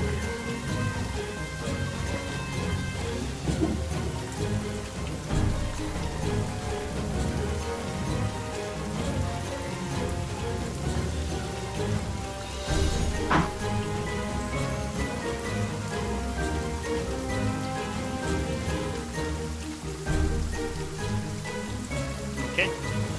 So 11, and then you threw another one. Yes.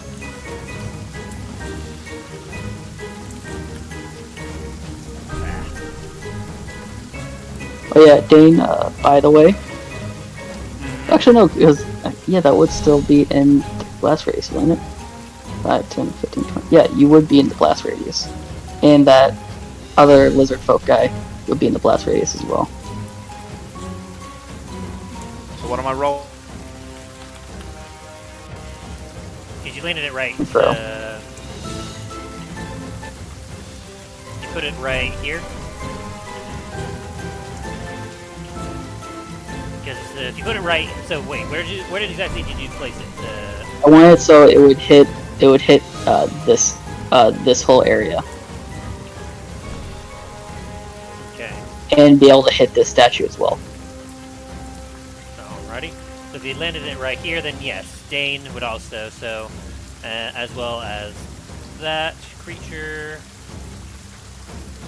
Dang, no. Yeah, that's why I was saying I'm sorry, Dain. And that statue as well. Incinerated bunny meat. And so, Actually, first let me see how if Dain survives. If he survives it, I'm not doing another one. so we're talking. Well, you already cast the 29, so Yes. you've already casted it twice. So boom, boom. So, Dain, go ahead and roll me a dexterity check with a +1 on it. So just roll like a straight d20 and add +1 to it. Uh-huh.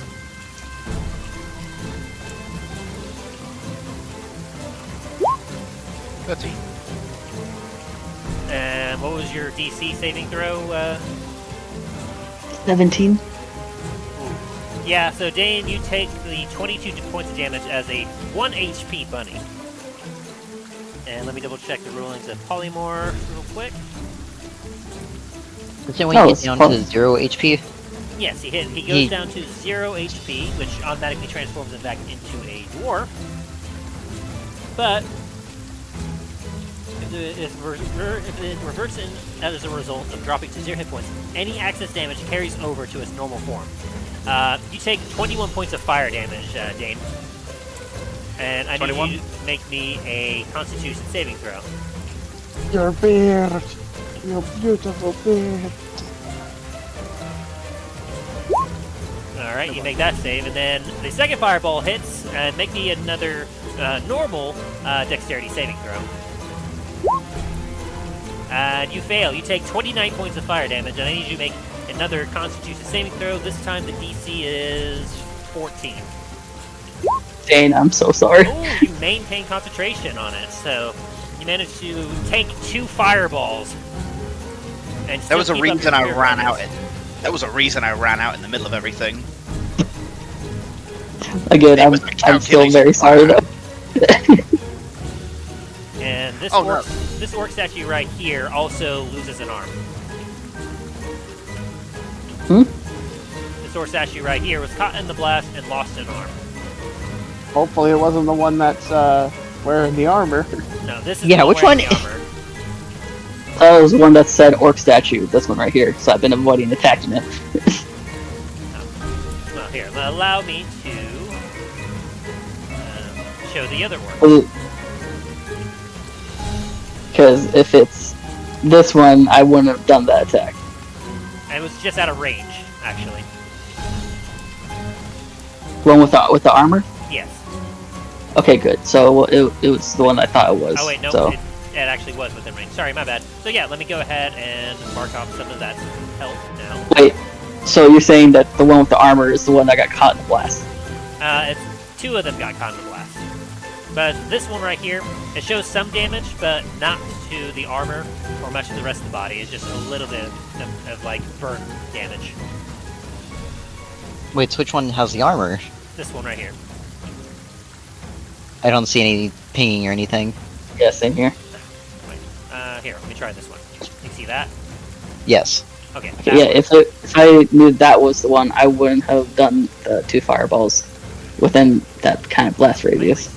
Let me refresh my roll 20, see if maybe that's the issue.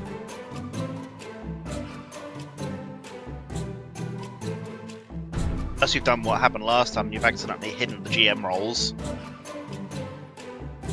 Well, Or it wouldn't GM be. It shouldn't be the hiding my pings. Do you see that now? Yes. Yeah, I see that. Okay, cool. refresher would have fixed that. Oh, now all the ambiance is gone.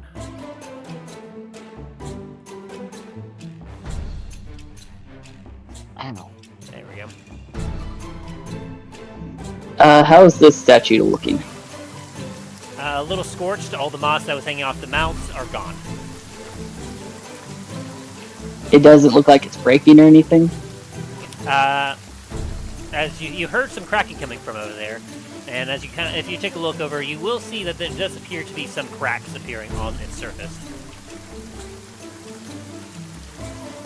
Okay, So that'll be my turn. 11,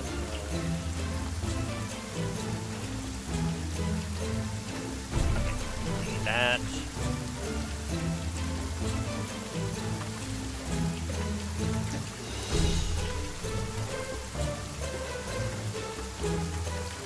Alright, and then Talos, you were on deck. Now it is your turn. Enemies on deck. Alright, as my bonus action, I'm going to chug one of my regular potions as my bonus action, so I have to roll for that, right? Yeah, you're using a bonus action for that. You get 8 HP back. Also, you're no longer blinded. Alright. Oh yeah, and this guy is dead. As you, after the fireballs, you would have heard Dain some down. You would have heard, no, Tiamat, or Lady Tiamat.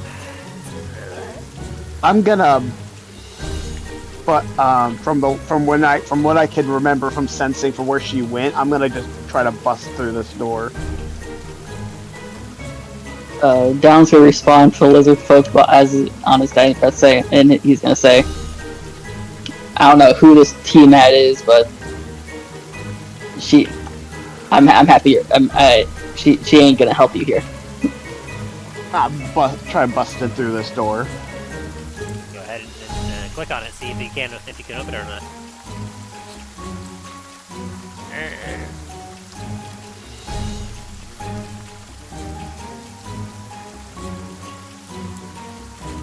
See. I can still move, right? How many feet of movement do you use? Okay, one second. That's why I'm getting ready to check. So I was here. I was about 10, 15. I can still move about. Yeah, I can still. Yeah, I can still get to her. Oh, you don't! And I'm gonna take an attack on her. From the window. I was like, 29. Ooh, that definitely hits. And as that hits, I'm gonna activate one of my my ability on my hammer. One sec. I'm having to pull it up. Dang it. Okay. Inventory. Hammer.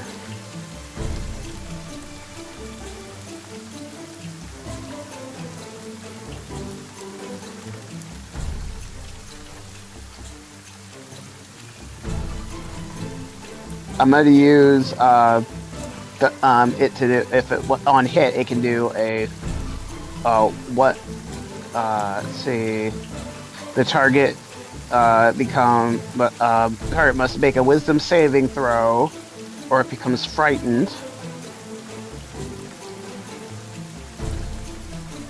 And there's the other one, which is gradient.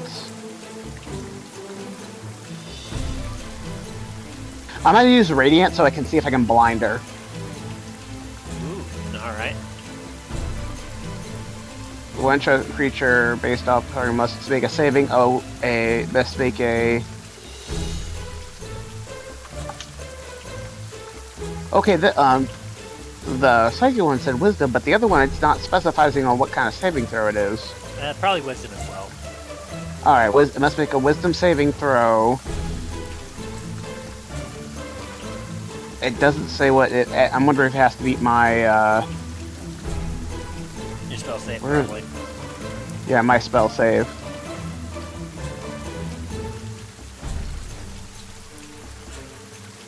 which is, I believe,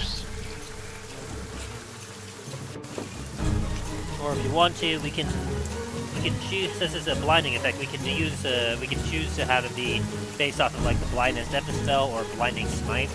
Both of those require a Constitution saving throw. okay. I'd say that probably would make a little bit more sense. Yeah, we can have it do that. So she has to make that save. So what would be that for the blinding? And she rolled a 9. Yep, then she's blind then. And she also takes, let me put the damage. Okay, so there's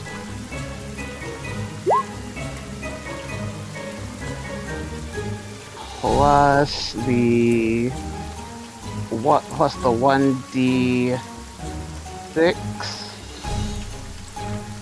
extra damage. Let me roll that because it. 1d6.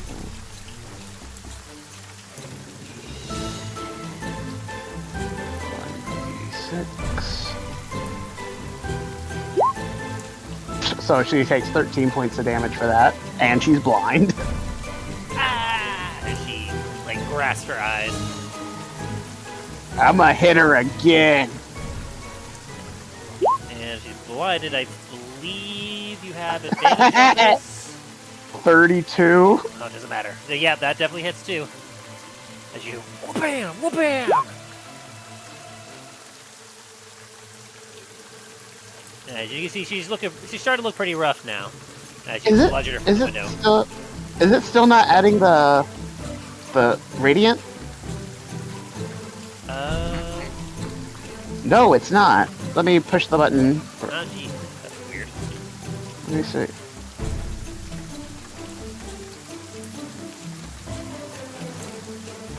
The additional 1d8 radiant damage, right? Yeah.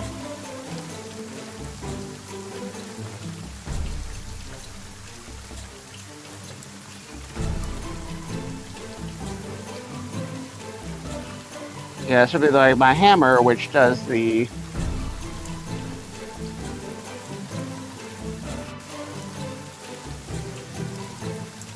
Because I'm using it one-handed, so that's 1d8 plus 9 for the bludgeoning damage.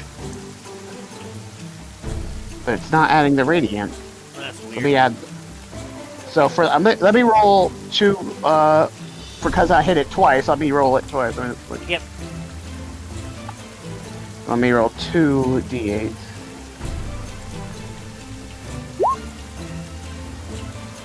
For an additional 10 points of damage. Ooh. Altogether, she took 33 points of damage. Altogether from both my attacks. Like, no. Bitch. He hisses. Is that your turn? That's gonna be my turn, because I can't make any. I already used my bonus action to chug that potion, to drink that potion, so...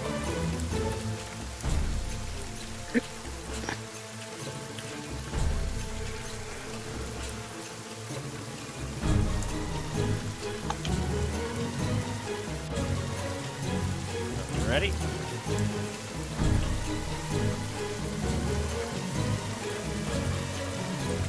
Alright, and so as we get to the top of the turn order, Granny Jemima.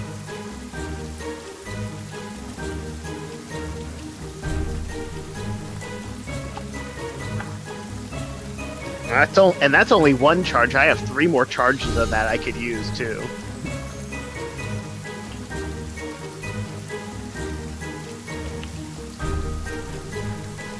But it's like, I'm blind. Not liking what is exactly happening here. Granny is going to attempt to swing at you real quick. Melee attack. So let's see. Does a 15 hit you, Talos? Nope. I just take a slight like a lean back of woof. Slaps at you while covering eyes.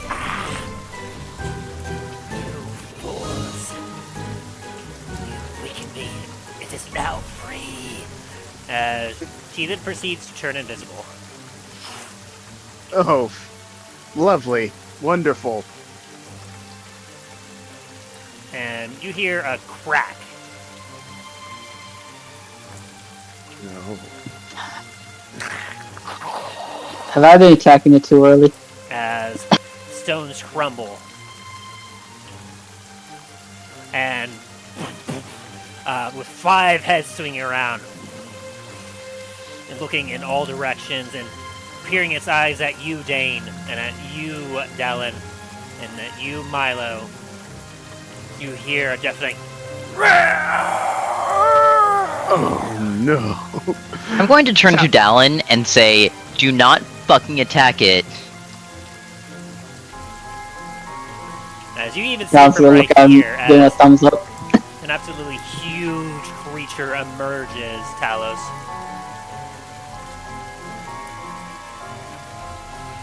I can see it from here. I believe you can from here. It doesn't look like I can see it. Let me see. Oh, you're not facing the right way, I guess.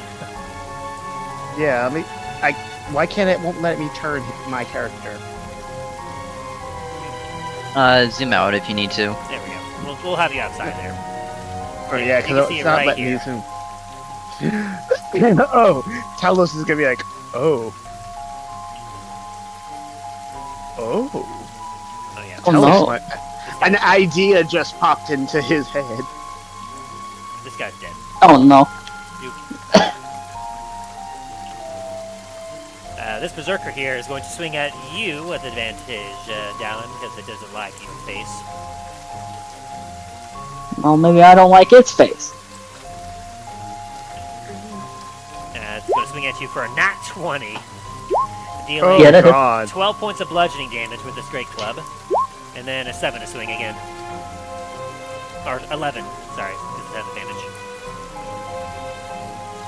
You said 12 for bludgeoning, Yes. and 11 does not hit.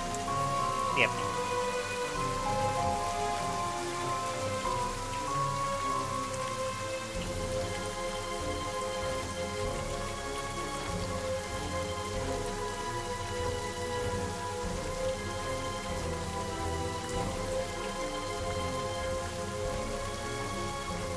And this Bullywug here needs to do so the start of its turn. Go to do a wisdom save, and I need you to roll damage for it real quick, Dain. Sorry, pardon. Which one am I doing? For Spirit Guardians.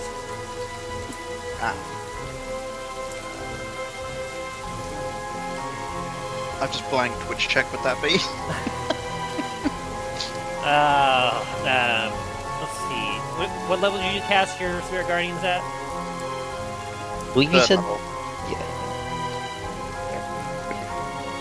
Should be on your character sheet. There we go. And it takes 9 points of damage. No, I completely blanked for a second. I didn't know if you were asking me to roll to keep it up or if I was rolling to do the damage. I was like, hang on, what am I doing? Real quick.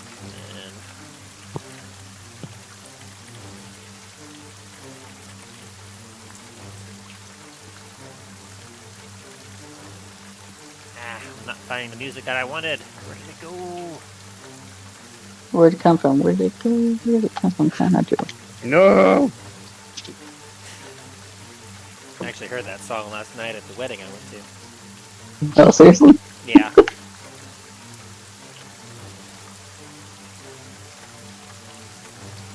go.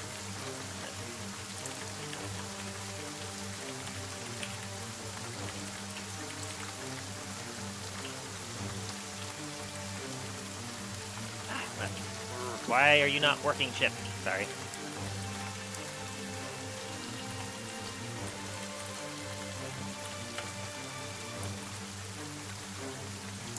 Why are you stuck on this? Why aren't you? It's like stuck on a single search that is not wanting to work for me. Wow. Why? Whack! Whack! During this perfectly epic moment I'm trying to set up here.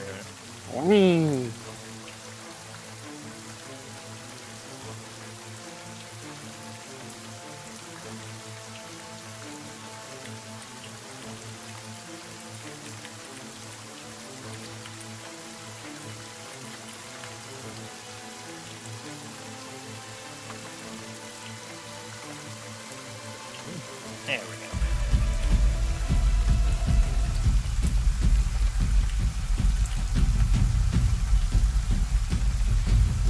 As a large creature with multiple heads proceeds forward.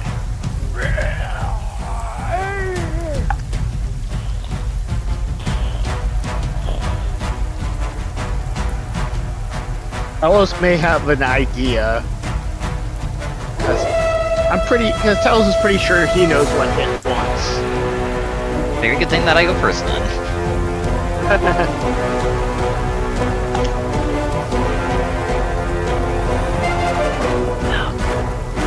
it gets just almost to your barrier, Dain. As it looks at you all.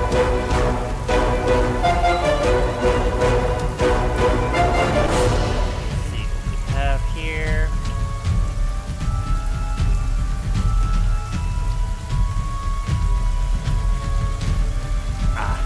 Doesn't quite have enough reach there, so yeah, we'll have to step in and make a wisdom saving throw on your angry dwarves. Unless you're recognizing it as not a threat, Dain. Please. But I will say that it's looking at you very angrily. I mean, for the moment, it hasn't made any attacks against me, so it'll be spared for the moment. The second it makes an attack, it's going to have a lot of angry dwarves on it. As it looks down at you with all 5 of its heads, and with a little bit of drool coming, it's going to proceed to chomp down at you. Oh, God damn it.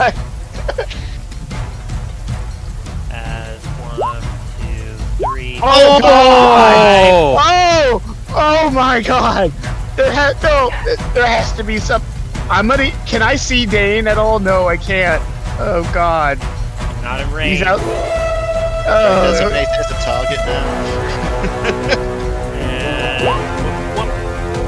There we go. So, I'm assuming both those nat 20s hit you. Yeah. So that is going to be 19 points of damage. And I need you to make me a Constitution saving throw.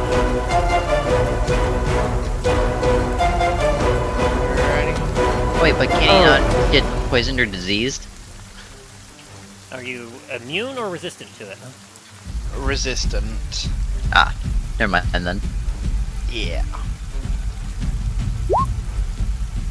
15 for the con.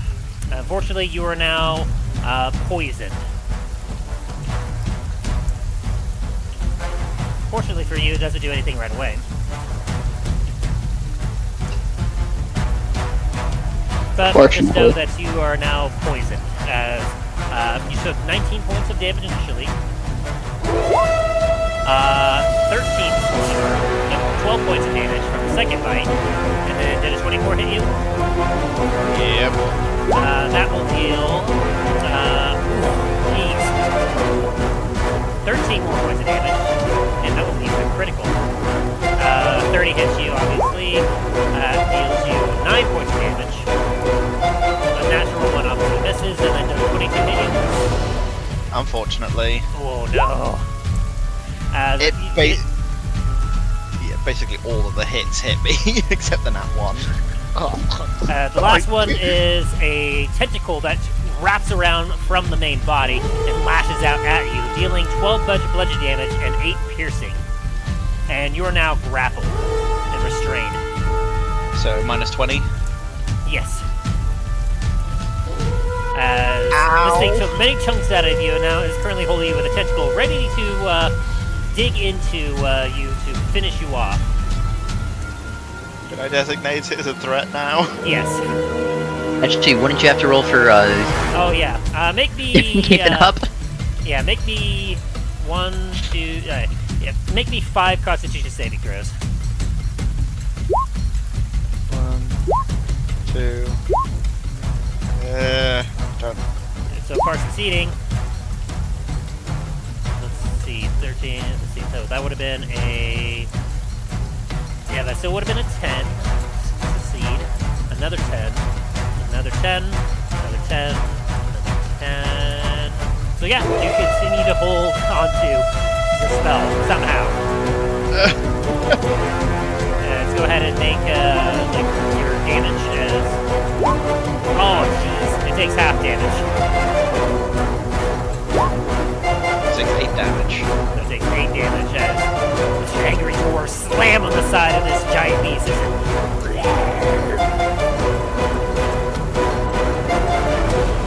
As Milo, it is now your turn. So, question for you. Since Dain is grappled, is that still technically an ally within 5 feet? It's only if they're not restrained, like if they're able to basically, like, you know, block or push or something. So, unfortunately, he is restrained, which means he can't really do much. He can't really assist you. And he's currently restrained and kind of elevated above the ground.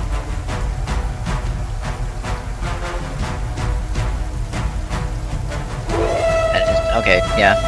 Okay. What are you doing? That's a great question. I'm trying to figure that out now. Since everything I was gonna do just went to the shitter.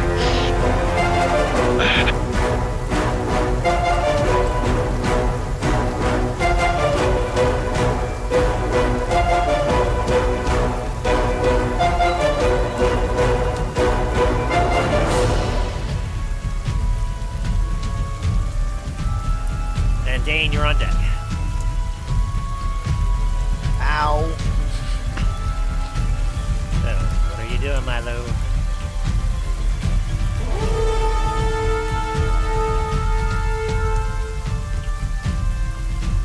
Oh yeah, I'll say at the end of this thing's turn also, this thing is going to just flee. But seeing this giant enormous creature is and it's 5,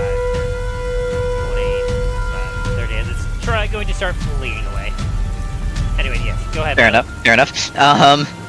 Then I'm going to attack it with the defender. Tim. That beast has to roll. That well. will be at the start of its turn. Oh, Oh no, the one that ran away. oh yeah, it's hurting. So it's literally like on verge of death, but it's fleeing. So it's still in range. So if anyone wanted to try to kill it, go for it. It is definitely very hurt. Does a Well, 22 hit? A 22 will hit. Yes. Okay. Fuck me! And deal 8 points of damage to it as you slash into it. Whoosh. I love the description of that. 46, don't ask about this. Don't ask. And then with my bonus action, Milo is going to activate Ghost Walk.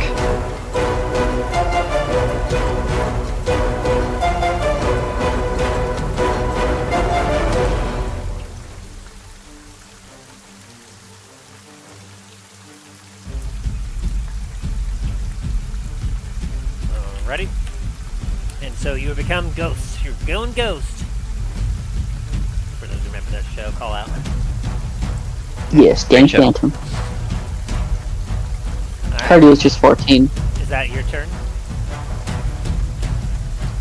Unfortunately, since I can't do anything else. Alrighty, Dain, it is your turn. You're currently restrained and grappled.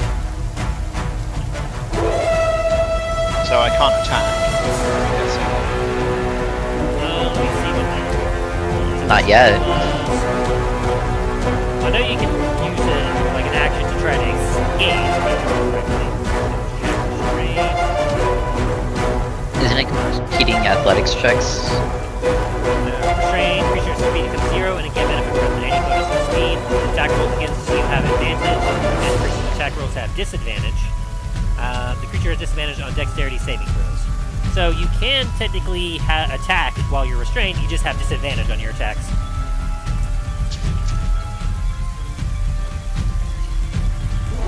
So you just can't move right now, Dain, but you can still strike. And if you wanted to escape, you would have to do an athletics check, DC of 16, your action.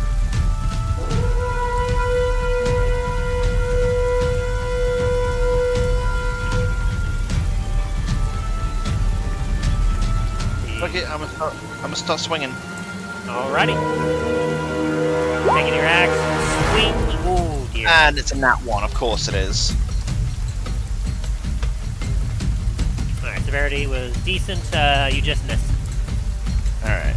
As you whirls, you're like, get off me, you beast! It's a 15 hit. Oh, it just barely misses. Damn. And you swing in and you feel your axe glide off it. 29 or 21 will hit, yes. Cool. I'm also going to... I'm also going to hit it with a 3rd level smite. Yes, go for it.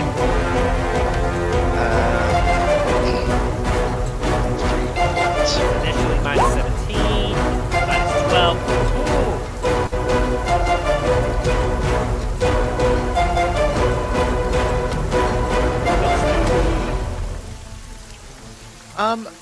So I know I'm under the act of haste because I get the 2, well, technically 3 actions with my. Was it? So you get 2 actions. So you can use like an attack action, and then you can do your action to do another attack. So with your multi-type, that means you can attack up to 4 times in a turn if you wanted to, or you can use your attack action, and then you can choose to do something else with that action, and then you still have your bonus action. There's a 19 hits. A 19 will hit. I'm also going to hit another 3rd level. Burn all your smite on this thing. Yeah. By the way, just so you know, under effective haste, you do have a +2 bonus to your AC. Yeah, that's why I was at 20. We got a hit after him. Just let me know whenever essentially a minute has passed, or 10. Once you get your 10th turn. Yeah, we're on turn 3 right now. So that's an additional 11 plus 16, or 27 points of damage. Yup. Alrighty, very nice. So let me see here. So that was 27 plus. So how much damage total was that? So it's 17, 19, 29, 56, 40, 56 damage. Wow. As you strike, you actually lop off one of its heads. And a stump appears as the head boom, hits the ground.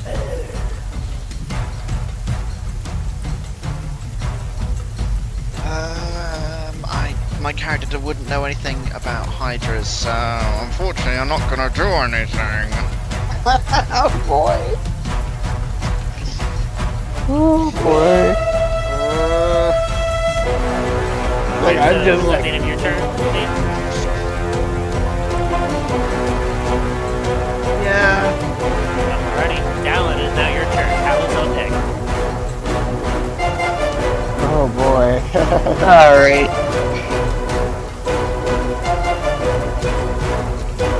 He's got 4 heads left, and it has Dain in its tentacle clutch. Aim my pistol at the monster. As long as you don't Both kill of those Dain. do hit. Okay. And you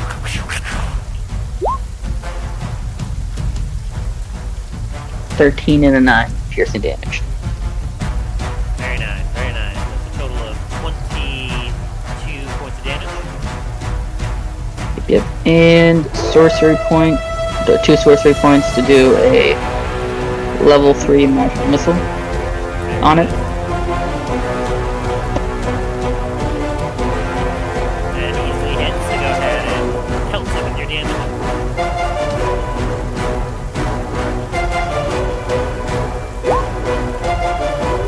Another 15. As you just unload into the side of this thing. And it's my turn. Talos, it is now your turn. Alright. I definitely need to figure out where that damned hag went.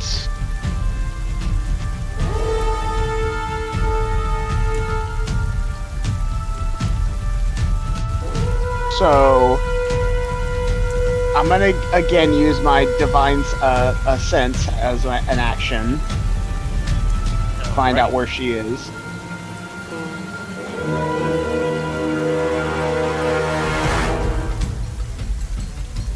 You see the thing? One sec. I cannot see anything. One sec. You get a ping My from My around screen the just went. Alright, let's see how far distance that is. No, I don't need to draw. How dare you! I'm trying to measure.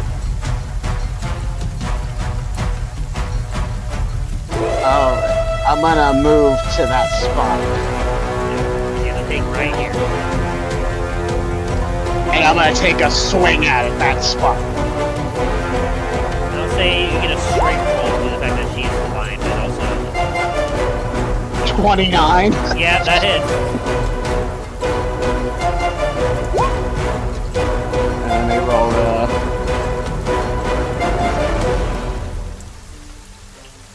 Wham! D8. 14. So that's 16 points of damage.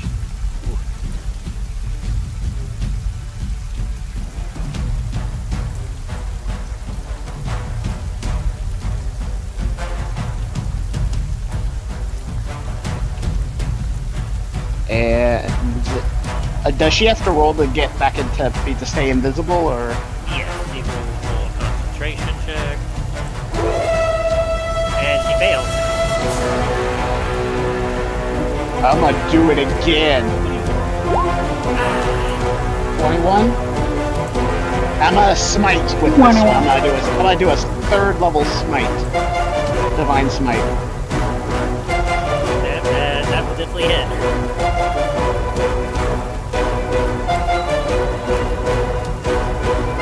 One sec. Making sure that I can do this correctly. So that would be 3 d8s then for the divine smite.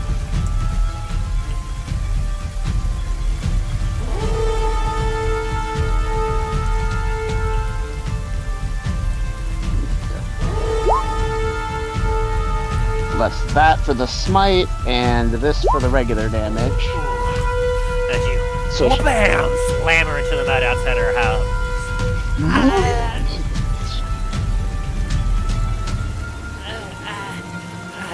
He's doing. I'm just a Granny. You and Tom and Granny. Alright. Give me just a second. I can't use. I don't have any more 4th level slots. With my thing again, because even though she's blind already, can I try blinding her a second time? Might as well.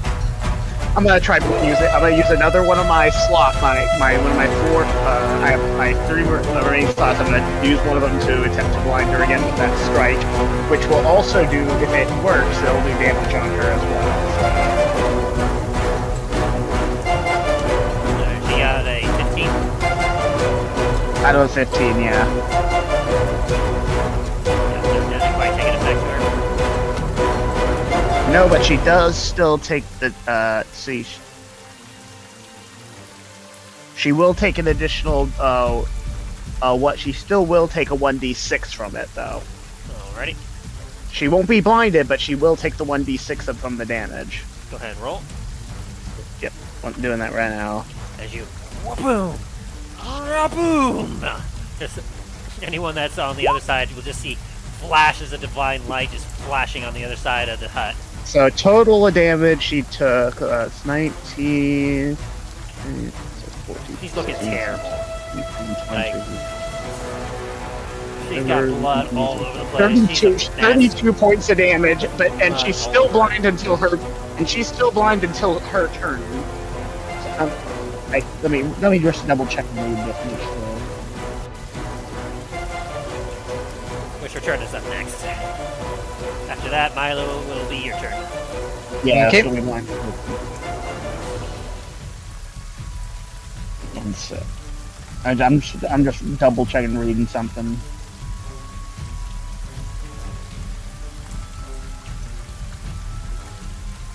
Alright, that's gonna be end my turn. Alrighty. At the start of her turn, she's no longer blinded, I believe, right? Nope, she is no longer blinded. She looks up at you and goes, "Oh, please, Tyrion. That's so painful and unnecessary. Surely we could work something out." I Owl's need just- you to roll me a wisdom saving throw. As she wiggles a finger at you. One sec. Is this a spell? Yes.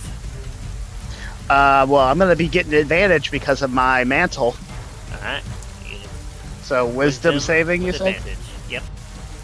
One sec. Come on. There we go. Ooh, you needed that 20. advantage of 20. You feel yourself starting to transform as she used her second to use the falling one for the day, but it does not take hold. I just like a shake it off, do a quick shake of the head and just look down and then that deep draconic growl. Ah. Like my eyes are starting to flare up. Sparks of electricity starting to come into my mouth.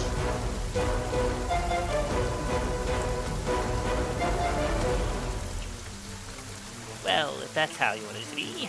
Does a 27 hit? As she thrusts her other hand up for a quick fireball, wild firebolt.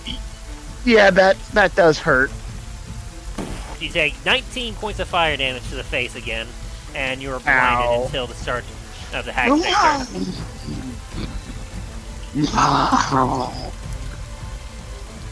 5, 10, 15, 30, and she proceeds to run through the woods away from her hut. Wait, because since I can still sense her, can I get an attack of opportunity? Yes, it'll have to be with disadvantage. Damn. Okay. Because you're blinded. The Oh, jeez. That does hit. all right, and then let me roll that extra 1d8.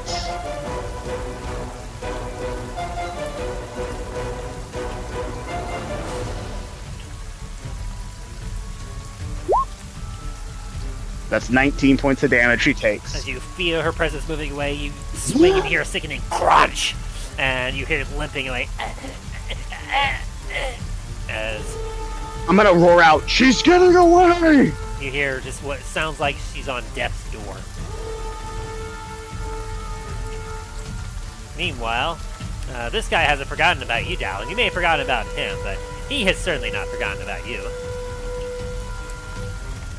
Well, I haven't forgotten about him, but it's just been more pressing matters. He's gonna swing at you again a couple times. Reckless attacks. 18 to hit you, and a 19 to hit you. Both hit. You take 5 bludgeoning damage and 6 bludgeoning damage for a total of 11. As he just screams at you, just kind of look at me when I'm fighting you. Well, maybe you should work on your breath a little. I'd pay more attention to you. This Bullywug, just fly, please. He's gone.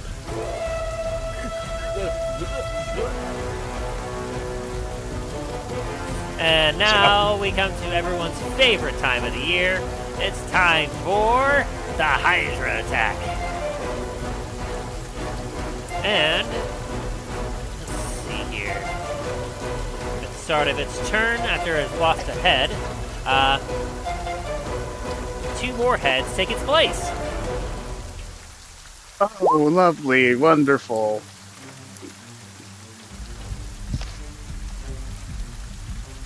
And yes, let me have it roll real quick.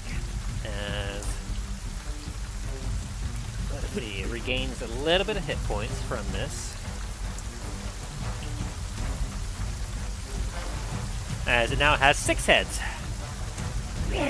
Which, Dain and Milo, this is a horrifying visage to you. As from the stump that you just cleaved off, Dain, you watch as 2 more sprouts of neck pop out from it. And with goo and viscera all over it, you see just 2 screaming heads. As they just look at you with anger. Only the ancestors. How do we kill this thing? And let's see, it needs a wisdom saving throw for your spirit guardians. Yeah. Oh, not 20. It takes half of that for 7 damage. Again, in that 20, goddamn. That's insane. Alrighty. And so, with 6 heads, it's going to aim 3 of those heads at you, Milo, and 3 at you, Dain. As Milo, Hi. there's going to be 3 attacks your way. 1, 2, and 3. All with disadvantage. Alright, so that's a 13, a 16, and a 14. Only the 16 hits. As it, but then one manages to get through your spear form and you take 12 piercing damage, and I need you to make a Constitution saving throw. E. I'm also going to uncanny dodge that 12. For 6. Sounds good. So you take 6 damage, and you are now poisoned. Yep. While 3 of the heads are going after Milo, can I use my sentinel attack to try and I'll allow it. yeah. I will allow it. Go for it. Use your reaction to strike at it. An 18 will hit. 18 hit? It will indeed hit. 7 damage.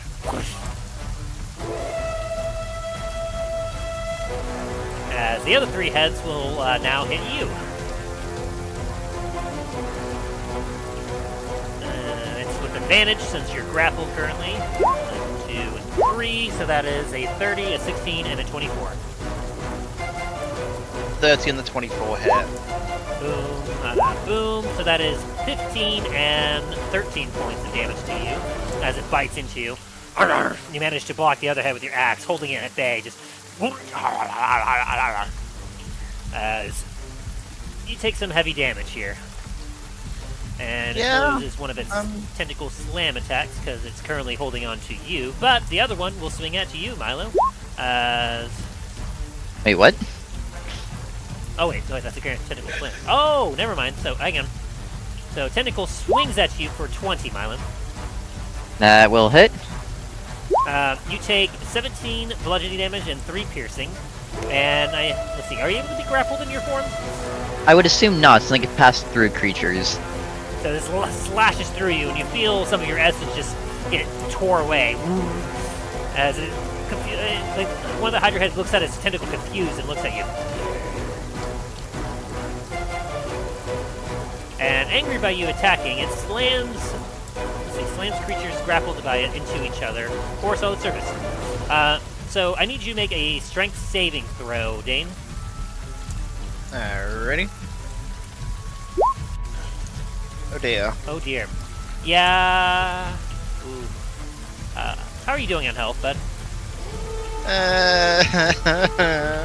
You take 29 points of bludgeoning damage as the tentacle slams you into a nearby tree, breaking the tree in half.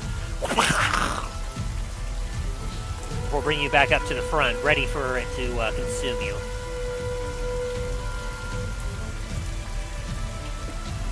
As that ends its turn, it is now your turn, Milo. Okay. How far away is Dain from me? he's about 10 feet away-ish.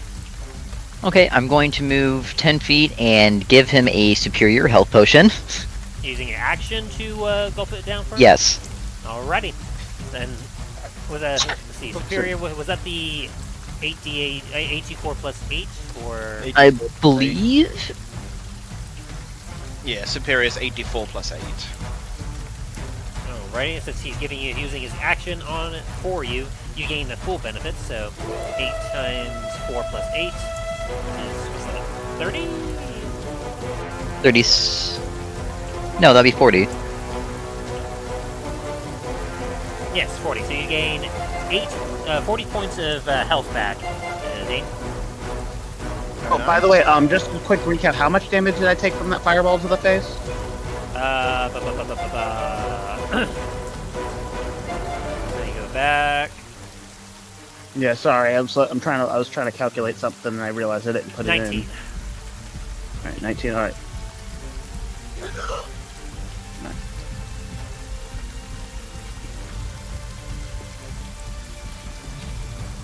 Alright, so you use your action there, Milo. Anything else you're doing? Going to use my... Oh, you said you moved 10 feet up, so you're right here now.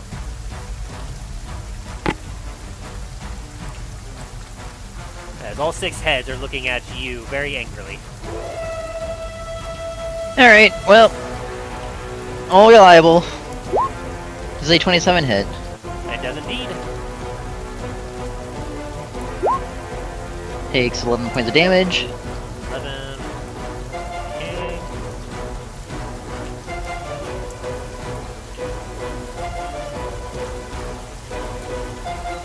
That's 18 total so far this turn. Alright, and is that your turn? Unfortunately. Alrighty. As Dain, we get to your turn. You just got beaten across through a tree and a potion shoved in your mouth, but you're still kicking. Alrighty.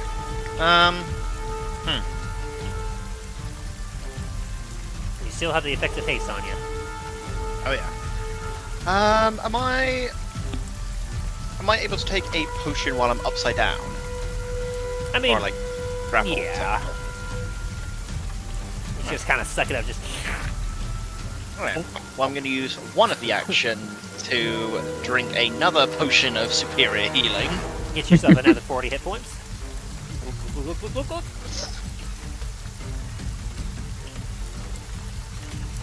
And then the second...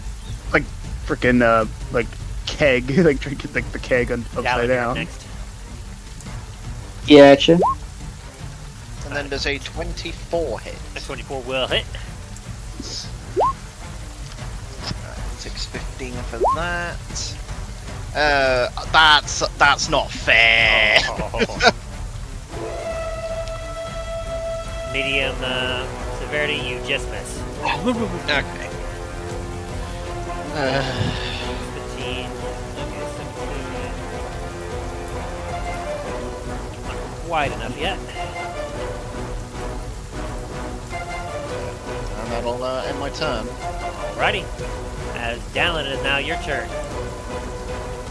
Already?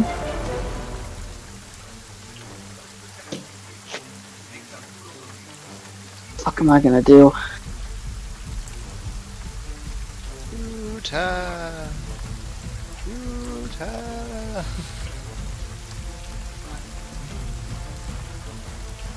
Okay.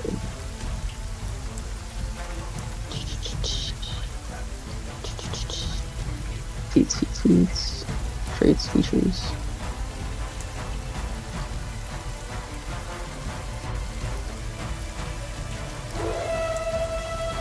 Oh, I totally forgot. Milo and Talos, give me Constitution saving throws. I don't like the sound of that. And you fail. I don't like the sound of You that. also fail. You both are now beyond the poison that I you get, got I from get, the oh, fight. no, well, I get on saving throws. I remember. Oh wait, get why did I say plus Talos? 2. Dain. Dain and I was Milo. like, Sorry. Okay. damn. Dain and Milo, sorry. Because you're within 10 feet of the Hydra. And you failed. You both are now poison on top of the other poison condition that you have, so now all of your attacks have disadvantage. Because as you stay too close to this Hydra, there is a stench that they see beyond the swamp that is horrendous. Well then. So you were just sick just by being in its presence. Yay. Should have had you They're rolling that so earlier, but I'll go ahead and just happy. have that go for this time. Onward. And both of those do hit. Congratulations, Dallen. I'm the barbarian that's wailing the shit out of me. Oh, that's on the barbarian. Yeah. Well, I'll let you, so use your first attack to hit the barbarian, and let's see where that goes. Okay. It's 27 with disadvantage that you're shooting to melee, unless you have a feat, but it still hits no matter what. So go ahead and roll the first damage. Am I poisoned? Why do I have You're disadvantage? fine, you're fine. Because you're within 5 feet of a ranged. I have a feat that allows me not to have this disadvantage. And It's you're called good? Gunner. So 27 still, anyway. And that still hits, because he's, well, 29 because he has advantage. So. Yeah, you, being annoyed by this thing just constantly hitting you, without even looking, you bring every pistol to the thing's head, it goes, what? And you pull the trigger. Hey, hold on. Before I pull the trigger, I'm just gonna look at him and say, "What's your name?" I am known as Balthazar. Balthazar. Hear my name Well. and fear. It was nice knowing you. As he says fear, he just shoves the barrel into Balthazar's mouth and just pulls the trigger. The head's gone. As the rest of the body just shakes and shudders for a second and then plops to the ground. Alright, and does a 21 hit the... It does. Okay. As you then, without batting an eye, you just swivel the barrel over from where you just took out the thing's head, and you just fire another shot into the Hydra. And my last 2 sorcery points to cast another magic missile. Roll your Oop, damage. my bad. Thought I did, I'm sorry. Nice. And with that, you actually, your shot takes off one of the heads of the Hydra. Dropping it God. back to 5 heads. For now. Alright,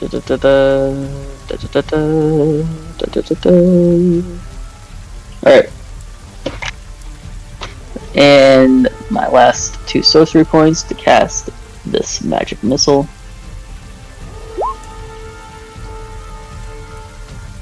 13 more damage. Ooh, nice. Very nice. As you slam it into it. Milo, you're noticing this Hydra's, this large creature is starting to look kind of bad. Its heads are starting to loll a bit. Thank God. Yeah, this thing's a bit of an annoyance. And is that your turn? Yeah, that's my turn. That's my turn. Talos, you're up. And then, does your Divine Sense end?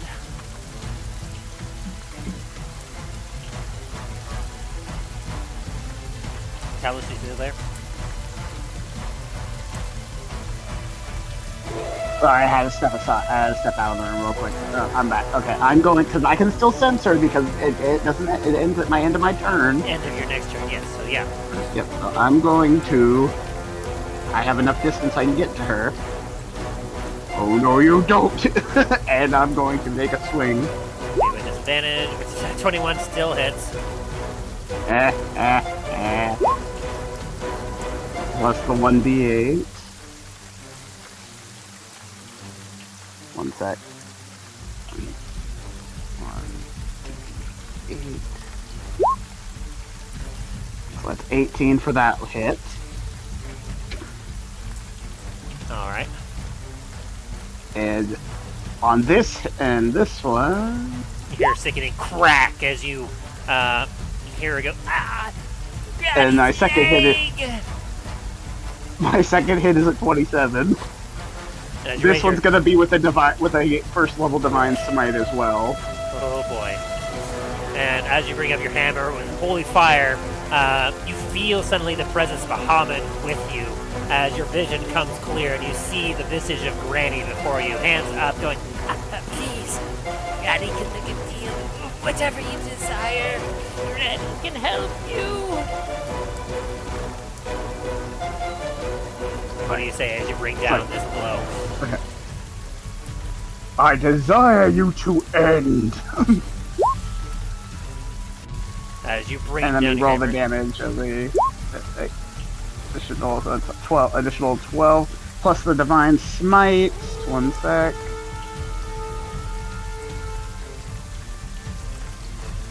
That's an addition since it's only a first one.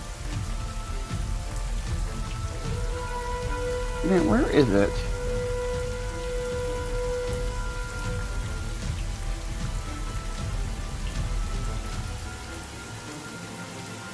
That's another D1D8, so let me roll that.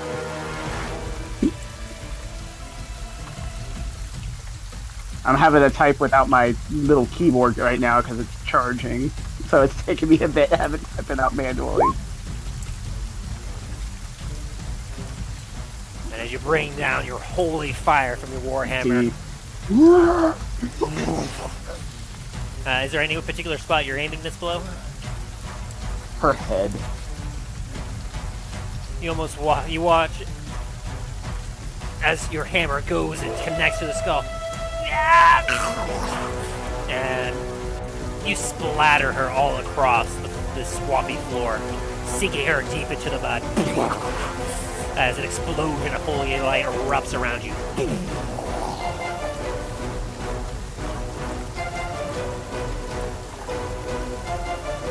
I'm gonna immediately search for that file that was in Hemlock. That'll take an action to do. Search her. Oh yeah, so that's gonna have to be the end of my turn because I've used up my actions. Alrighty. And at the start of the turn, the Hydra's stumpy form pops out with 2 more heads.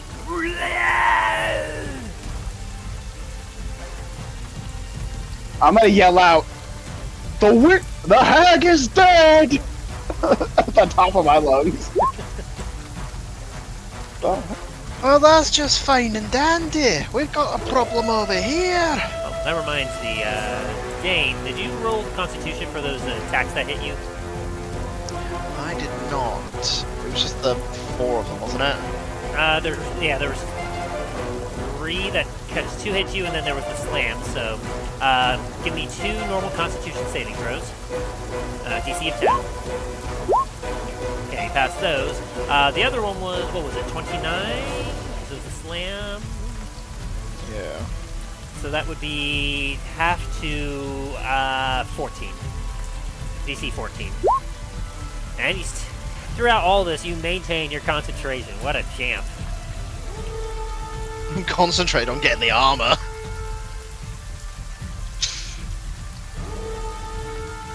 And the 15 damage. Let's see if it takes all of that. It does. Ah. As angry dwarfs slam at this, and dwarven you hear, You shall not prevent us from retrieving the armor. as this Hydra is not looking happy now with, let's see, it dropped down from 6 to 5, so now it has 7 heads. Let me double check here. 'Cause I have different tokens for how many heads it has. Ooh, very nice. Yeah, that works.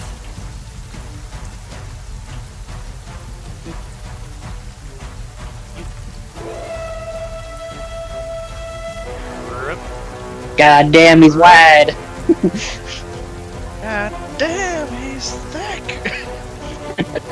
And technically that shows 8, but it's simply, like, this has 7 right now, so it's got a lot of heads.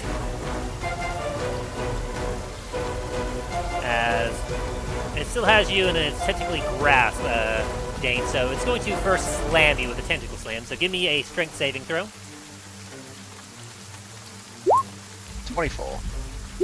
Ooh, you are saved, so you take half of 25, so that'll be 12. I'll say 12 points of damage. Oh, I guess I should have. I didn't realize that I missed that bit of reading, so I won't backpedal. But last time you should have been stunned, which would have been really bad for you. Yeah. So, going forward, if that happens again, we'll say that. But you take 12 points of damage from the slam, and it didn't quite like what you were doing there, Milo. And 6 of its heads all look at you. Fucking excuse me? It's going to swing one tentacle at you, trying to capture you on score with a 22 to hit, or 14 to hit. It misses. And it's going to then attack at you with 6 of its heads. 1, 2, 3, 4, 5, and 6. Okay. 22, 24, 31, and 18. I'll hit. So the first attack is an 18, Wait, first attack's an 18? because it's with disadvantage, right? Yes. Yeah, because the tentacle was the 14, so the 18, so that does hit. No, 18 does not hit since I used the defender's ability. So miss, and then a 29 hits. Yep. And then 12 misses, and then 14. Okay, so yeah, only one hits you then. Cool. And it deals 10 piercing damage to you as it bites into you. As all the heads just kind of bounce into each other, scrambling, trying to bite you. And are you going to uncanny dodge that? Yeah, might as well. Alrighty. And then Dain, the last one attacks. The last head attacks you for 25. It hits. As you get dealt an additional 16 points of damage as it bites into your side. Arr! While those heads are attacking Milo, am I able to... Absolutely. Yeah. Use your reaction. 17 will just hit. Takes an additional 13 damage. Whack! Ready, turn, 13.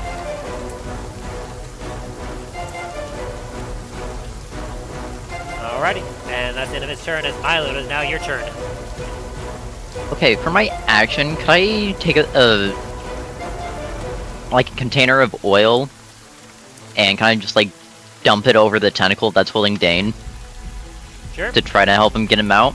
So long as you have oil, you use your action to douse it in oil. Then bonus action, we'll attack for a nat 20. Yep, that hits. For 9 plus 5, so 14 points of damage. Yeah, And you fortunately Dain slash was it. not free. It is doused in oil though, so perhaps it's something flammable to hit it. Or Dain actually just gets out. Or tries to, at least. I mean, if he wants to struggle to get out, the oil might give him some assistance. We'll find out. Alright, and is that your turn? Yep. Alrighty, Dain, it is now your turn. Alrighty. I am actually going to try and escape. Alrighty, use your action. Go ahead and roll a. Let's see. Go ahead and roll an athletics check to try to escape. DC is 16. And you make it. So you get to squeeze out.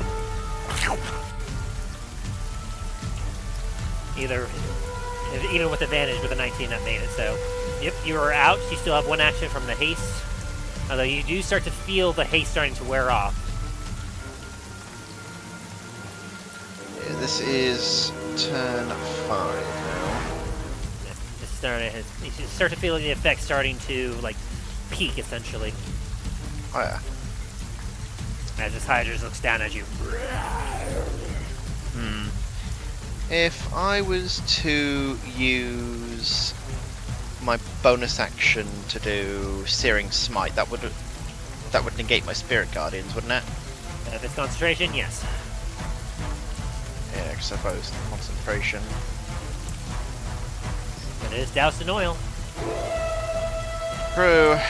And with that, yeah, I'm gonna end my Spirit Guardians and cast a level 2 Searing Smite as my bonus action. Very nice.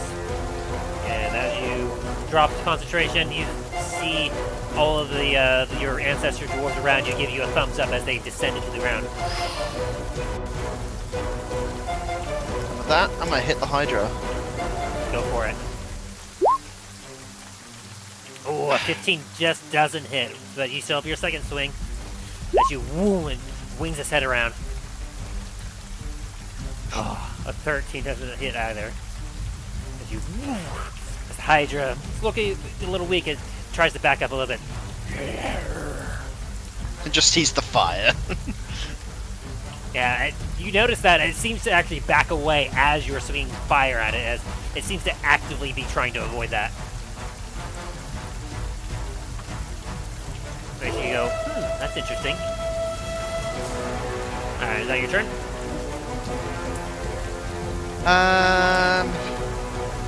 Yeah. Alrighty, as Dallen, it is now your turn. Alrighty.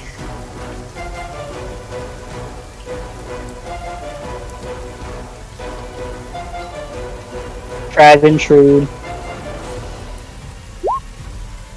Ooh, both those do hit. Nice, nice, nice. See, how much damage did the total this turn? Milo did, what was that? 9, 14, and then you did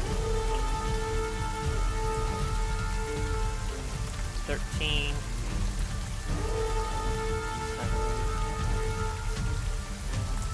Oh yeah.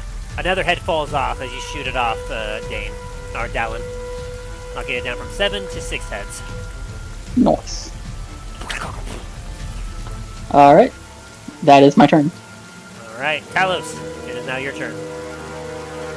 I am going to try to search for that vial on her body. Go ahead and roll investigation. Alright.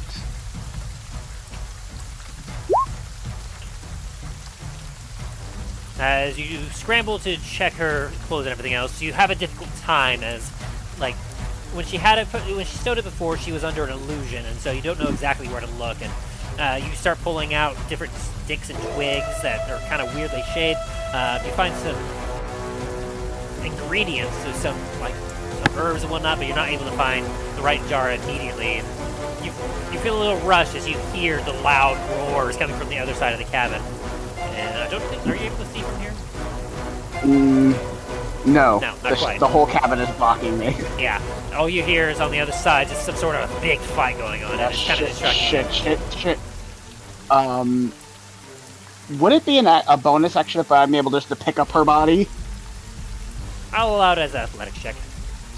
Alright. Because I'm like, you know what, fuck it. Just athletic. Ah, easily.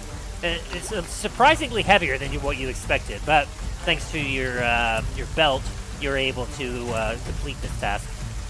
Alright. 30. And I'm gonna move my full 30.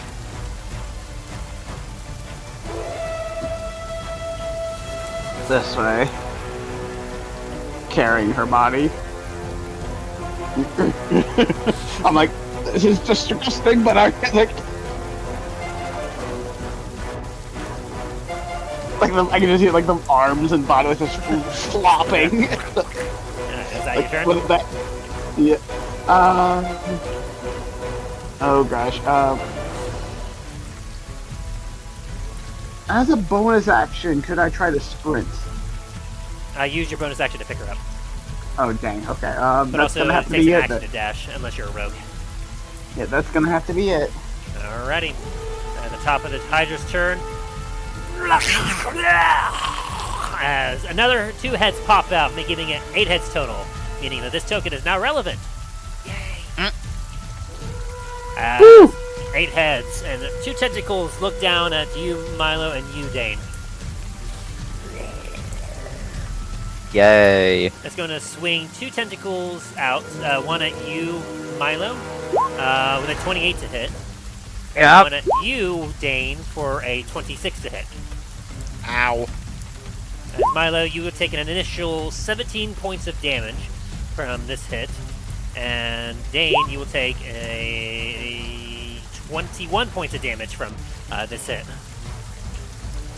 Ow. And- With that attack, can I use my reaction? Yes. Does a 23 or 27 actually hit? Yep, a 27 will hit. Also, I'm going to use Uncanny Dodge for that. 7 points of damage as you slash at the tentacle before it wraps you back up in its grasp and brings you to it, Dain. Before that, it is also set on fire. Ooh! You go ahead and roll your searing smite damage. 3. As the oil lights up. And I'll say with that, actually, the tentacles, that you specifically put it on one of the tentacles, Milo, it catches fire and slaws off. As you are not grappled, actually, Dain, Hooray! as it permanently loses that attack. As the fire kind of sweeps up to the rest of the Hydra. It's then going to aim 4 of its heads towards you, Dain, and 4 of its heads towards you, Milo. Alright, first for Milo. 1, 2, 3, 4. So that is 20, a miss, a 23, and a 17. 2 of those hit. 17 doesn't. Boop, which is going to be a total of 25 points of piercing damage as it bites you in your ghost form. And then for Dain, 1, 2, 3, 4, which is a 24, 17, 28, and 28. Everything but the 17 hits. Ooh. Boom, boom, boom. As what is? Okay, ignore that one. So that is 15 plus 7 plus 10. So that's 32 points of damage to you, Dain, as 3 heads manage to lock onto you. And you're feeling terribly beat up, and your armor is being torn asunder, essentially. Yeah, I'm not even wearing the plate.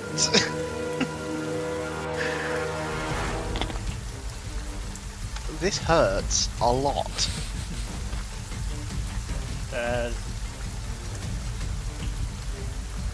Yeah, it is definitely dealing into you. And Milo, go ahead and roll me now, since it's now the end of its turn. At the start of your turn, roll me another Constitution saving throw. 18? You still are poisoned, so God roll your damn it. faster with disadvantage. Alright. Am I still poisoned? We'll see at the beginning of your turn. Okay. And that Hydra's stinky, even in ghost form, Milo. With it, like, getting burnt up, is that helping anything, or...? Yeah, you can see that, like, it was regenerating before, but with the fire on it currently, it seems to be, like, it seems to have stopped some of its regeneration. Okay. As my first action, or my only action, I should say, going to attack it, does a... fuck. 15 does not. Alright. As you feel Fucking... sick in your ghost form, you're like, ugh. God damn it! Alright, that's my turn. You try to strike at it, but the heads, now feeling it threatened heavily, it's beginning to dodge a little more erratically. Dain, give me a Constitution saving throw.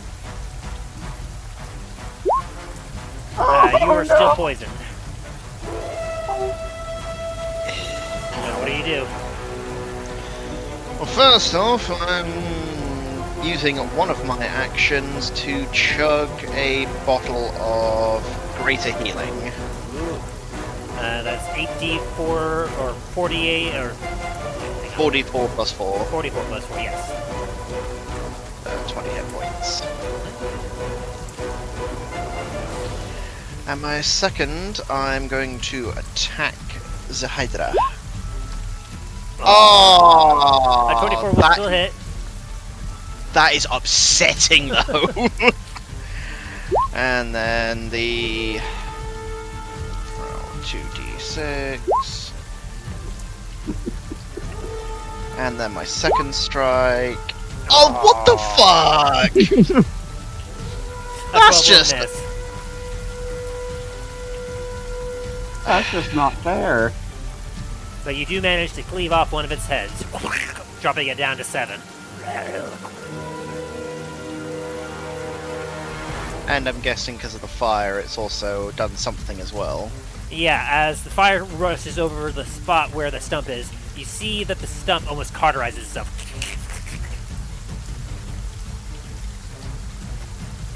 And the other head's kind of, one of the heads looks at it and goes, and growls at you. Hey, you done pissed me off now. And is that your turn? Yeah. Alright, Dallen, is now your turn.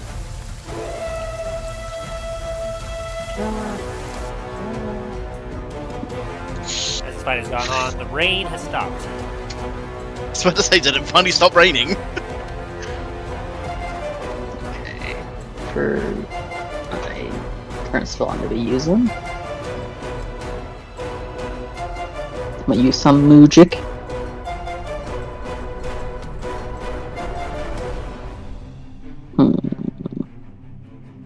Wait, where's Hemlock in all this? Yeah, why isn't he up? He's inside. He took one look out the door, saw the Hydra, and went, fuck that. No thanks, I choose life. I'm going to cast Chromatic Orb. Alrighty.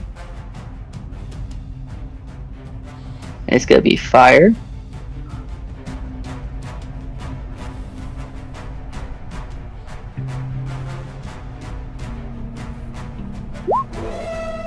Ooh, yeah, 21 definitely hits. Nice, nice, nice. Okay. That is currently a 4d8.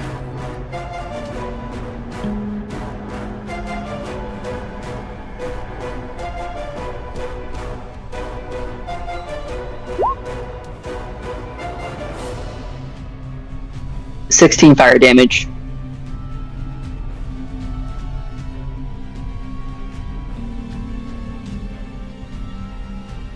And that'll be my turn.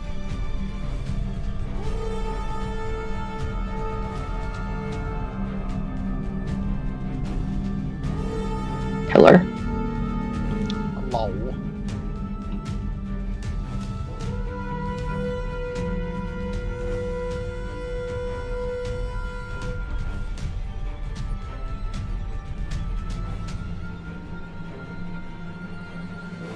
Talos, you there?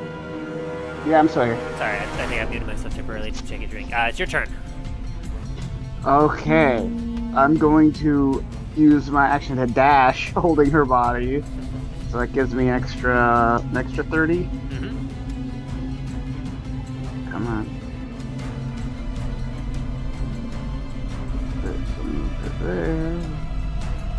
There. And then let's see. Additional from there to about here. Yeah.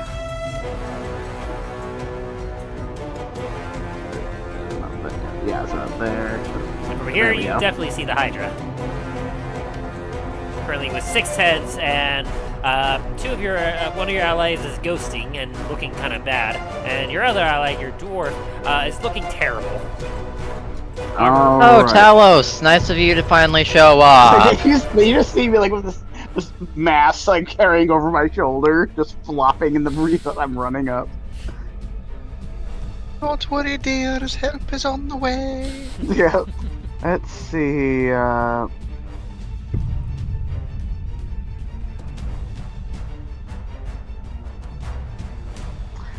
As a bonus action, I'm going to use. Let me see how far the distance is between me and some of them. I don't think he'll reach Dain. Oh, it will reach Dain. Yes. I'm waiting for Talos how- just to lob a fucking health potion at Dain. Let's see. Drink, bitch, drink!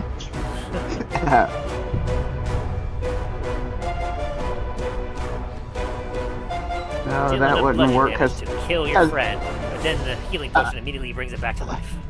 I was like, I was gonna do something, but I don't think but it's too far to work for. Not too far, but it's not because he's right now he's unconscious, right? I'm still alive, or up, I should say. Yeah, Dain looks bad, but he's still alive. Well, it's showing an X over him. That's what I'm saying. he's not. Oh no, that's the creature below me. Yeah, that's not Dain. Oh, okay. This is Dain. I'm going to cast as my bonus action, Shield of Faith, giving you a +2 to your AC. One. It has a 60-foot area of effect, so I wanted to cast Sanctuary, but I need to get closer. That's only 30 feet. Yep, so you get an additional +2 to your AC, Dain, and as you feel a holy aura surround your body. Very nice, thank you, Talos. It's like, I got the bitch, by the way. I yell out over to them as I'm like kind of holding up with one shoulder, like her body. Talos, it's kind of hard not to notice that you did. And Hey, I'm shield. still. That's gonna have to be my turn. Like, I still gotta find the vials. As the Hydra looks at its stump that does not grow back, it looks at you and growls with its 6 remaining heads. All of you roll me a quick perception check as well. Also, before it attacks, is there anything I could possibly do to make it want to attack me rather than Dain? Yeah, you can, kind of roll a persuasion check and see if you can, convince Can I it. roll to intimidate it? Sure. Fuck!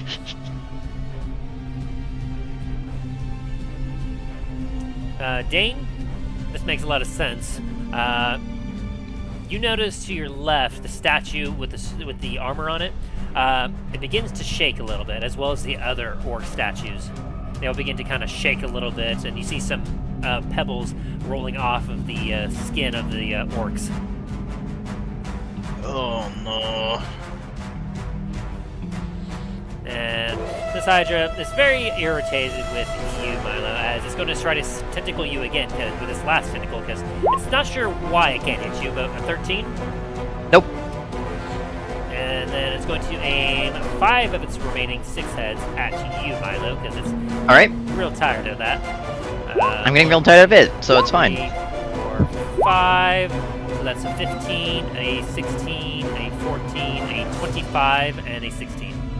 Only the 25 hits. Bam, as you get 16 points of damage. Uncanny dodge. And Dain, that's a 23 to hit you. Unfortunately, it hits. As you get dealt 8 piercing damage as it bites down on you. Oh god, Dave. I'm also gonna use my reaction to go and smack at it again. Does a 14 misses, doesn't it? Unfortunately, yeah. You swing at Bollocks. it uselessly. As Milo, Constitution saving throw. God damn it.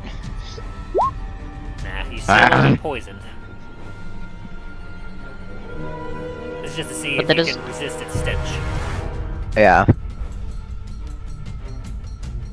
Oh, but I thought you said with it being on fire, it kind of helps that stench a little bit. Well, the stench is still there. It's the Ah. fire deals with the healing factor. Gotcha. Fuck, 14 doesn't hit. Not quite, no. And a 15 doesn't hit. Alright. As you swing, the heads are wildly moving erratically. Like it's hard to get a beat on it as you're swinging. Woo, woo, as the heads are avoiding every slice, fearing for its own life now. And is that your turn? I'm also gonna move over here in hopes to start giving Dain flanking at least. Ooh. Dain, roll me a Constitution saving throw. Alrighty. A You 9. are still poisoned. As this thing is stanky. It's worse than the swamp. Wow. Now 13 will miss, unfortunately. Oh, What about a 23? a 23 will hit. Boom, 14 plus 4. And that's my final one. 26 will hit.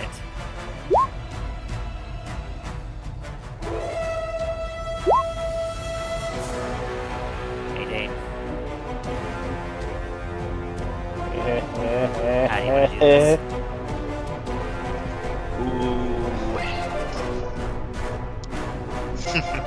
The fire still burning across its body.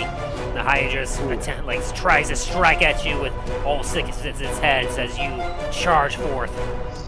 So, as the heads go down to try and take a bite, manage to clamber on top of it, and in one fluid motion, just swing the axe down, hitting all 6 heads.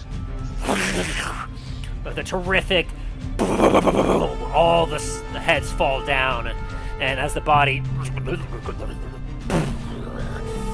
you all feel a quaking of the ground as it hits the ground, and the fire from the oil proceeds to go over the stumps, popping and crackling, and the body shudders, and then falls still.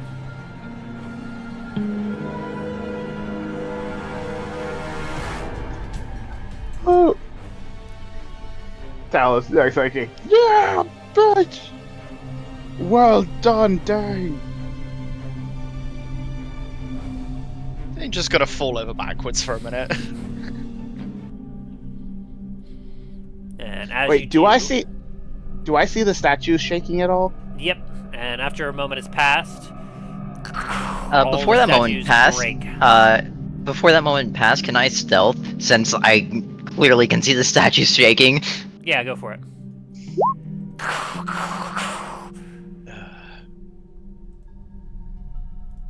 Dain will also get back up before the statues break.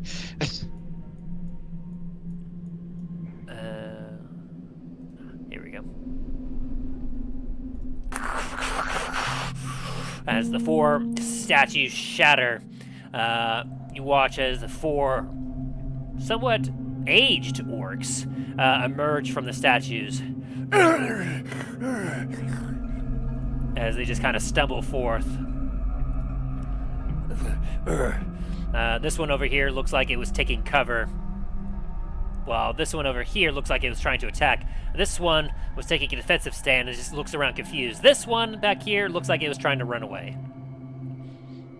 And as the one wearing the armor looks around, you now see the pristine condition Thudgard's armor gleaming in the cloudy sky, essentially, as this orc just looks around confused, and then its eyes happen to look upon you, Dain, and it steps back in horror. Black Spire. As its eyes look at you in fear. Hey, it's You got- Dain Black Spire to you, and you're wearing me grandmother's fucking armor. As its mouth opens wide and its eyes bulge out of its head. That is where we're going to end the session for today. Dang. Oh, Christ. And from the sound of it, they seem to have aged a bit from whatever imprisonment they were in, so... Well, either that, or they were already aged, and they've been here a very, very long time. Or that, or whatever spell that she had on them to keep her out as their guards. Well, according to what she was saying, they seem to have only been petrified for a few days. I was gonna say, since the murder and theft of the armor only was, what, like, a week ago now at this point? But they were in her service before that. It all might come together next time on the exciting adventures in Dundras. Be right back. Talus is like, As these orcs recognize Dain and his heritage, what will happen? Will they try to fight? Will Dain show them mercy? find out on the next exciting episode of The Adventures in Dundras.